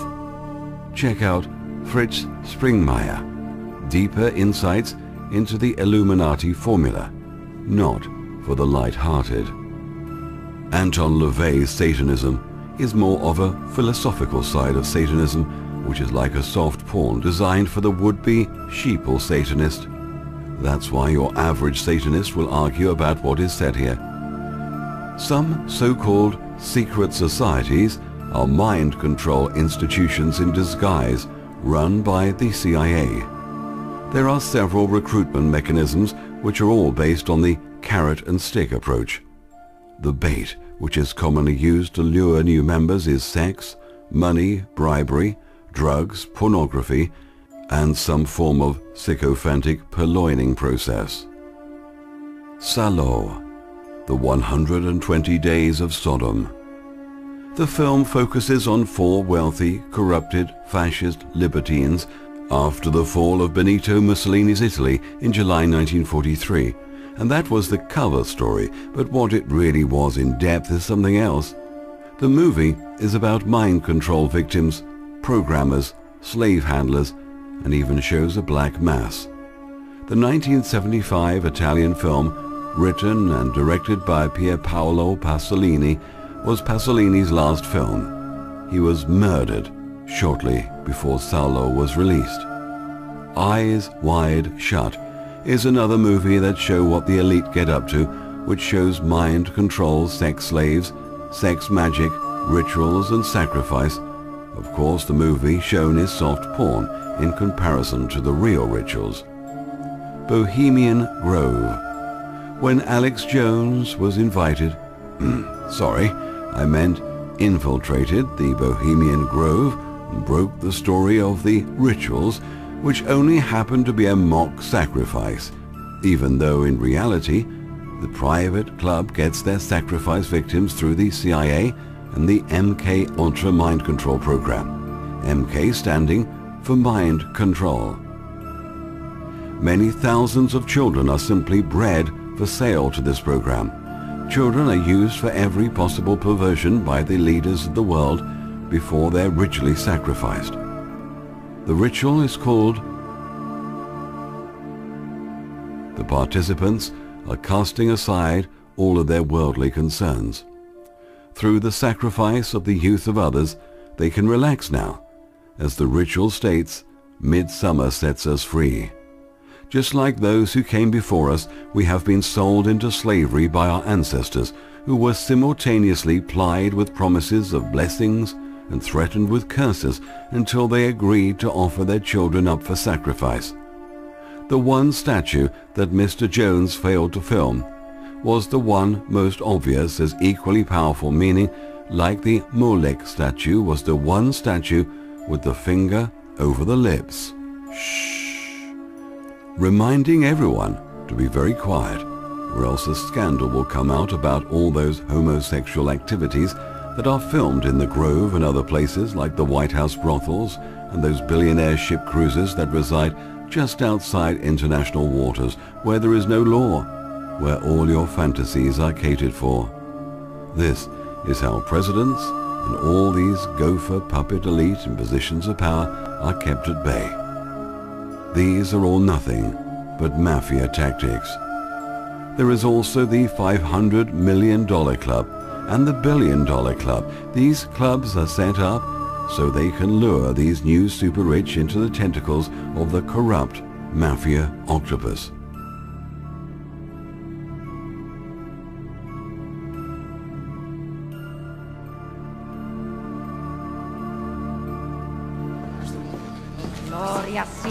Mambo jumbo, mambo jumbo, mambo jumbo, mambo jumbo.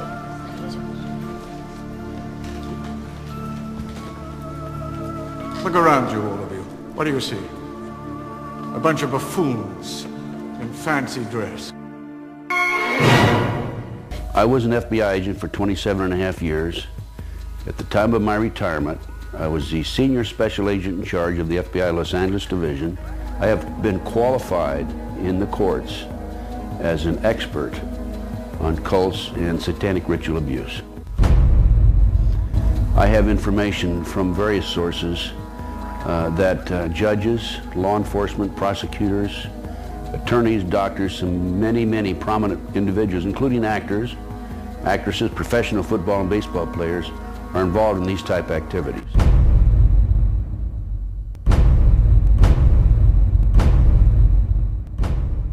Please remember, most of the people who are at the Pentagon, in the White House, in the CIA, and secret societies know nothing about these ultra-secret agendas. They are cogs in a machine, and are also victims of ignorance.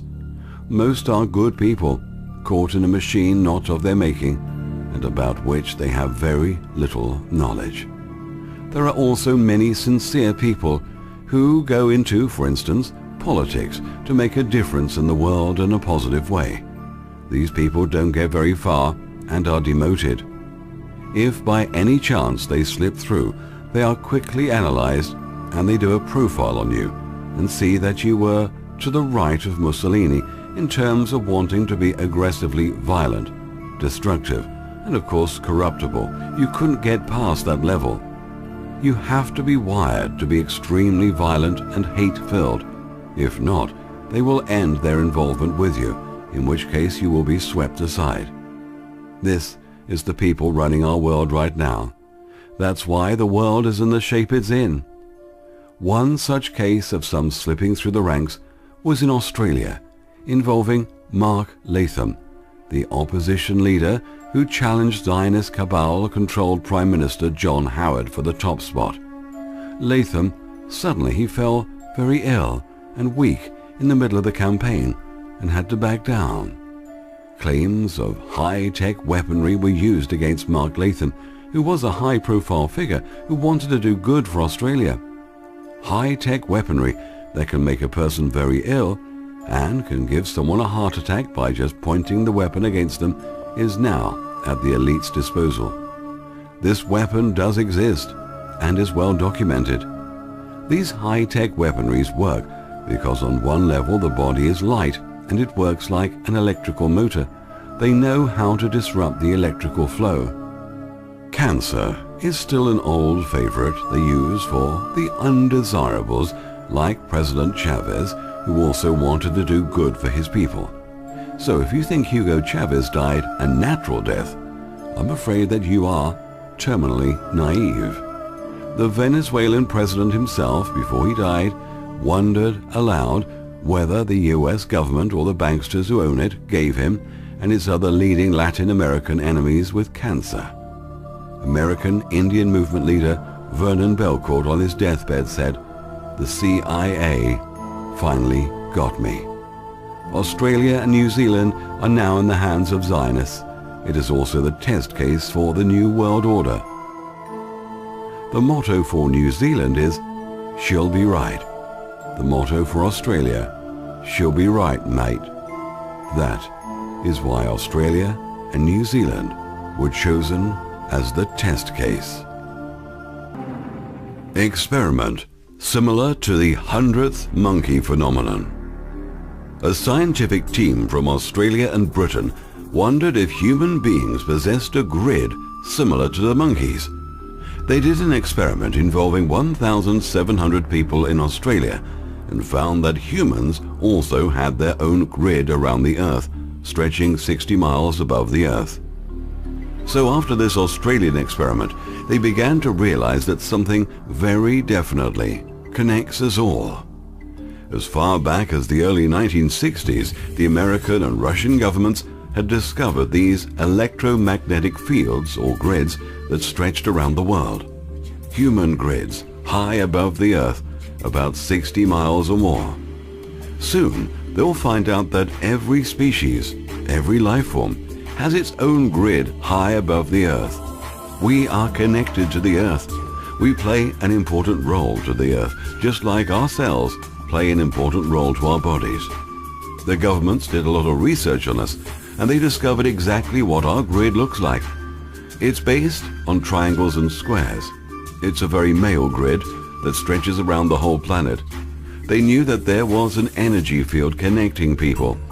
Even in our society, we've observed that somebody on one side of the planet would invent something very complex at the same moment that someone on the other side of the Earth invented the same thing with the same principles and ideas. Each inventor would say, "You stole it from me. It was mine. I did it first."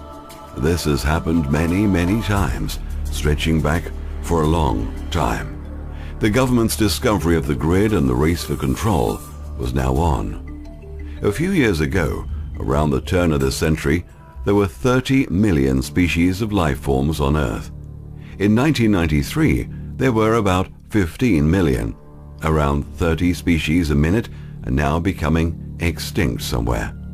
If you were to watch this planet from space, it would appear to be dying very, very rapidly.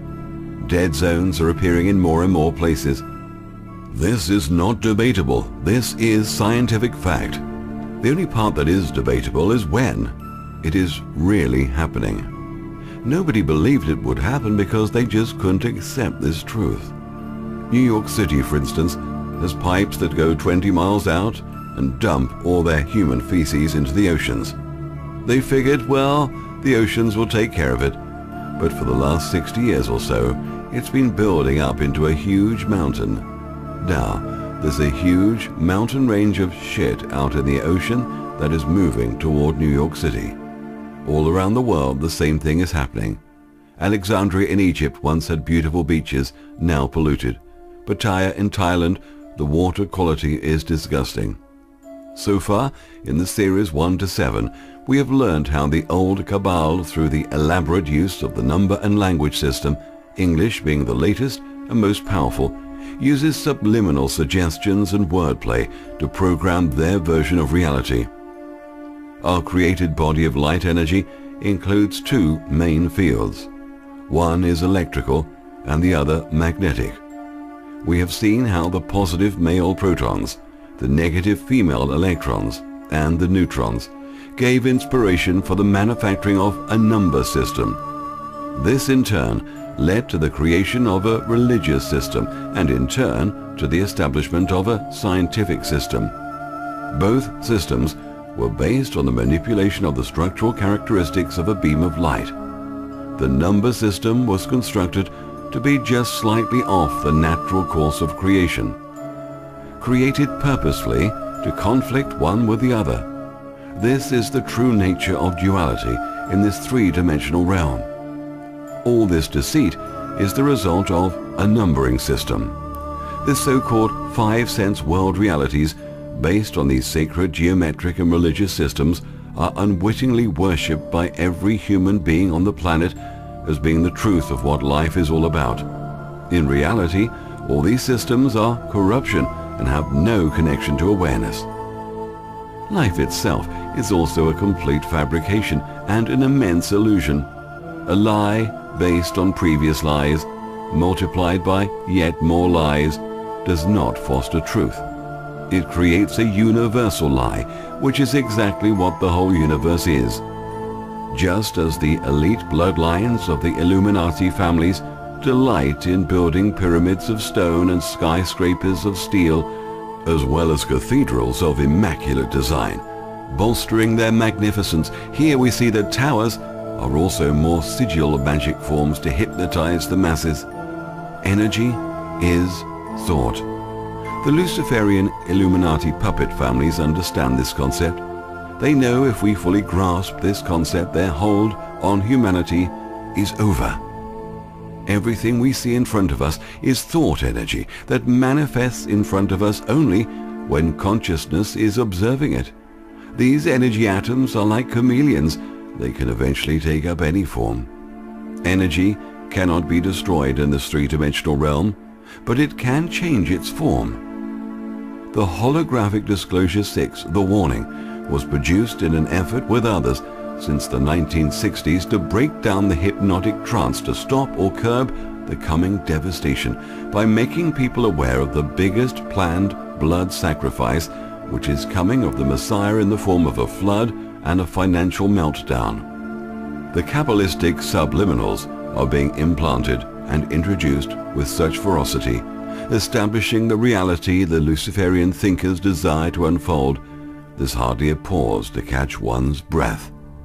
Consider these terms used liberally by the media over the past few months, which relate to the financial district of Wall Street.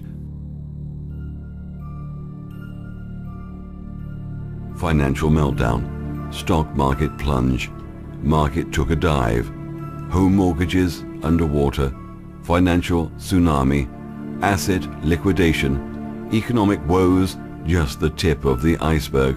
Wall Street takes a bath, titanic proportions, ripple effect, financial bailout, avalanche. And to mix it up a bit, a few earthquake suggestions. Financial market on shaky ground, Wall Street unstable, financial markets crashing. Bob Geldof warning students around the world something big and a big catastrophe will unfold. The students hearing this BS will now have this in the back of their mind. This will cause a butterfly effect in the conscious grid. They know we are a thinking being and we construct reality through thought. That is why they're trying to program this disaster in us, among other things. The beast can't be killed by protest, only by awareness. So who is the beast? You're looking at it every time you open your eyes. It's manifesting right in front of you. It is everywhere you look. The beast is 666. Every carbon atom contains 6 positively charged particles called protons in its nucleus and 6 neutral particles called neutrons. The carbon atom's nucleus is surrounded by 6 negatively charged electrons. The United States of today has been chosen through ancient times for a peculiar purpose known only to sages and adepts. The monster state used by the demonic thinkers to use the oil to cause war and blood to pour from the veins of humanity, at the same time loot it and morally decay it, then ritually sacrifice it.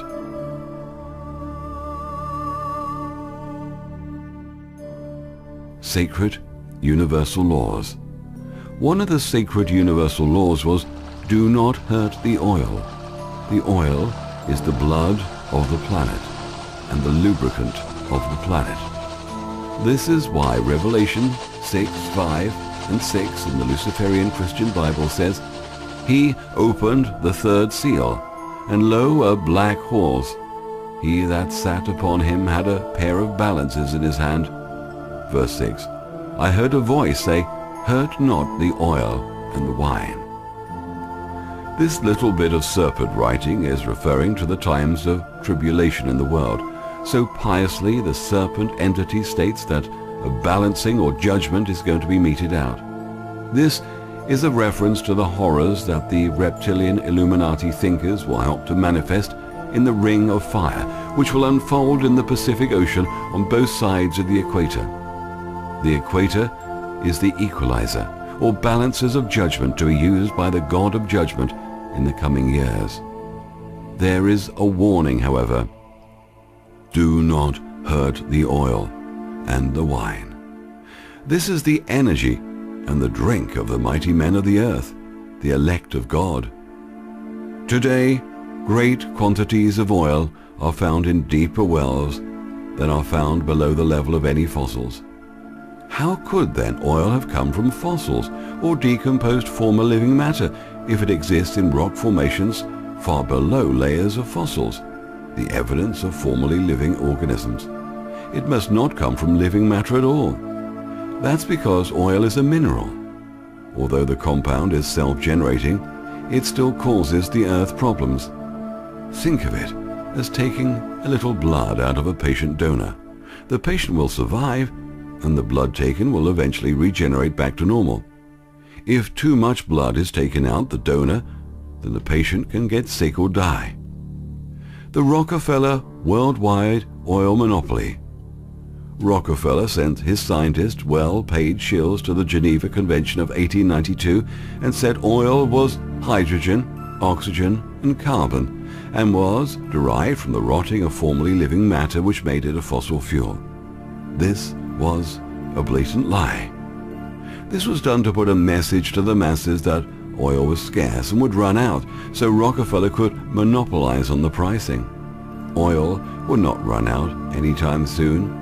If it ever does, the earth will be in trouble. In all geology books and universities, it's written as a fossil fuel. What? It's written in university books and it's a lie? Think about all those well-paid climate scientists trying to pass the global warming scam, the carbon tax scam, the ozone scam, just to name a few. Remember this, just about everything you have been taught is a lie.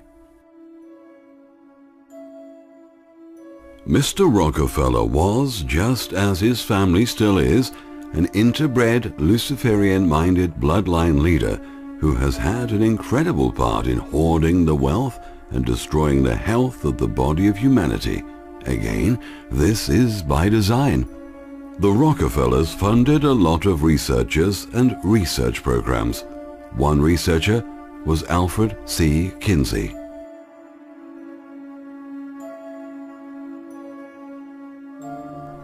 The social engineering of mankind through the media, the destruction of the family, wife swapping, the depiction of sex acts in the media, homosexuality, sadomasochism are promoted as norms, and the destruction of family morals and the social engineering of feminism. He also funded GM crop research. The secret of GM crops is that they don't last, they have to keep modifying them. This is because the original software of creation keeps rewriting the original codes back. This was known back in the 1940s. Only crossbreeding the originals will survive. This is because their purpose is genetic. Modifying them in an altered way will cause damage to the consumer.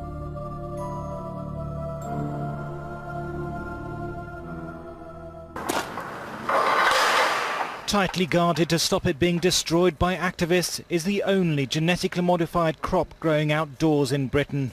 This wheat contains a gene from the peppermint plant and produces a smell that deters aphids. It could reduce the need for farmers to use chemical sprays.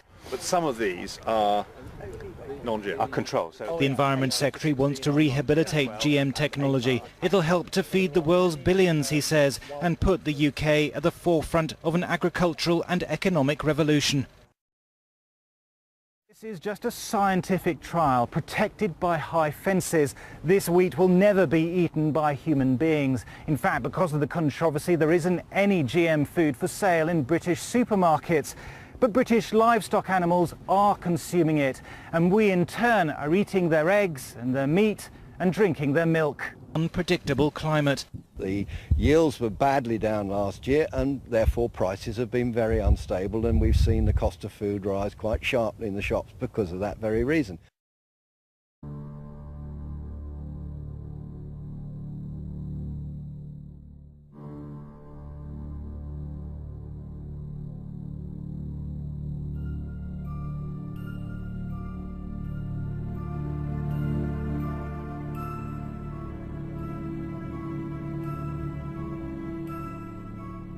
Now they are killing bees with their Monsanto pesticides. Bees are known to communicate with flowers. Electromagnetic signals between the flower and the bee, they communicate information between one another. They're keeping their seed bank for their own use, knowing very well their GM crops are useless and toxic, engineered with a purpose. Through the ages, the elite have been manipulating the real history of the planet by destroying all the great libraries of the world and looting the real antiques of value and knowledge. They started to install the alien agenda so people would think the past was erected by aliens or reptilians. The alien agenda is the biggest deception to hide true agendas, as we will soon see. They destroyed the real schools of knowledge, and now what remains is nothing but a useless brainwashing tool to turn everyone into tax-paying zombies that suit the fabricated Illuminati society that's based on slavery, debt, and sexual deprivation. Barbaric false doctrines, the system that benefits only a few on the top of the pyramid. They infiltrated every government at the highest levels. They hijacked the public health industry and programmed doctors to kill their patients. They even programmed the masses to kill themselves and their children through food, drink, and suicide. Watch the Illuminati indoctrination. It is 100% accurate. There are thousands of patents that have been shelved by the elite that would benefit mankind, but not the agenda. A patent office is set up to steal other people's ideas. They are also set up to notify other corporate bodies to buy up your idea. They killed more scientists and have stolen more patents than you can possibly imagine. Check out deadscientists.com. Jewish-born Albert Einstein was the head of such a patent office in Switzerland.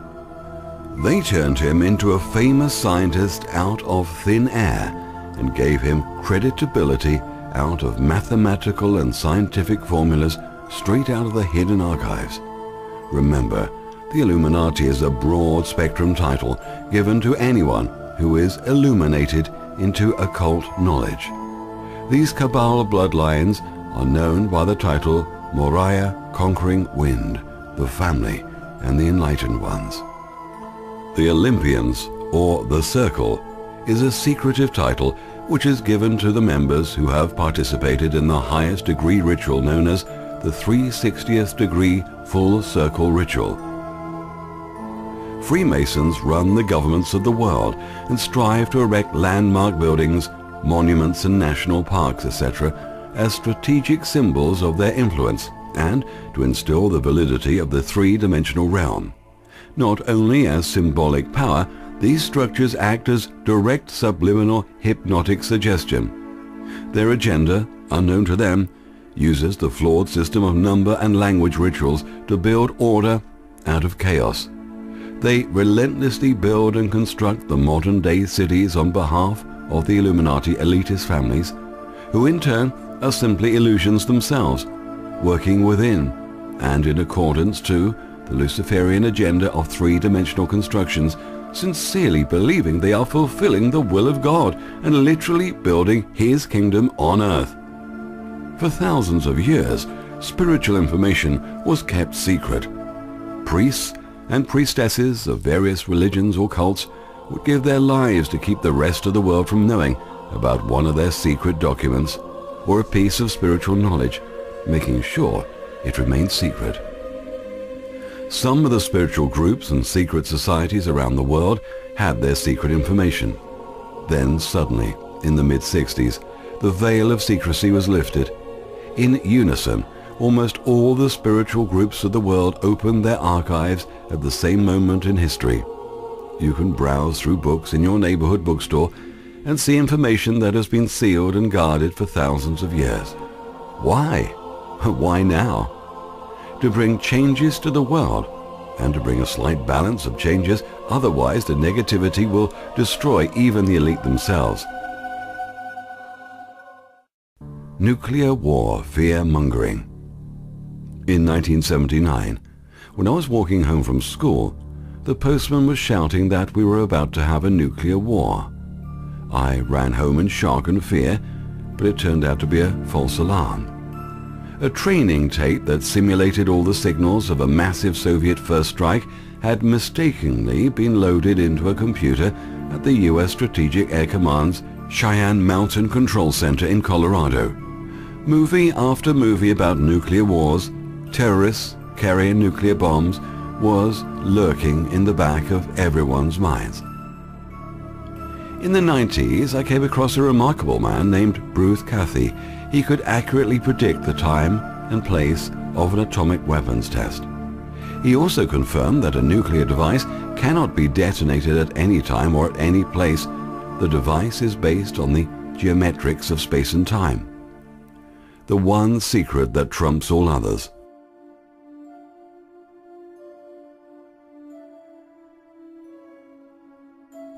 To be successfully detonated, the bomb must be geometrically constructed, placed on, under, or over a geometric position in relation to the Earth's surface and activated at a specific time in relation to the geometrics of the solar system. That means an all-out atomic war was an impossibility. Both sides could pre-calculate well in advance the time and positions of an atomic attack, plus the fact that only certain geometric locations could be detonated anyhow. A logical war cannot be considered under these circumstances. This could be the explanation for the proliferation of conventional weapons in modern warfare. That means Israel's nuclear stockpile is useless. It's all scaremongering. This is why if Iran laughs it off about Israel accusing Iran of building a nuclear bomb, it's all a bluff. This technology is over 5,000 years old and was known to the ancients, the music of the spheres.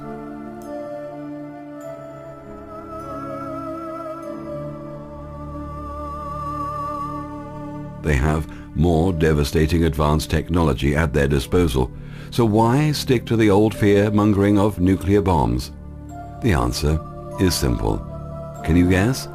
Because it's taken decades to install the fear and propaganda into the unsuspecting public, who never question anything and is easily fooled.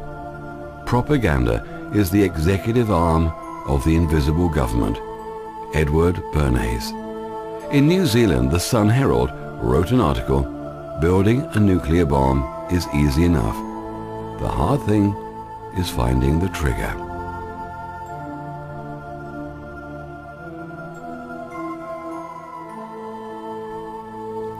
What do you mean the governments are lying to us? Do you mean the books in universities are based on lies? Can they bribe everyone, suppress whole universities, and get away with it?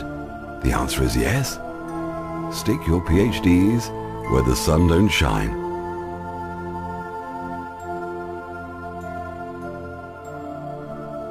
Bruce Cathy pursued his research after observing several unidentified flying objects during his aviation career. He formed theories considering the geometric structure of the universe and the nature of time based on harmonic principles. Much of his work was deliberately suppressed by the establishment. I flew to New Zealand to meet Bruce after a lecture he gave in a tent. He told me that the secret government tried to bribe him with $1 million to keep this information under wraps. He refused. This was verified in his books. He also told me that the secret government has already cracked the 9th dimension in the late 1970s. Also, the Beam Me Up Scotty transfer technology was almost complete.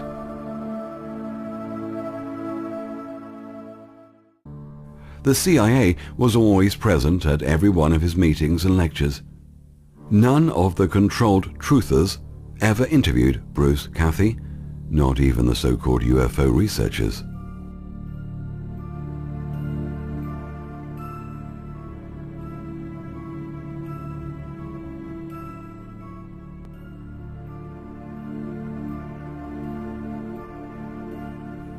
The IAEA is an ongoing fraud. The IAEA's main qualification for the Nobel Prize Fake International Agency Medal is its many years of secret service to the Israeli weapons of mass destruction programs. David Albright from the Institute for Science and International Security with his testimonies on Iran nuclear program before the Senate Foreign Relations Committee.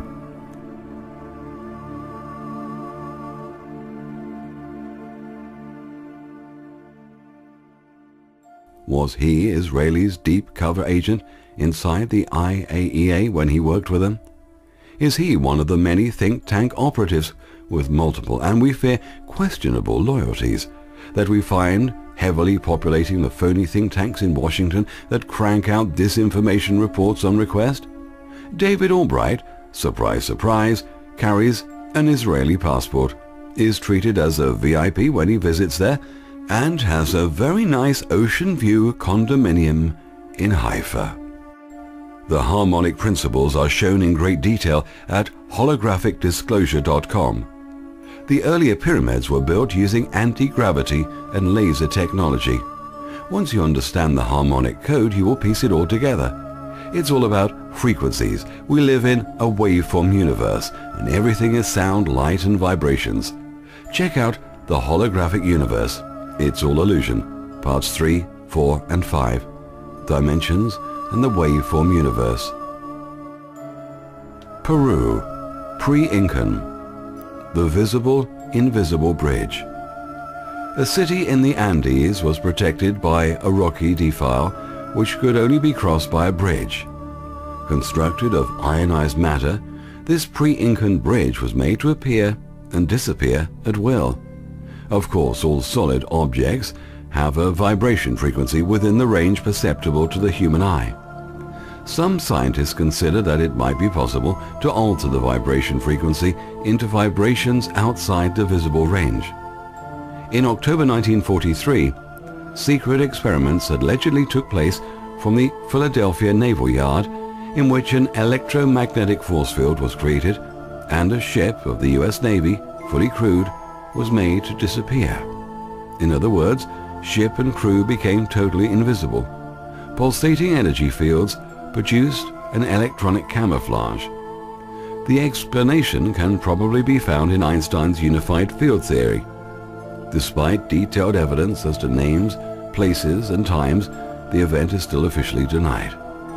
Yet, significantly, since then the great powers have developed infrared cannons sensitive not only to the visible shape of objects, but also to their thermal radiation, indicating that they seriously consider the possibility of war between invisible combatants. NASA is the biggest Illuminati space agency that names all its flights after mythological gods and is compiled of 3 layers. One is for the public, the other is low-level secretive information, and lastly are the black covert operations. The black covert operations are the UFO activities, mining for helium-3 on the moon, which is used for nuclear fusion for interstellar space travel. Other projects include colonization projects, mining for new metals, and the Saturn moon landings. Everyone should know by now that the first moon landings were blotted out to hide the artifacts left behind from our past visits to the moon. Some were even shot in the studio. The later moon landings were also blotted out, but this time to hide the activities from our advanced moon mining operations and colonization projects. They have now publicly announced that they are selling blocks of land on the moon. I wonder which side of the moon. NASA deliberately lies to the public and fakes its pictures, videos, and delivers false, misleading information about space and its flights. NASA also mysteriously gives out so-called secretive documents and exclusive video that somehow was leaked out and find its way back to conspiracy theorists like who always likes to be interviewed with a sun in the background. Most of the UFOs are man-made. They have sophisticated cloaking devices that make them appear and disappear. We have redeveloped very advanced technologies that are a type of anti-gravity device and craft. Some have trans-dimensional capabilities. But Edgar Fouché's credentials as an Air Force avionics specialist do qualify him with the exact sort of background to have been assigned to Area 51. There are rumors that the Aurora project is responsible for many UFO sightings in the vicinity of Area 51.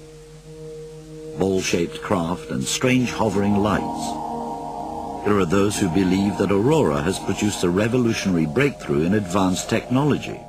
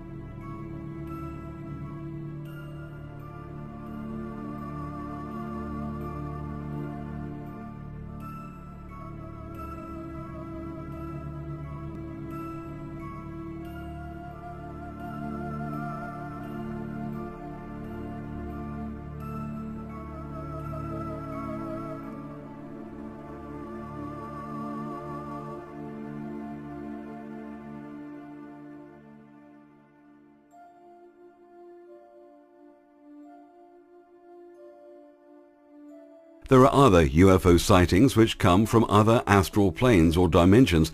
They are not alien in the sense they come from outer space of this third dimension.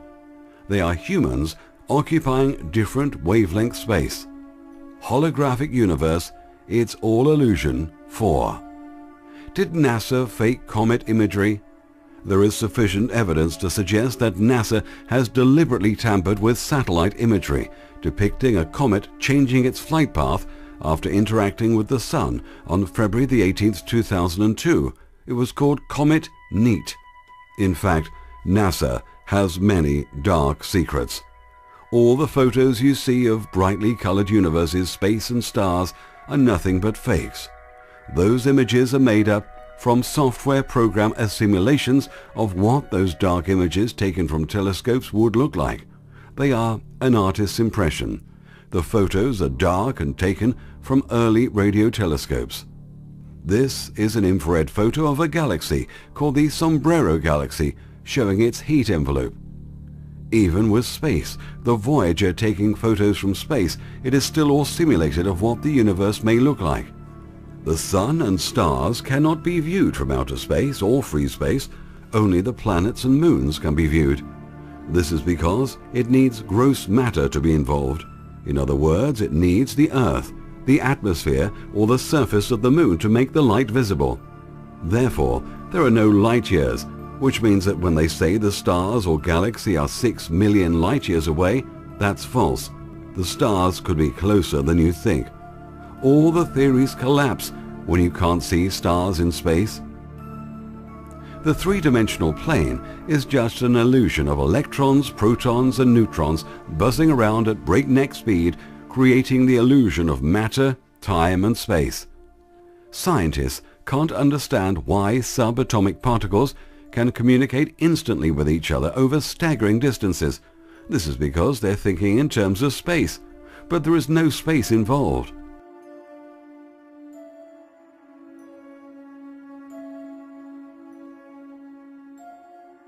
Movie after movie, they brainwash us on what space looks like.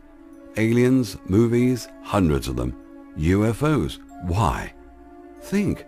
To give us a programmed false reality and to steal our true power of whom we are.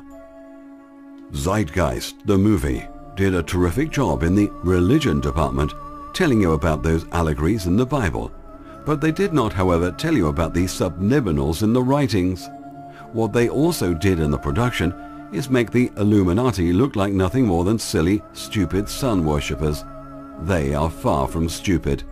sun worshipping was fed to the masses and low level to medium occultists and elite. The bloodlines knew a lot more about the sun than it rises and sunsets, night fights with day, and all that mythological garbage. As they're dumbing the people in today's society, they were doing the same thing back then as well. The bloodlines knew the sun cannot be seen from space. This is why they called it the Black Sun. The Black Sun has many more secrets. Hitler himself was fascinated with the Black Sun. One of these secrets is that the sun itself is hollow and only has a surface. The sun does not burn or combust, and there is no fusion in the sun. The only fusion is in the flares themselves. No one knows exactly how the sun works. But remember, nuclear fission is law. It's a religion. Believe. You are getting sleepy. Sleepy. Sleepy. Why all this misleading lies? To program us to think that everything works on destruction and the fear factor of destruction. So what is the sun? The sun is a converter. When it hits the Earth's atmosphere, we feel the heat and see it. The sun is a veil and a gateway to another dimension. Its source is from another dimension. The sunspots let you see inside. It's dark and hollow. This is known by many scientists around the world. It's all coming out now. NASA is so full of disinformation. Another one of their lies are about comets. Check the links to more information on the website holographicdisclosure.com about the sun, the electric comet, and more.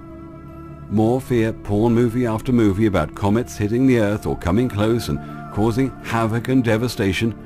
We live in an electrical universe.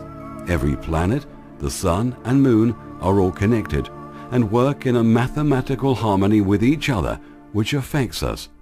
This is why everything is based on a form of astrology and numerology. However, the numerological and astrological forms commonly used are not accurate, but are introduced into the agenda as a smokescreen and front. The mythology references given by the early bloodlines related to the planets like Saturn and Mercury have many references, some which are related to the financial markets and the sacrifice of the newborn into slavery. But this is what really the universe is all about. Please always remember this famous line. It's written in the stars. This has a hidden meaning. The planets, galaxies, comets, black matter, suns and stars are hardware that runs the electric universe and gives us the illusion of a simulated life. It also controls the atoms which pop in and out of existence to form the 3D holographic experience. We are the co-creators of our reality, using thought as the software through the hardware of the electric universe. The black matter we see in space between the planets is very much alive. That it is the highest form of vibration known, the vibrations of thought. Every thought is stored in the ether. No thought originates in our mind. The ether is a cosmic external hard drive. Remember, physical mass does not move, only the information of the swirling mass of atoms that make it what it is. Now, let us put some of the pieces together from the earlier series. DNA tape has letters and a language of sacred geometry built in to make what we are seeing believable. It's a crystalline structure and a receiver, transmitter, and amplifier of frequencies or light.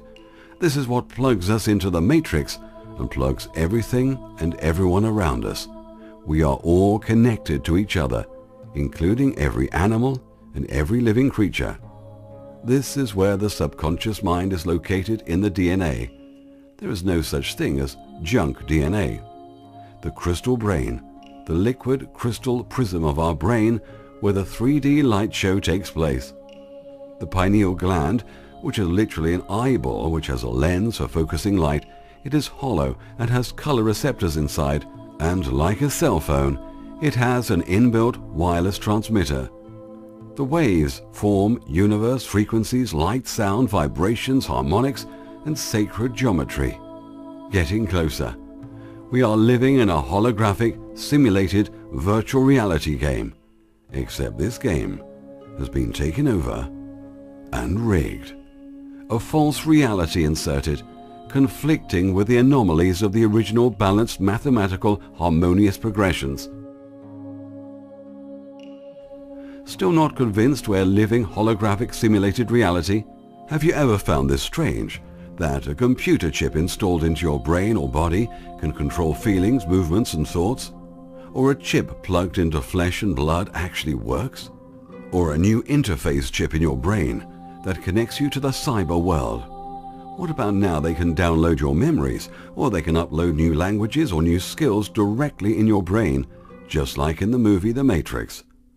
In the Holographic Universe 4, I dropped a little hint about the fact that the computer is made out of silicon and we're made out of carbon. It is in the relationship of silicon and carbon.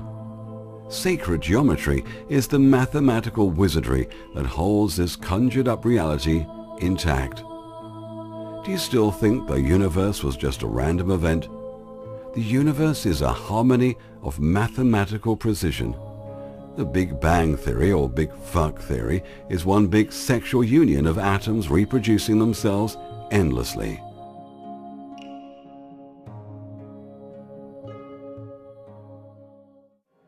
From the 1940s, genetic experiments were performed trying to perfect man-made ETs in the United States and Australia.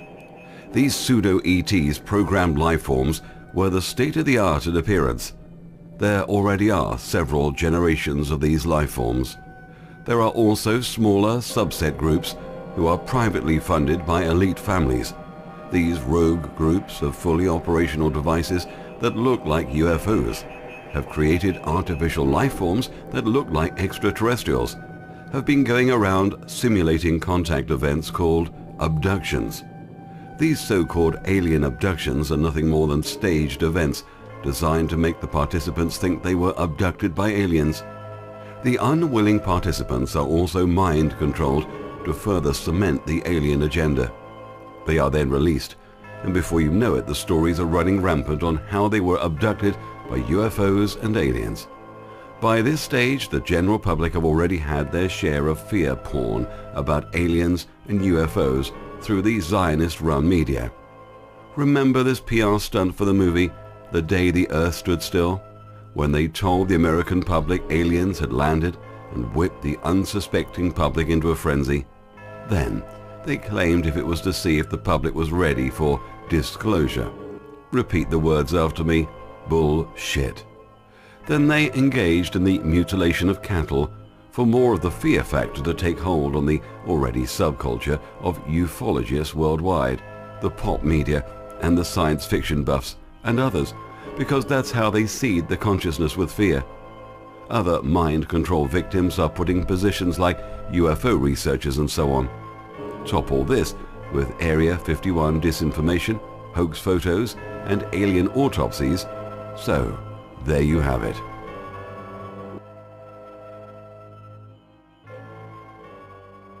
Then there's an even smaller number who understand that the strings being pulled behind the scenes are from a transnational, fascist-orientated group, not unlike the Thule that were behind the emergence of Hitler. What they couldn't do overtly during the Third Reich, they have done covertly and through Operation Paperclip. We brought them into the United States and seeded the aerospace industry and the CIA. Millions of gullible, desperate people now believing aliens are coming to rescue them from Andromeda and other star constellations, and other groups thinking God knows what else. Just go onto YouTube and see the 98% of disinformation being tossed around. The real disclosure they are keeping from us are about human beings occupying different frequencies of space, who are probably benevolent, trying to warn us about the Illuminati cabal. The disclosure list is actually long and endless about what they're hiding from the general public. Reptilians were discussed in Holographic Disclosure 5. But there is no doubt the existence of reptilian-looking programmed life forms brought to life through genetic experimentations. Let's get one thing very clear about these life forms. They can only occupy one part of space. This is because they are a golem life form, which has no connection to the Earth and have no grid of their own. In other words, basically, they have no souls and no bioplasmatic body attached to the silver cord, therefore occupying the one space. How presidents and people of importance are controlled. President Obama has his Zionist handlers. David Axelrod, Obama's Jewish handlers, Betty Lou Saltzman, Abner Mikva, Penny Pritzker, Lester Crown, and Valerie Jarrett finally got their man into the White House. If mind control, threats and bribery were not enough, black magic is also added to the mix. Washington's design affects the president and key officials in a subliminal manner. Those triangles and designs are sacred geometry codes that affect the matrix of reality.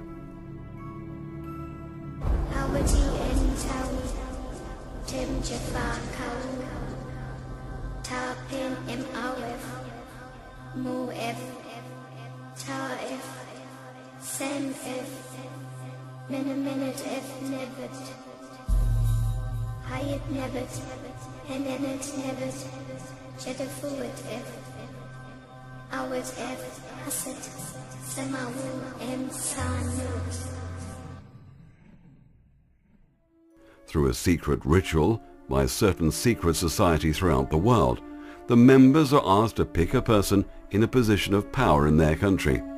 The member is then asked to stimulate their psychic consciousness, take positive breaths, and then visualize the leader they have chosen sitting in the center of a pyramid of light.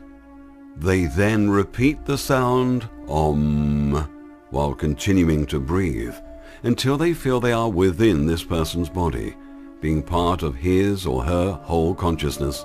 This is the controlling of another person's consciousness, which is strictly against universal law, which has a devastating after effect to the member if used in a negative, destructive way. This is why the elite cabal in very high levels always get someone else to do their dirty work, so the karma energy effect does not come back on them. The fall guy puppet in power gets all the negativity effect from the hatred focused on him. All these people in power always end up manically depressed towards the end of their lives. Russia has now brought this ritual to new heights in which they can do the same thing using high technology to take over someone's consciousness completely. This is a branch in the science of energetics. Materialistic scientists still cannot comprehend Soviet energetics. In fact, materialistic scientists still do not even know what a mind actually is, what a dead separated mind is, or what a mind and body linked living system really is. The science of living biological systems where a mind is linked to a living body. This branch is called bioenergetics. The science of the mind and mental phenomena, which is called psych-energetics. The West still thinks that the human mind is just some electron wiggles in the brain and that we are like a giant non-living computer. Western science, being so materialistic, has not yet comprehended the most important thing about mind, that is, that the mind and mental things exist only in time, but not in 3D space. Hence, the mind is a totally electromagnetic system, but it is comprised of only non-observable, time-polarized photon operations. Without getting into detail about photons, they've now discovered how you could possibly couple that mind to a biological, 3-space material body. That is why the dendrite cells of the body will have so many endings and continual and incredible voltage spikes. In looking at the entire set of spikes and spiking, you're looking at the coupling mechanism that couples the mind to the body in action. That set of spikings is what links or couples coherently the living temporal mind to the living biological body. This coupling mind to body is pretty freaky. Makes you think of the scenes from Avatar or The Matrix. Could we be a conscious being plugged into this 3D matrix experiencing this reality? Are there many conscious beings plugged into each biological human body? Or is it just one conscious being experiencing all of the realities through all of the bodies at the same time? Could this be the oneness they're talking about? And when we die, could this mean going back to oneness? We will explore this in an upcoming video called Death and Beyond. New energy scientist Tom Bearden stumbled onto a portion of this Soviet energetic work in his 2005 book Oblivion. Did you know every new amazing technology that's ever been developed, they first think of how to use it against humanity, first before anything else? What a sad bunch we are.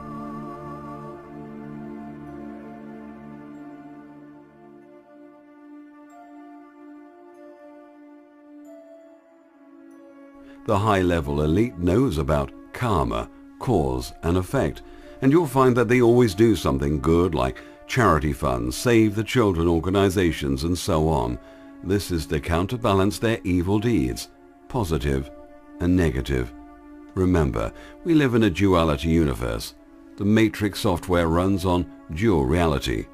If the elite do not counterbalance, then they too will be consumed by their own negativity. The controlled truthers. We will see why the leading conspiracy theorists give us great information, then suddenly put us shit in the punch bowl or the dead fly in the soup of information. One big duck soup of information pointing the half-awakened truthers in the wrong direction. Most of the conspiracy truthers all start out with wanting to do one thing. That one thing is to try and wake up the sheeple. Of course, there are those who undeniably want to make money out of conspiracy, and there are those who are paid disinfo agents. The real truthers start by reporting the truth and writing about what they've discovered. Usually, these people start off with a small following, a small subscriber base. These truthers are generally left alone and not bothered. But once they start getting more noticed and gathering a larger audience and start to have an influence, they are now on the radar. Then before you know it, the shit is dropped into the punch bowl, spoiling the rest of the punch. This is like blowing a smoke screen of lies into the truth and mixing up the message to point the half-awakened public in the wrong direction. Not all truthers operate in the same way. Some of them censor real news, giving you the propaganda version of the news to stir and feel among its readers.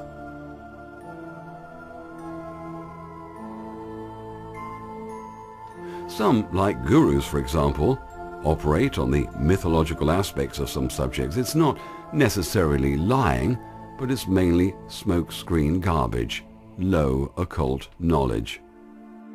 I mean, I've had offers to go along with certain things where I'd be heavily financed, guaranteed best-selling books and so on, if I would just go along with the usual conspiracy stuff and bring in the alien agenda at the end, and I've refused it. There are also thousands of paid trolls out there monitoring YouTube and or related internet media to give false information. They try and destroy any credible information. Also in use are psychological operations. But it's not just limited to governments. Corporations do the same thing through PR firms. These trolls are heavily financed to set up disinformation websites and videos, especially on the alien agenda. Another disinfo tactic is to pose as Christians and make so-called videos on the leading conspiracy researchers, but what they do so cleverly is point out the real truth of what's being said and claim it as disinformation. On top of that, they make up lists on a blog and add just about everyone on the list as shills, except themselves, of course.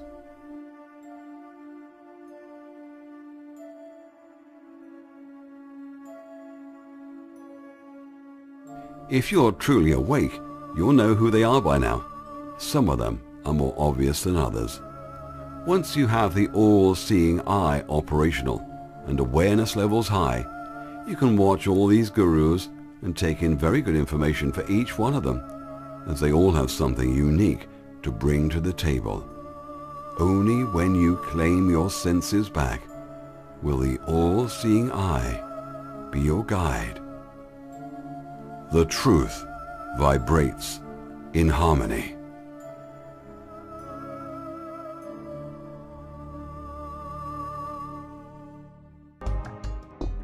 Some modern snake oil salesmen have alleged that the Philosopher's Stone is a form of gold that exists in a higher dimension, which they call monatomic gold. It has different atomic properties, they say, and they sell bottles of it to the gullible as a dietary supplement. They claim that it will cure all manner of ills and make people forever young, just as the original Philosopher's Stone was said to do. Many of these charlatans have been unmasked, their magic elixir shown to be nothing but common table salt. Several people have died from liver failure after consuming large quantities of it over a long period of time. The gold secret. Gold jewelry should never, ever be worn by males. When the body sweats, microfine nano-gold particles enter the bloodstream, unable to escape, and builds up, causing metal poisoning, hence damage to the organs. Only silver jewelry can be worn by males. Egyptians knew this a long time ago. Watch The Royal Silver Secret, 6,000-year-old health secrets. Women can wear both gold and silver, but only women. This is because women do something men can't. Can you guess? They menstruate. They menstruate the nanomicroscopic particles out.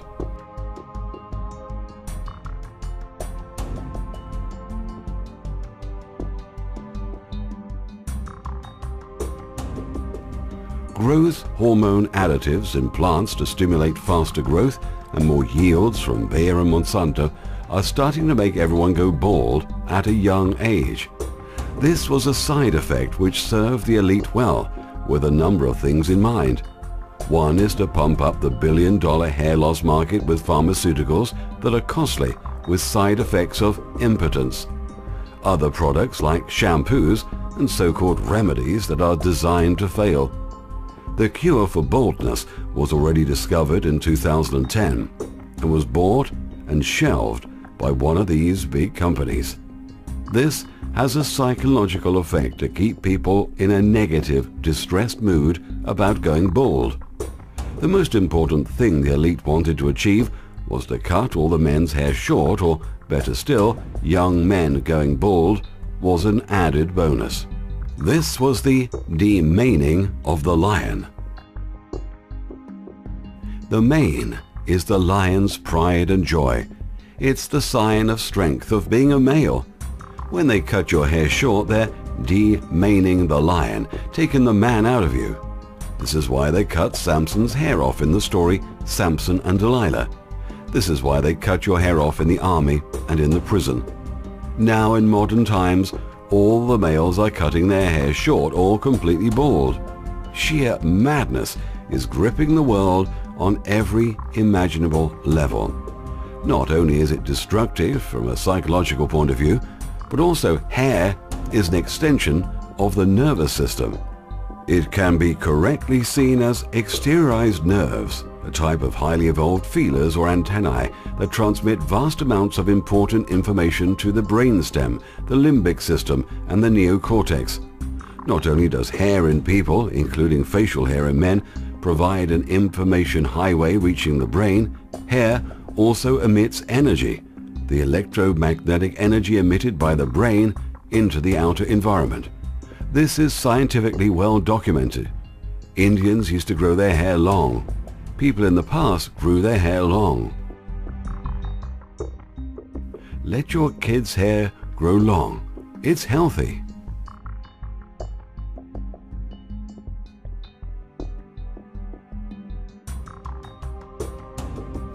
The human hologram has 5 senses, but in fact, It has dozens of senses. There are senses not even on the list which vibrate outside our visual range of sight. The male hologram vibrates at a slightly different harmonic vibration to a female. There are different vibrational frequencies within the hologram that vibrate to specific harmonies.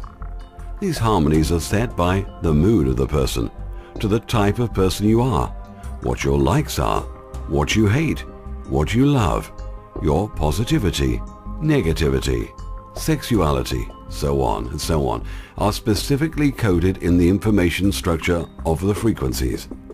These frequencies will then match other people's frequencies and attract that person to you. This is where the term like attracts like comes from. Everyone in your life you have attracted this way. And this is why the group of friends or relationships you're with right now, you'll always find that you have something in common. Opposites attract is a myth, maybe only on the surface, but the vibrations never lie. I'll go more into this in a coming documentary called Life. It's all about the frequencies. But right now, I want to get into the grossest thing you could ever do to your body, which relates to what I've been saying. Tattooing, piercing, and cosmetic surgery. Let's start with tattooing, the decimation of one's flesh and temple. The elite cabal, through the Illuminati mafia families that control the whole entertainment industry, wanted to inspire the people of Planet Zombie that tattoos are the coolest things around. And through the pop gods and movie gods, they slowly promoted the idea, and now it's become an unstoppable epidemic worldwide. Tattoos were mainly seen in prisons around the world, although this made the prisoner, when released, stand out to authorities in the outside world. Inside prison, this was a sign of strength. Now, everyone out of prison is walking around with tattoos. The Illuminati elite are laughing their heads off. The Illuminati used to tattoo their mind control victims with tattoos like butterflies and various identification tattoos, depending on what sort of slave they were. Get it?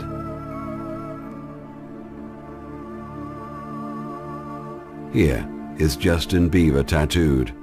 Yes, buddy, we know exactly what they mean, and who exactly owns you. Now, the government can have a ready-made database on what distinctive markings you have. This also puts you in a category of undesirables. Let's get back to vibrations and frequencies. When you tattoo your body and inject that ink under your skin, you cause your delicate frequencies in your body hologram to vibrate out of sync and disrupt the senses. This is why you never see the royal families get tattoos or high-class elite get tattoos. Tattoos look hideous. They make the person look like a walking cartoon character. They write their names and slogans. When you stand next to them, you'll feel an uncomfortable vibration, and so will they at your awakened state. It's all in the frequencies. Piercing, silicone boob jobs, plastic surgeries all do the same thing. Once again, the elite and royal family never do this. Look at them. They understand, not just about the vibrations, but the sickness of elitism. Monkey see, monkey do.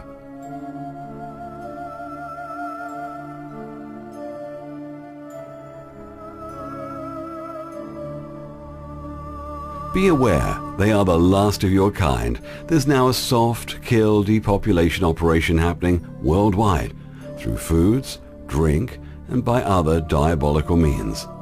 They're going to separate the zombies from the awakened people. I'm sorry, I don't mean to sound harsh, but it's true. The human race is the only species on Earth that poison themselves and their families knowingly. And unknowingly, no animal does this. This is because we've lost our connection to the mainframe, or oneness, or God. Call it whatever makes you feel comfortable.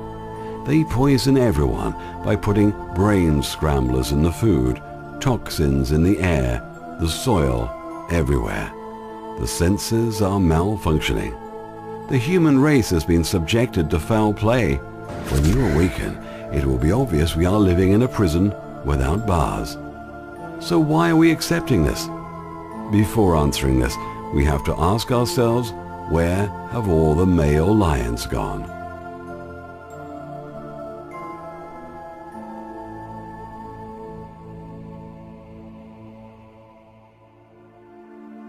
Oh, that's right, they have been demaned. Maybe too much steroids in the gym that their balls have shrunk. Let's take a look at how the cabal, through the Zionism and the neocon networks, did this. Fluoride in the water, toothpaste, canned tuna, spraying in farming, causes the pineal gland, which is the all-seeing eye, to crystallize, making it work not so well. Fluoride also makes one more agreeable and soft in nature. Estrogen in the water supply, you all know what that does to males.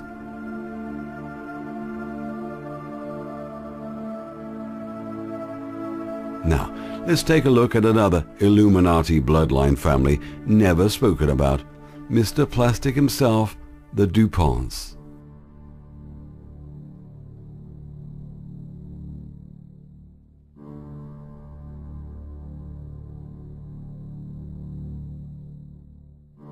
The DuPonts hold all patents to every plastic on Earth, and when they had a choice of what kind of formula to make certain household food plastic, they chose the most harmful and damaging to the health. Not only toxic, but the plastic under heat releases a chemical which feminizes males. It also accelerated puberty in young girls. Men tested extremely low sperm counts as well. What a nice family. Third world countries store and serve their food in plastic. Look what's happening there. Holy cow. And yes, they even bought deadly Teflon chemical in your cookware, your clothing, furniture, carpets, popcorn bags, and even in your food. It's perfluorooctanoic acid, PFOA, and it remains indefinitely in the environment and even gets stuck in your body. PFOA is a toxicant and known carcinogen that has been detected in the blood of more than 98% of the US population.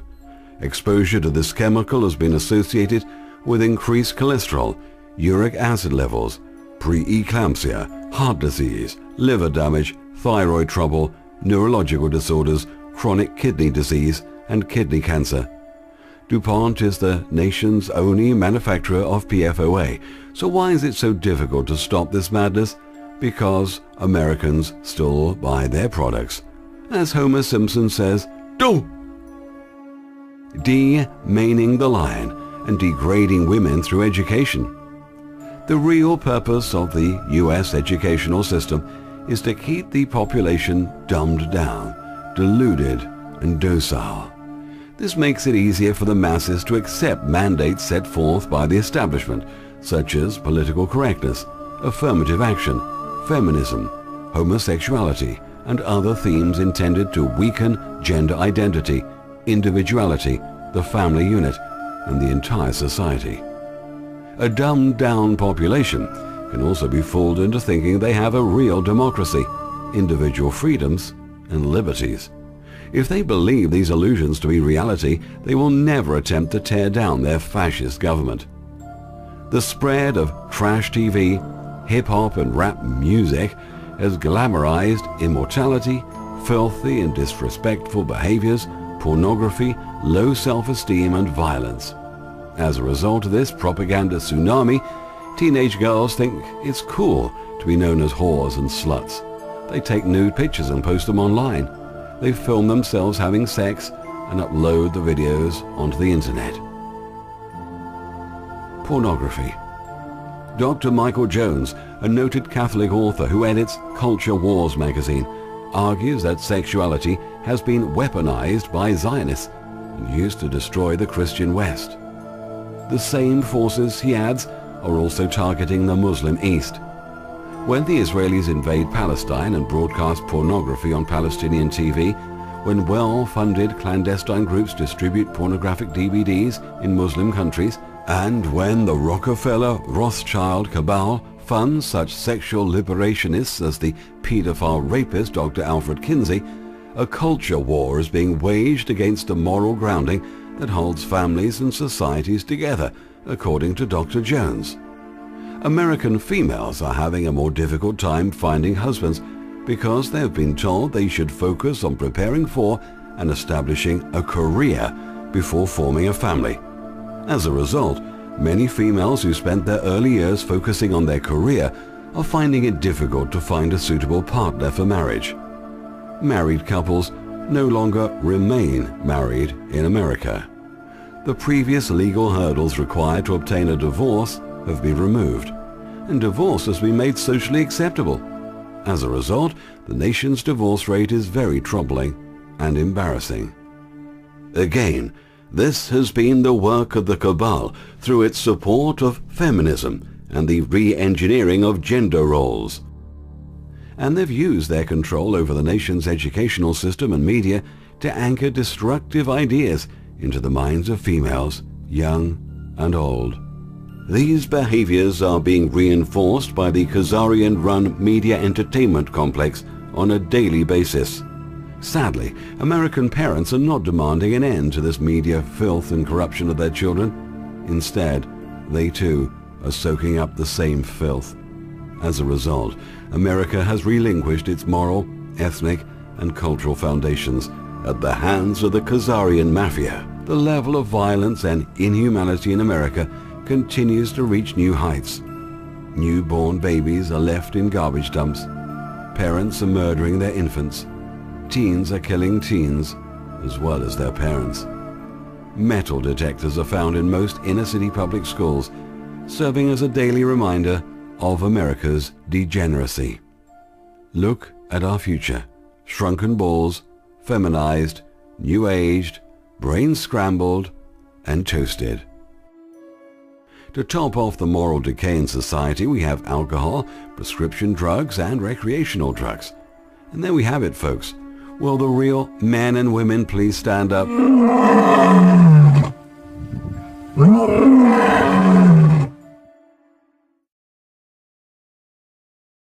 I love kitties, you love kitties. You love kitties, I love kitties. It is no longer a conspiracy theory that the drug industry owns the FDA. DuPont made sure cannabis was made illegal to enrich his pharmaceutical and plastics business.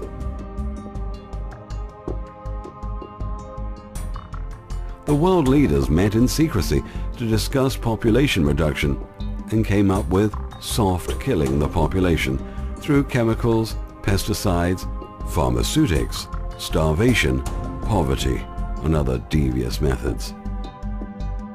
Most people by now are aware that something unusual is going on here on Earth. We are in extremely accelerated time. Many events are happening that have never been seen before. Knowledge is coming in like an avalanche. The information was coming so fast in the mid-80s that the government couldn't put it into their computers fast enough. I heard that approximately in 1988 they were 8 or 9 years behind in simply entering the incoming data.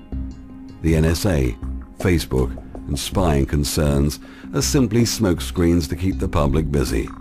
They do not have enough manpower to read every email or listen to every phone call unless you're someone of importance and they wish to track you, which costs them time and money. Are you that important? Even voice recognition software that scours for keywords would take over 1 million staff a year to go through each phrase with just the word bomb in it. People use that word in conversation frequently to describe events, or the word murder used out of context millions of times in just 1 year alone. Snowden and NSA are just staged events. Snowden mentions nothing but old news people already knew, just like other red herrings, smokescreens like global warming, carbon science, and the ozone problem. Soft kill was also introduced because it's undetectable to the sheeple population, but the reality is that because of technological advances, every year a smaller and smaller percentage of the world's population is actually needed in order to produce the goods consumed by the rest. Karl Marx addressed this when he talked about the problem of surplus labor. With each passing generation, more and more humans become obsolete. Since fewer workers are needed relative to the population, more workers go jobless. Those who remain are under constant pressure to accept smaller wages and to be more productive. Marx believed that this would create a dissatisfaction among the working class and thus lead to the revolution of the proletariat that he thought was inevitable. In China, there is this problem occurring now with its slave labor. They're slowly being replaced with robots in factories. Check out Robot Alchemy by Tex Mars. It's interesting to note why Tex Mars would name his book Robot Alchemy, as you'll see later, the connection of the human race, slaves, and alchemy. Blood families. The Russell family is one of the major bloodline families, and Charles Taze Russell is the founder of the Watchtower Society, Jehovah's Witnesses. The Russell Trust founded the Skull and Bone Society at Yale University, a mausoleum death cult known as the Order of Death. The Russell family made much of their wealth running drugs during the Opium Wars of the 19th century. They flew the Skull and Bones flag on their drug ships. Check out my video, The Real Drug Dealers, banned in most countries. Britain's Foreign Intelligence Agency is planning to send more spies to Afghanistan to manage the $100 billion drug industry. The British intelligence services were running world drug trafficking in the 1840s at the time of the Opium Wars. New religions. This religious sect was founded and started by funding from the Rothschild fortune. Their name, the Church of Jesus Christ of Latter-day Saints, suggests a new religion. This religion was to place a distraction and manipulation in place. The Mormons are expanding extremely fast and building a new church temple every day.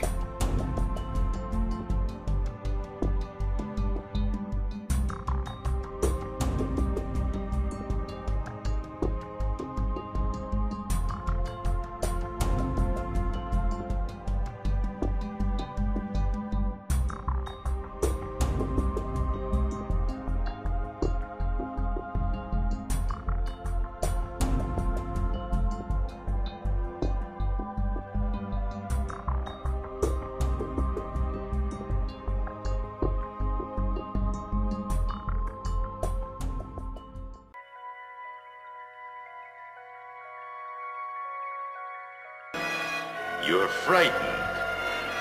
Good. I can feel the terror growing, making me stronger and stronger. I'm scared. Good. More fear.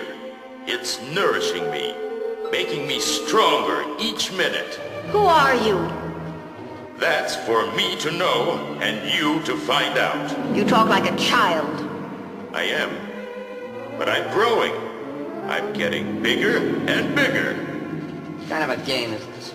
That's it. You guessed it. A game. Don't you like games? Too bad. Because there's more to come. The best part. You'll see. You'll see.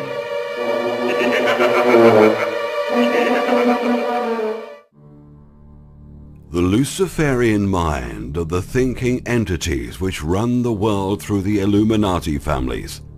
They have the whole world in a confused and a panicked state of fear. They know we are a thinking being and we construct reality through thought. That is why they are trying to program this disaster in us, amongst other things. Now, everyone is waiting for a global disaster to happen. Imagine what this is doing on the conscious grid. Just imagine for 1 minute the whole world focusing on peace, love, and goodwill. Imagine this effect on the conscious grid. The whole third dimension will shatter and come crashing down. In its place, a new world would rise like a phoenix from the ashes, the perfect world that everyone deep inside craves for. A utopia. A utopia where the law of attraction works in harmony to one's wishes and desires. A utopia where humans and animals dwell in a perfect harmony, where the songs of birds fill the air, interloping with harmonies of nature, a symphony that has never been heard before. Where the oceans are so clear and the water so crisp and fresh, A world where the sweet smell of cherry blossoms fills the air and reaches high above the mountains, where majestic white clouds of pillows form in the bright blue skies. But for now, it's just a dream. Returning back to this controlled present reality, where we smell the burning fumes of the cars in front of us while sitting in traffic on our way to work, to a job we dislike, all for a piece of paper with digits that determines where we live, what we eat, and where we go. A world where we are a prisoner in our own mind, shrouded in a reality we never chose or wish we belonged to. A world where we feel powerless to do anything about it. Little do we know within us, we have the power to change the world. So, let's be honest. Why is the world in such a sorry state? And why are we living in fear and denial? Is it really all the Illuminati's doing? The government's fault? Or is it the group egregore of thinking thought forms? Sure, we are all naive children being hit with reverse psychology on every front. But remember this, the egregore group of thinking entities cannot manifest in physical form or can force you to do what they want. They can't.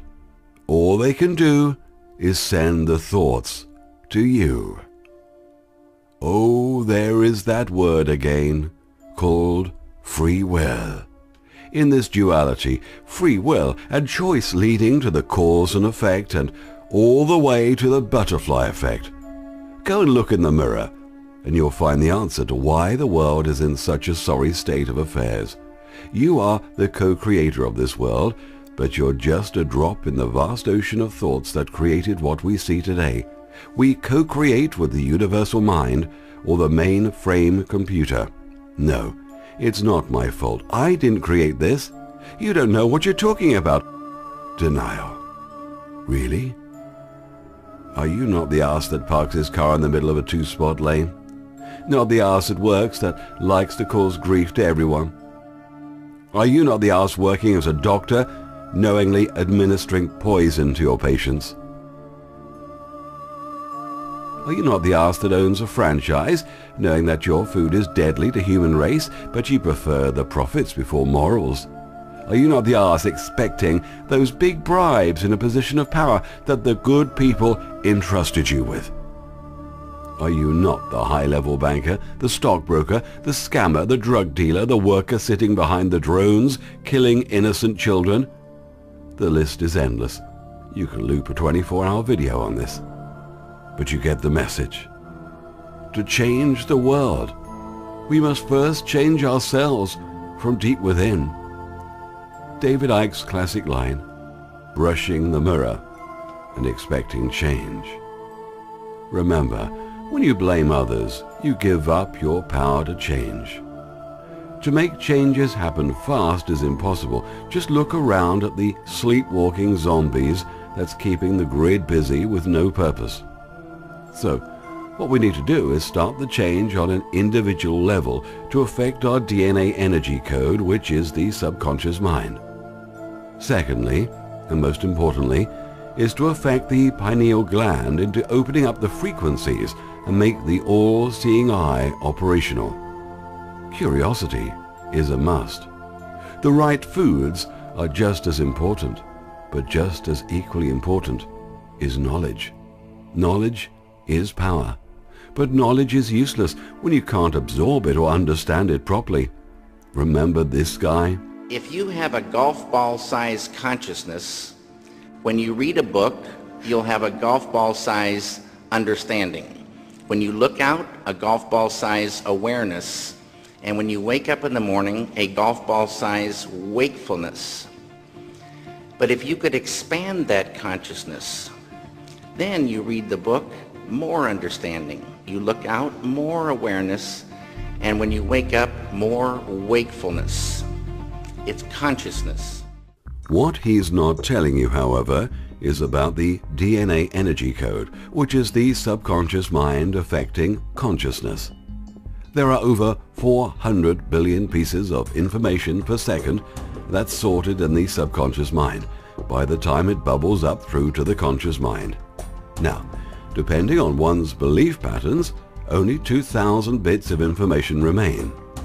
Belief patterns affect the remaining bits of information that we perceive in the conscious mind. Remember, quantum physics has also shown us that the person preforming an experiment influences the outcome.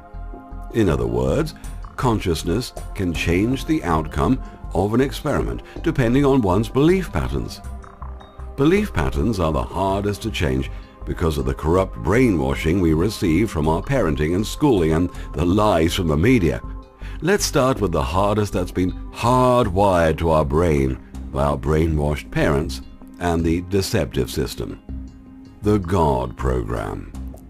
Religion is only a primitive concoction by man to command, suppress, and exploit others, to which only spiritually weak life forms succumb. Being this truth to light throughout the world and make it known to the people. If this does not happen, mankind will slowly destroy itself and fall into complete spiritual darkness. The time of truth has come. The liars, the builders of churches, temples and cathedrals in order to deceive humankind. The building temples erected to lies, to deceiving and the enslavement of humankind minds and souls.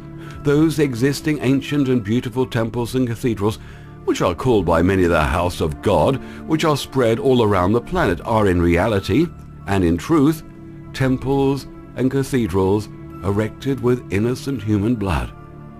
The time of truth has come to all of you, each and every single one of you of the clergy, from the lowest ranking priest to the highest of you, the so-called supreme representative of a non-existent and evil God on earth, and who also represent the legacy of his non-existent only son, Peter's keys of heaven, that in reality are the keys of the doors of the hell and darkness of ignorance you only yourselves opened and have created on earth, and who considers himself to be the maximum crown of creation.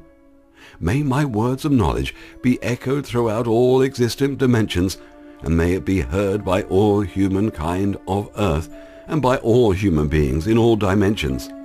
There is no God of a written dogma, just a Luciferian group of entities playing God and the devil, and creating duality in this three-dimensional realm at the expense of humanity, using the suffering of humanity.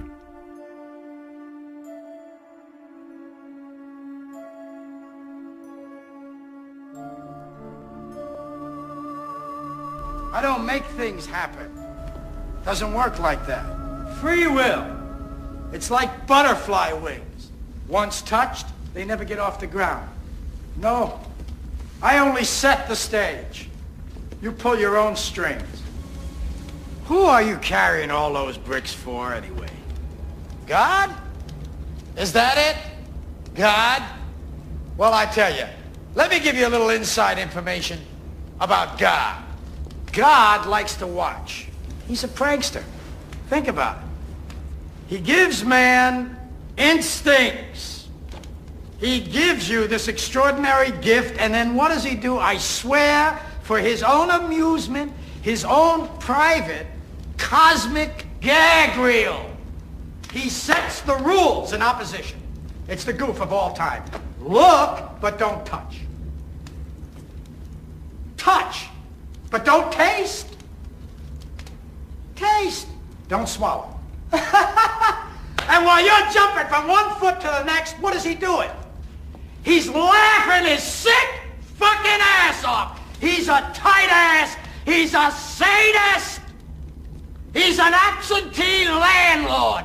Worship that? Never.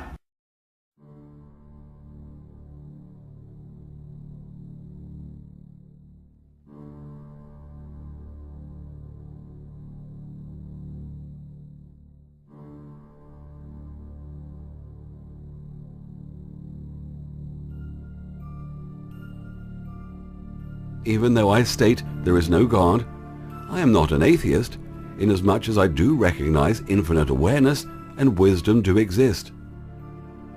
Burn all the dogmas. They contain subliminal programs in them. The church is big business. They even have a copyright on the Jesus myth character. the central theme of the end times embedded in all religions throughout our history, and a push for war, sacrifice and destruction. We don't need dogma to tell us right from wrong. Every being in the universe knows right from wrong. The all-seeing eye itself has all the sacred geometries and understandings of sacred universal law built in. It can also tune into the frequencies of the ether and other dimensions. Once this gland starts to work properly, it'll do things you can't even begin to imagine. Just asking or thinking the right questions, all the answers will come to you from all directions. You can do anything you think about. Creativity will come alive by focusing on any subject you like. There are endless levels of awareness. The power you will wield is like magic. You become very powerful, like a human dynamo. The higher levels of secret societies will teach you this once you reach a certain degree of frequency adjustments. This is the so-called Luciferian energies they talk about. Also, keep in mind with the endless trolls on the net who set up websites using Christianity as a front and use the God-programmed psychology against you to discredit the truth hidden in the mystery schools. In George Lucas's occult classic Star Wars, talking about the Force, of the positive and negative energies, this is because, once again, we live in a dualistic universe. Nothing comes easy or overnight to awaken this gland, remembering there are many levels of awareness. The bloodline cabal took 5,000 years to get to the power of control that they have today. Like slow chess players, the cabal only started accelerating in the past 1,000 years, and now it's become so obvious that the grand plan is hard to hide. The most important top of the list things you must do is stop watching TV and listening to the radio. It's so destructive in ways you couldn't even believe to imagine. It also entertains at a kindergarten level. It's disgraceful. The general population can't see that because they're in a hypnotic trance. Today, they're using more elaborate ways to program you and dumb you down, using the negative side of sacred geometry against you on TV. Even at work, whilst waiting for a lift to your floors, they're programming you. Fluoride is a must to stop, as this crystallizes the gland. Try and stop eating meat. You feel great down the track, and this will slowly start starving some of the negative energy thought forms we created and bring harmony to the planet. Stop alcohol. They're all brain scramblers. Stop vaccinations. These are for stupid people only.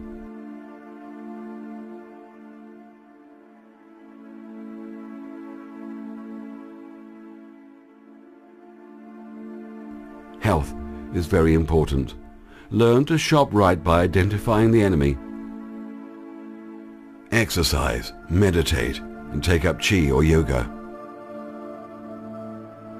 Learn about sigils and about pineal frequency adjustments. Learn self-healing. The cures to illness are not only in nature, but the real cures are in vibrational frequencies. These technologies are hidden and suppressed. Remember, on the second level of awareness, our bodies are electric and light, so what better way to heal but with frequencies? Why do you think microchips are compatible with our bodies? Why do you think laser light works on facials to smooth wrinkles? Lasers are light frequencies. The solutions to any problems will come when our awareness levels rises. It's all in the frequencies you occupy. I will go through these subjects in more detail in coming videos. We have technologies that can do anything and everything.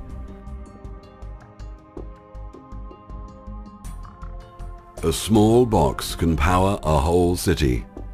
Cars that run on water.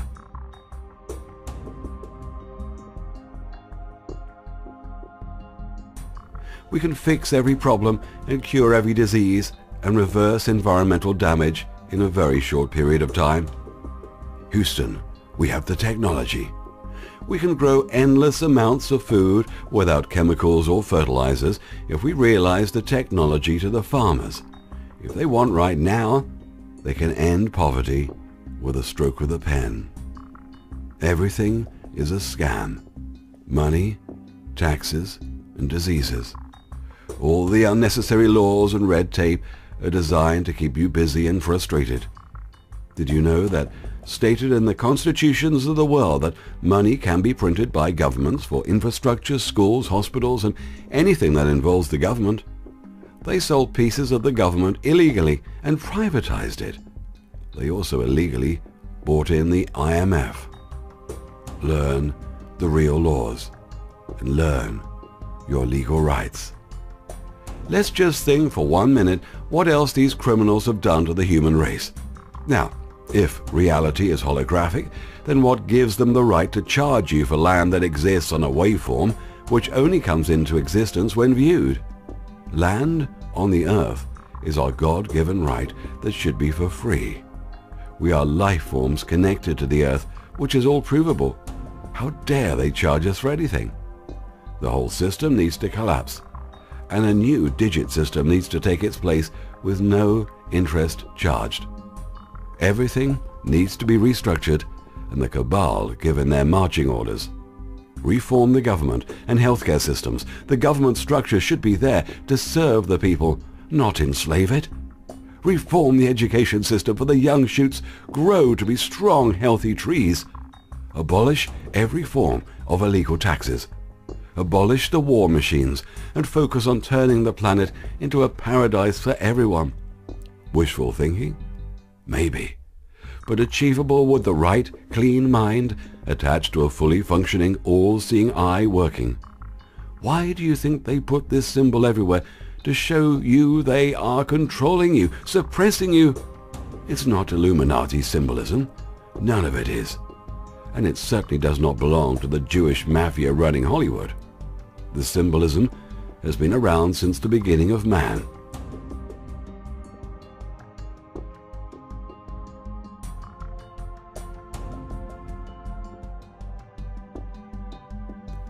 Why so much technology now, and why is it happening so fast?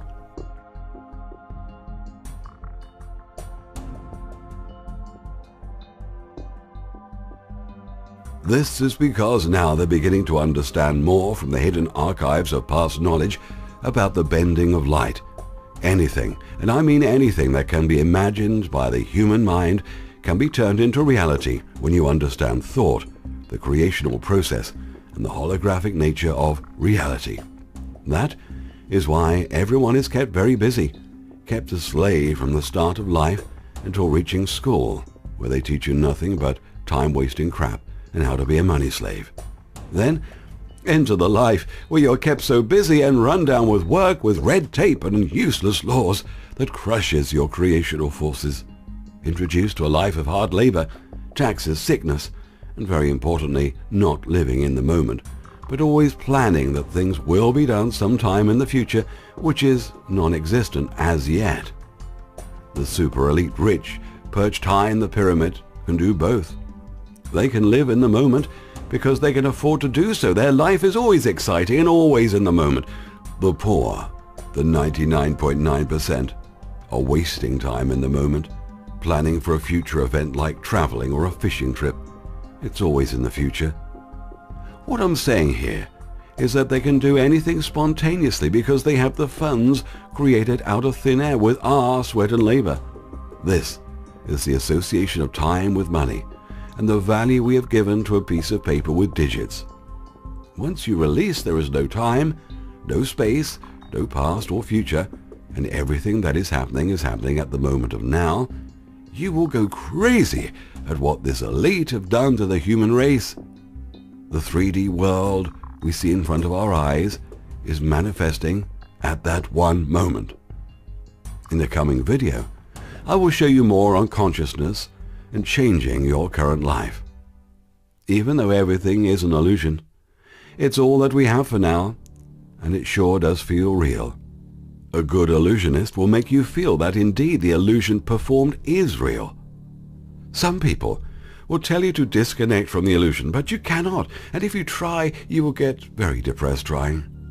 What you can do is make changes to the illusion and make it more comfortable for everyone by complying with universal law and using it to your advantage on a personal level without hurting and enslaving others who are here to explore and play with physical reality, just like you are. The elite have rigged the game to benefit themselves, and in return benefit a group egregore thought forms. The problem with these controlling satanic elite is that they don't want to lose their power of control. Instead of waking up the populace, they're dumbing them down. We can all live in harmony together. There is enough space, enough resources, and enough wealth. So why don't they want this harmony? They do it for themselves, with you excluded and the remaining population as their minion slaves. But for this to happen, the total destruction, apocalyptic nature must occur. Whoever survives these destructive cullings will be enslaved. Watch a movie called THX. That is their goal for the human race. They are now sterilizing the males. That is why shares in companies like Genea are skyrocketing. These companies are charging a fortune to help women have children. How thoughtful of them. First they sterilize them, then charge them to conceive. In the future, they want to control all births. No sex or reproduction. It'll all be done in a laboratory. The elite cabal bloodlines running the globe are nothing but a mafia-run organized crime syndicate dressed in monkey suits to give the illusion of power and importance. It's all a charade. They themselves have been manipulated, mind-controlled, and inbred long ago, nurturing the reptilian side of the brain, which now they are deprived of empathy. Their crimes against humanity are so transparent now. You see, once you have the all-seeing eye, your awareness levels will have the power to see through everything. No one can deceive you. Remember, the elite cabal only represents 0.001% of the population. So you must realize then that you're the problem, and you're the one helping and holding up this hideous false reality. The time has now come. No more being a spineless jellyfish. Come on, lions. Grow your manes back.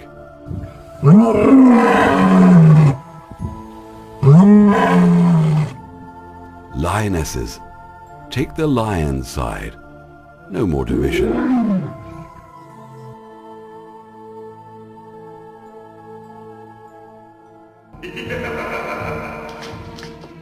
Where did you come from? You stripped off my disguise. At last you see me as I really am. And now you must die so that I can live. You can't hurt me. You're part of me.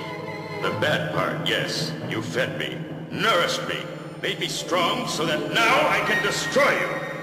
No, I won't let you. I'm stronger than you are. And I'm never going to be like you.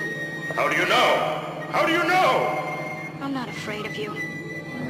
No! Get back! I can't feel any fear now. And you can't face me, can you? Let me alone! Don't come any closer! I'm growing weaker. Weaker! No! No!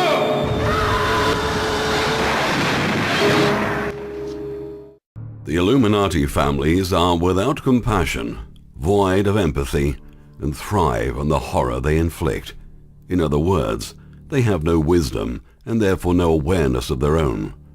They get their power from our reaction to their conjured lies.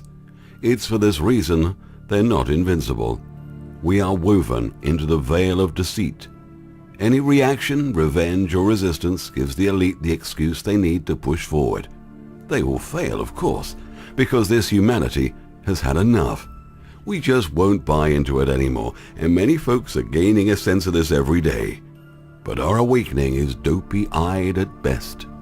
But now, humanity is already in a virtual prison by being totally disconnected from reality. Understanding the principal root will allow humanity's return to our original state as the Luciferian agenda collapses. So, why do the elite controllers steer everyone in the wrong path? It's because they believe that mankind, who are foolishly deceived, deserve to be deceived, and they are all profane goyim, that they too have also been deceived. The United States has endured many challenges since having reached its economic peak several decades ago. The wealth generated during the 1940s and 1950s carried the nation through several economic downturns. By the 1970s, much of this excess wealth had been depleted.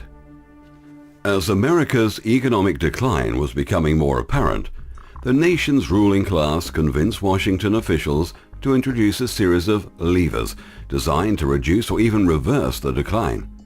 The first lever introduced was the petrodollar in the early 1970s. The next was free trade. This economic pillar of globalization was advocated in the 1980s, but was not pushed through Congress until the early 1990s. Since then, it has spread throughout much of the world. The final lever was the creation of numerous asset bubbles by the Federal Reserve Bank and Wall Street. The Fed's ability to create these bubbles is based largely on the financial attributes of the petrodollar. Irrespective of these gimmicks, the United States currently finds itself in a depression. This depression is in many ways more severe and will be more difficult to escape than that seen during the 1930s. While things might begin to look better in a few years, the United States is likely to proceed through its socio-economic decline until the American empire has been dissolved. America's second Great Depression was triggered by massive Wall Street fraud involving trillions of dollars of grossly overvalued real estate securities. Many of these securities were not worth the paper they were printed on, but were marketed to institutional investors as safe investments. When the house of cards collapsed, an unprecedented financial crisis engulfed the entire world. These predictions were detailed in America's Financial Apocalypse 2 years before the financial crisis. Hundreds of millions of people from around the world suffered the greatest financial loss of their lives as the result of the widespread fraud. Tens of millions of jobs and homes were lost, while trillions of dollars were stolen from pensions, IRAs, and other retirement accounts. Now we see entire nations in Europe being raped. America's modern-day mafia recruits PhDs in physics, chemistry, engineering, and math. Instead of guns and bullets, they're armed with complex algorithms and computer programs specifically designed to extort money from stock, bond, foreign currency, and commodity markets, robbing the retirement and wealth of millions of people. This massive fraud occurs on a daily basis, yet goes largely undetected.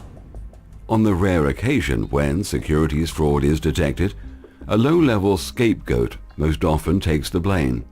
Meanwhile, the real criminals get away and the entire criminal operation is permitted to continue. As corporate America continues to focus more overseas, there will be little left for most Americans. In coming years, an increasingly higher percentage of the US population will rely on welfare. They will never have the opportunity to contribute to society. They will become the biggest casualties of America's crony capitalism and corporate fascism. Millions of others will work as cashiers and burger flippers while drawing government assistance to supplement their slave wages. Most of the remaining Americans will serve the wealthy as maids, valets, fitness trainers, pet sitters, and nannies. They are not likely to get much of a retirement plan or healthcare benefits. They will struggle to make ends meet. They will work until they are no longer able. If they are lucky, they will die flat broke. Others will die in debt with nothing to leave to their heirs. So long as America's fascist regime remains in power, the best opportunity for upward mobility in the United States will come from white-collar crime. Others will keep playing the lotto, heading to casinos and gambling in the stock market as they desperately search for a way out of the misery created by free trade. The illuminated cabal's plan was simple: corrupt and bribe everyone. Everyone in position of power was chosen to be corruptible or have undesirable backgrounds. Mossad spends years infiltrating, and gaining influence in all major parties, so no matter who is in power, they have their hooks in deep with both. The banking industry is run and controlled by criminals. The depth of criminal activity within the banking industry and the lengths that the government will go to conceal the evidence. These banks are at the heart of the New World Order, run by a global elite intent on controlling the rest of the world by putting it into unrepayable debt. They do it by ensuring that everybody is trapped into borrowing money at high interest. Forever after, the interest is paid, and paid again to keep the elite in clover. As soon as the Gaddafi government had been defeated, the globalists put the Libyan National Bank back under Rothschild control.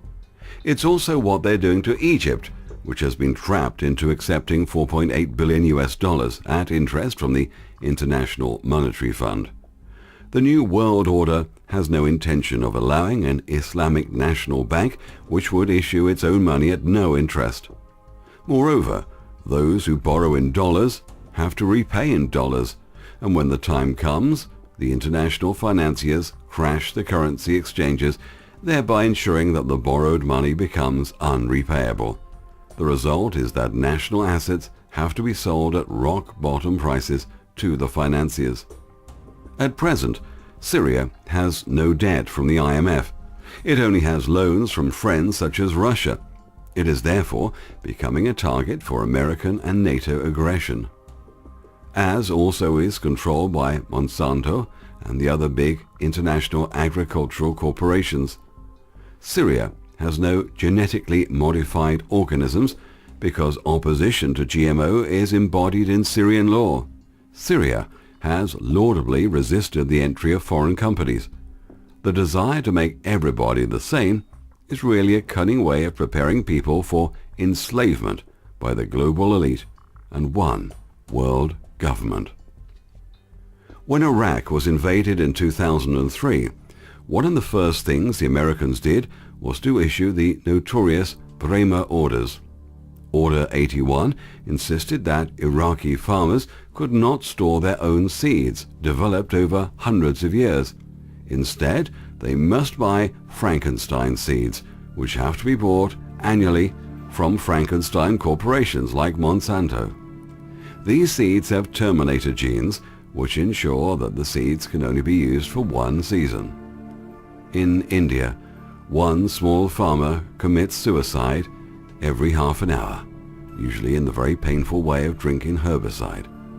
If a crop fails, the small farmers cannot rely on stored seed, but must buy Monsanto seed and borrow it at interest rates of a minimum of 50 to 60% and often 100% or more. Food supply is now another way by which the global elite is coming to control other countries. The world has to get used to the fact that when the Americans get involved, an iron law prevails: pay Monsanto or starve. The powers behind the Muslim Brotherhood, founded by Hassan al-Banna in 1928, reports directly to the CIA. Google. Google is the largest and most secretive. The most dangerous isn't Blackwater or L3 Communication, not even DynCorp. It is Google. You know, the search engine and the folks that run YouTube with all those videos with puppies and kittens? Google beyond borders, beyond the law. Analysts tell us that Google is the operational intelligence and strategic planning agency for the New World Order. Google Earth is photographs of almost every building on Earth, every intersection, every school, and even sells military-grade satellite service in real time to clients who have more than a minor curiosity about those around them. Google reads much of the world's email. Google not only monitors internet searches, they provide the results, steering people to products and ideas they favor and censoring the rest.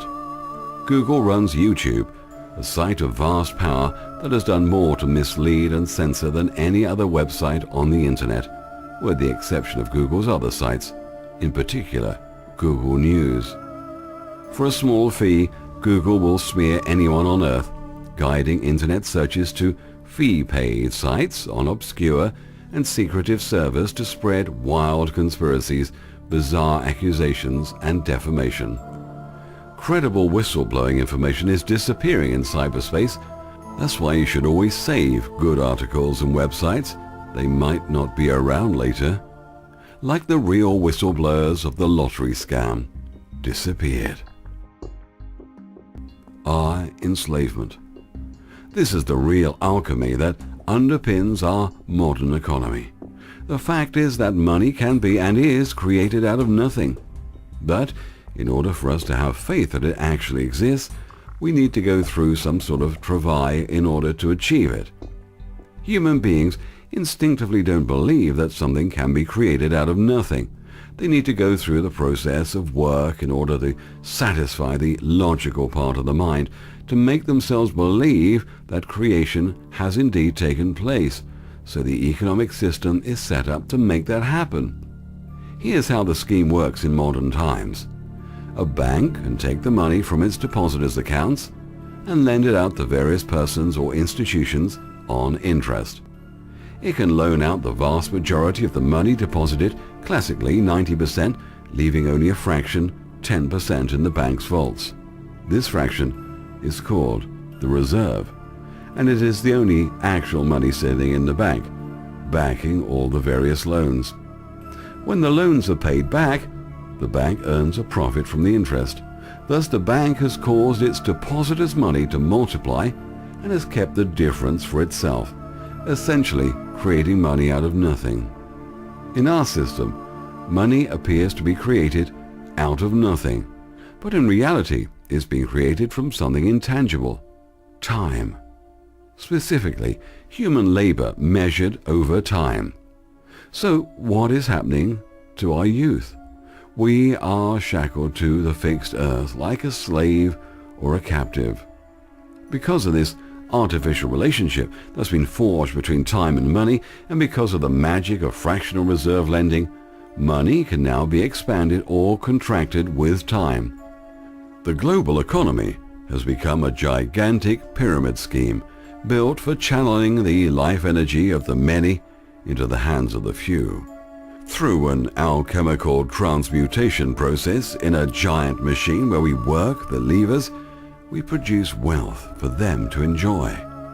When we work at our jobs, pay our taxes, consume goods and services, deposit our paychecks at the bank, register for selective service, for social security, or for welfare, we are feeding the beast.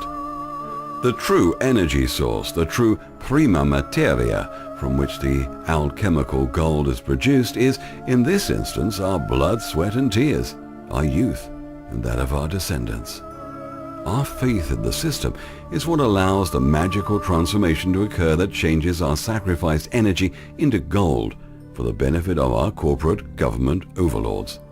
We know that we will eventually be consumed in the belly of Moloch, but to stave off that day as long as possible, we throw our babies into the fire as a substitute for the full price that is required of us. It is amazing to think about how much of our economic activity is centered around the old sacrificial customs. In the USA, the fiscal year begins with the harvest in October. But in our present system, money is the real harvest. October is when the Christmas shopping season begins.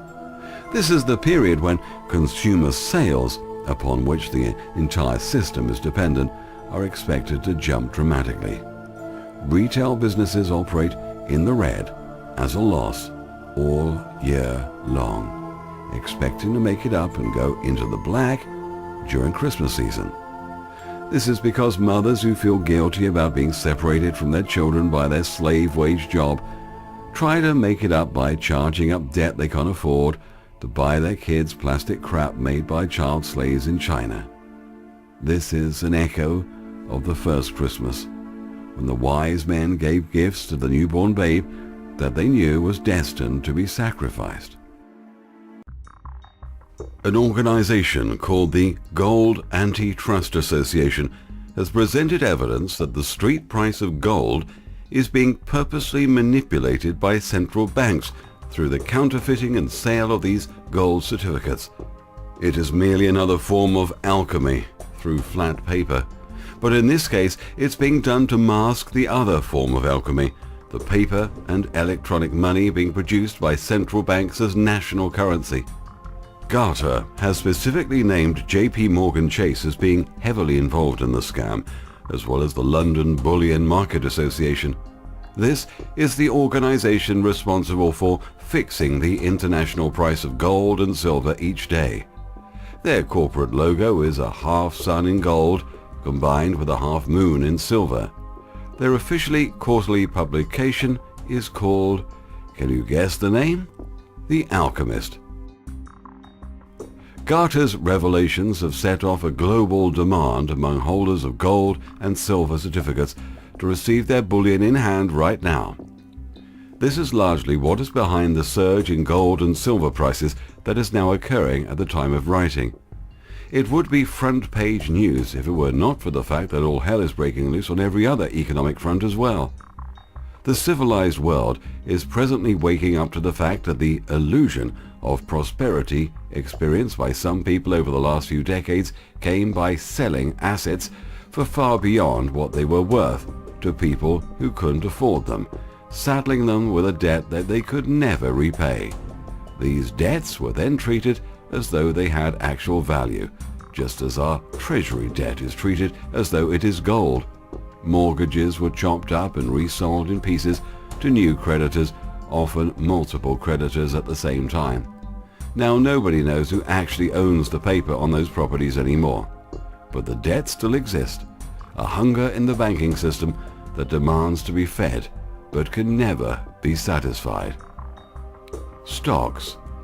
70% of stock market transactions are now created through something called high-frequency trading, where banks use this cheap borrowed money to trade stocks with computers, utilizing algorithms back and forth between each other several times a minute.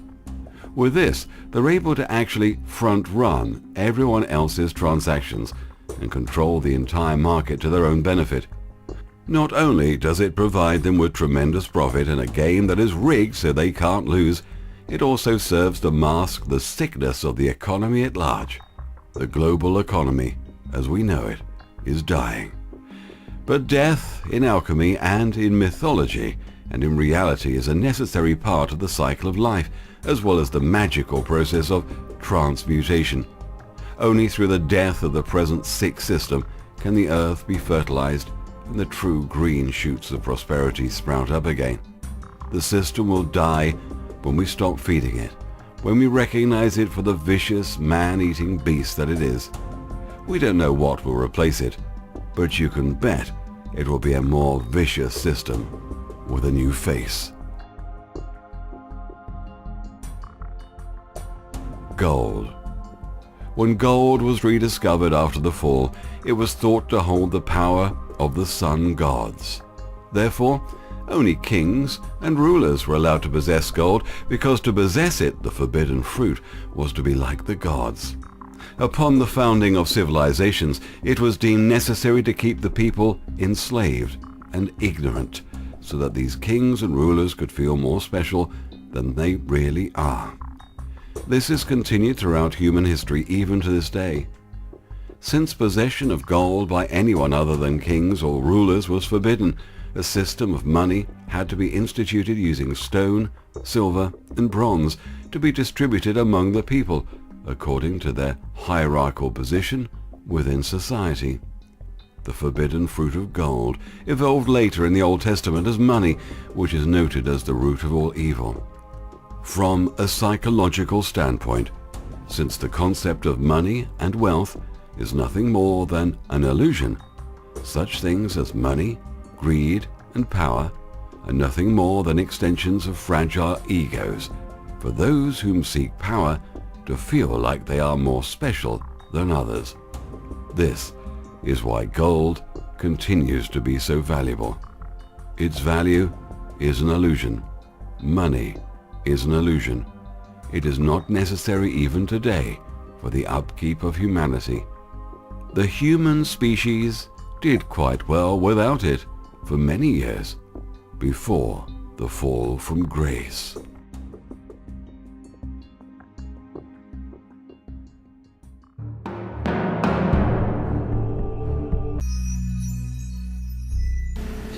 And we are witnessing today, with the advent of the new technology, that human beings have the ability to send information throughout the planet simultaneously. We have the ability to witness events here in Australia that could be happening in other parts of the world. In Europe, we could witness these events. But at the same time, we can be confused simultaneously. The whole world can be lied to at once. And they have the ability to twist around, to develop, to put together images and sounds, and to develop this story, which, although it is not true, appears to be true. And you know it's not true, but you watch it as though it is true, and it affects the way you think. But they told us and showed us in films that the Indians were a savage people. And they were always attacking the wagon trains. They were always killing their enemies, and they were even scalping their enemies. And you will be surprised to know that the first scalping was done by extremists amongst the European settlers. They were the first to scalp. And as a reaction to this, the native people began to take their scalps. But it comes to you in a totally different way. They also told us that Columbus discovered America, that he discovered these lands as though there is nobody living here. But when you read the writings of Ferdinand Columbus, his son, and he was the one who stepped on the mainland. Columbus never stepped on the mainland. He only touched the islands. But when Ferdinand wrote about Mexico, he said he found a massive city as large as anything in Europe, with hanging gardens, with pyramids, with all the trappings of civilization. And when the conquistadores went south to Peru, they found in the Inca civilization, they found high intelligence, and they found amongst the people of the south calendars that were similar to the ancient Egyptian calendars. They found astronomy, technology, all types of science and knowledge. When they went north into North America, they found highly organized people. Amongst the Cherokee Nation, there were cities of over 100,000 people with 3-story buildings. We don't hear this. They also found the Iroquois Confederacy, and it was the agreement made between the Iroquois nation that was the basis of the United States Constitution. They don't tell you that. They don't tell you what they found in the Americas. And after that, a genocide occurred. And so by saying they discovered America, they own these lands, they tried to justify the mass murder that took place, and millions of the native peoples from South America to Central to North America were wiped out through the killing of their stock by giving them blankets filled with deadly diseases that they had no cures for. And so they died by the 100,000s and even the millions. But we hear stories about the cowboys and the Indians, and it gives you a totally different picture. And they make it seem so true that you get confused, and they go so far even to name their baseball teams after the people they have killed and put in reservations. And so they have a type of speech, a way to twist the truth and reality that we have never seen before in a civilization. To the African Americans, to our people, they told us that we are free. And after the so-called freedom, we couldn't find jobs. We couldn't find decent places to live. We could not find education. And so it reached the point, up until now, when you see this beautiful image of America, the reality is totally different. And you will be surprised to know that 1 in every 4 African Americans will go to jail at one point in his life. 25% will enter the prison. You will be surprised to know that of 8 million people who are in jail, in prisons, incarceration internationally, that 2 million people are incarcerated inside of the United States alone. There are more people in jail than there are in universities and colleges. And you'll be shocked when you go inside these institutions and see people in some cases that had nothing to do with crimes inside of the institutions. And one of the secrets we found is that people in a maximum security prison were making clothing. They were making running shoes and jeans, and they were only being paid about 50 cents an hour. And so you have thousands of people, many of them in jail for life, working for 50 cents an hour. So what you have is a modern slave state. Another form of slavery which is done in the name of freedom and justice. They will come to you with the type of speech that you nor your parents have never heard of before. And then we look at the Muslim world, and we see in the past 50 years, we see massive genocides taking place. We see Palestinians driven out of their land. We see people throughout Africa living under tyrants financed by industrialized nations. We see wholesale murder and genocide, and now with technology you even see the bodies of the people in Kosovo, in Bosnia, in Kashmir. You see it with your own eyes. We witnessed this being slaughtered all over the planet. Thousands of people mercilessly being killed. And then September 11th, an event that took place that with the use of technology, with people's minds being connected together by the electronic technology, it becomes a worldwide event. And no doubt it was a horrendous event. But there are also horrendous events that took place in Rwanda and Cambodia and Vietnam and in other parts of the world. And so the September 11th took place. Thousands of Muslims inside of that building who also perished. And up until now we have received no conclusive evidence, only circumstantial evidence, but nothing conclusive. And they tell us that these young Arabs carried this thing out. And then we saw in Saudi Arabia, some of the people actually came, their name was on the list, and they went to the embassy and said, I'm alive. I didn't do it, man. I'm right here. Okay? No. Then they say, no, they carried it out, and these so-called religious extremists, before they do it, they're drinking alcohol the night before, getting drunk, and then they're going to sacrifice themselves for Allah. He writes a letter which so conveniently is found, and then it says, in the name of myself, in the name of my family. Nobody writes like this. This is a strange situation. And then the building it falls down and destroyed and incinerated, and they find the passport. They find the passport, man. So we're saying, what is the reality of this situation? The confusion happened when people are made guilty before they are even taken to court.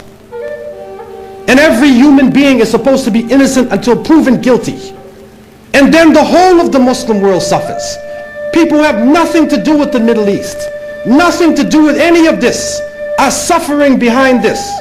But at the same time, we begin to see the climax of a major change in society, the climax of a new world order.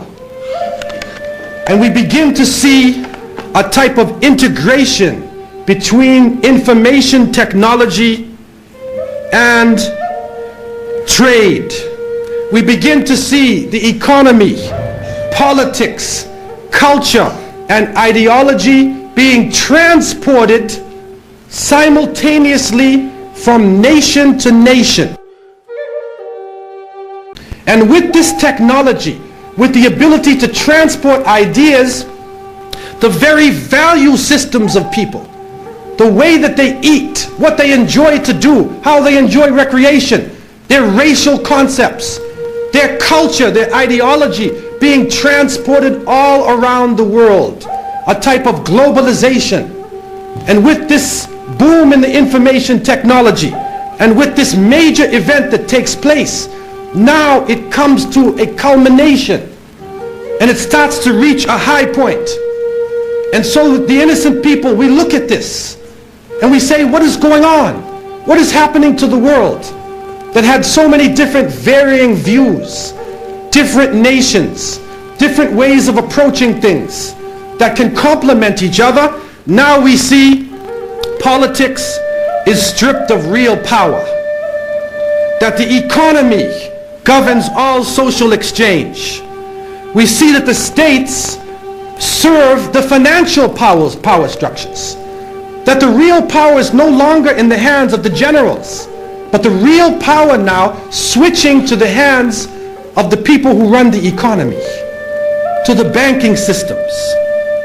And then we see that politicians play the role of public relations officers only to control the masses, either by lulling them to sleep or by terrorizing them.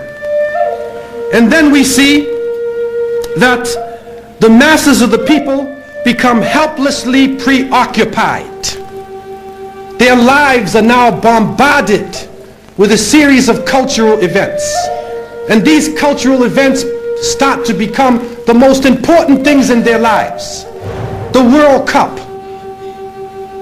the Major League Series, the rugby, the cricket, the hockey, the tennis, whatever the sport may be, we see whole nations coming behind sports, and the national heroes become sporting people. Even in Saudi Arabia, the national heroes are now the soccer players. Who kicks the little ball inside of a net? He becomes the hero of the nation when people are dying on the ground. But yet we become preoccupied with this. And it becomes a type of indoctrination happening to us. And with the use of powerful music playing on our emotions, with videos now being taken to the furthest extremes in the planet, people's thinking processes are changing. People are now in love with the superheroes, even confused about their own identity, trying to change themselves, change the color of their hair, change their eyes, change the way they dress, change the way they talk on a global level. And then we see drug addiction reaching a point that humanity has never seen before. And after traveling to over 36 countries, I have found that in all of the communities that the young people are being confused with drugs. It is pouring into our countries. No matter what form it takes, cocaine, LSD, psychedelic, depressants, put you up, put you down, confuse you, but create a false world and give you a false dependence so that you become dependent on the chemical. Your God becomes the pusher. Your God becomes the chemical. And so creating this dependency amongst the masses of the people. And then we see lethal social diseases being spread.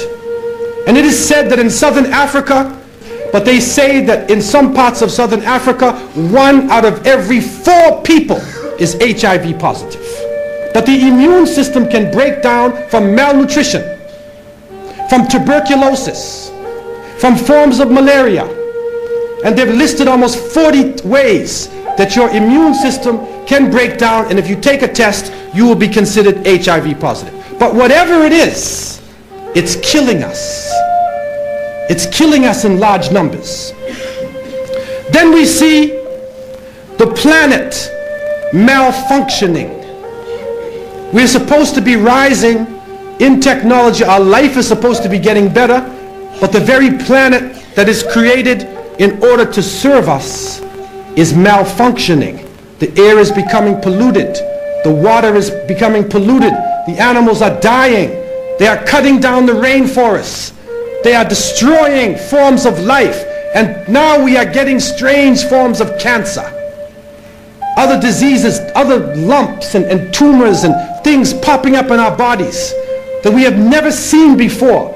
And it is happening all over the planet. And so what is happening in front of us? When people begin to speak out, when they try to protest what is going on, even in a legal way they are protesting, they find themselves either swamped with false information coming out of the technology, or they find themselves terrorized. They find themselves in a state of fear. And so when the events happen as September 11th, the world changes. Those who are connected to the electronic technology are put into a state of fear, and images are being placed in front of their eyes as the images were before, and these images are connected to the geopolitical situation. Don't be fooled. Why do you think back in the 60s we still had the remnants of the bad guys coming from World War II? Japanese, Germans, Russians. Why do you think that coming into the 80s and 90s, Spanish drug cartels, Afro-American gangs, and the most sinister character you can bring to the screen, the Arab terrorist? He seizes his hostages and he will not release them until you release his comrades from the jail. This is before September 11th. Before that day, Chuck Norris was chasing us. Arnold Schwarzenegger, Steven Seagal, all of the so-called folk heroes are chasing around this image. We were being prepared for something. Our minds were being prepared for something. This does not happen by chance. And we, the innocent people, trying to look at the world and trying to understand what is going on, we see everything is moving toward one world state, one world police force, one world bank, and one world unelected elite that rules over us not based upon the will of the people or democracy, but rules over because of control of the bank, control of the economy and the flow of the money, which is changing every day, changing from gold and silver to paper to plastic. And now they are trying out chips. They're putting chips in somebody's head. They tried it in Florida. And if you can take anything from me, don't ever let anybody put a chip inside of you. Don't let them do it to you, man. A microchip. And they say, no, it can do you a lot of good. If you're diabetic, it will say you're diabetic. And then they showed us this picture, they show us this movie or this commercial, how this chip can play itself out. And there's an old woman inside of the store, and she's shopping in the store, and the young guy is next to her stealing things. He's putting it in her clothes, in his clothes, and she says, oh my God, he's stealing. And he fills his clothes with food and items, and he runs out the store, and the old woman is in shock. And then the attendant, the clerk, runs behind the man and says, you forgot your receipt. You forgot your receipt. He had a chip inside of him. And when he went through that barrier, it recorded his bank account, the money that he took out the store, everything simultaneously happened. What a beautiful world it would be. What a beautiful world. But the problem we're facing is, what else can happen with that chip? What else can be done to the chip? Your emotions could be controlled. Your mind could be controlled. You could even be killed. In the earlier decades, people wrote about this. George Orwell wrote about, you saw 1984. You saw people talking about animal farms, talking about Big Brother. They wrote about this before. Now it is coming to pass. And there are so many theories about this. We are bombarded with this. We see people talking about the Illuminati, the international bankers, the Zionists, alien consciousness. Even some groups are coming up, satanic type groups, New Age type religions. All of these coming up, and what we find in most cases is that all of these groups are worshiping a force. If you go to the highest level of these groups, you see they are doing a type of worship. It is another force. And they are worshiping this force. They are seeking and taking strength out of this force. And nobody can say exactly what it is. The truth has come.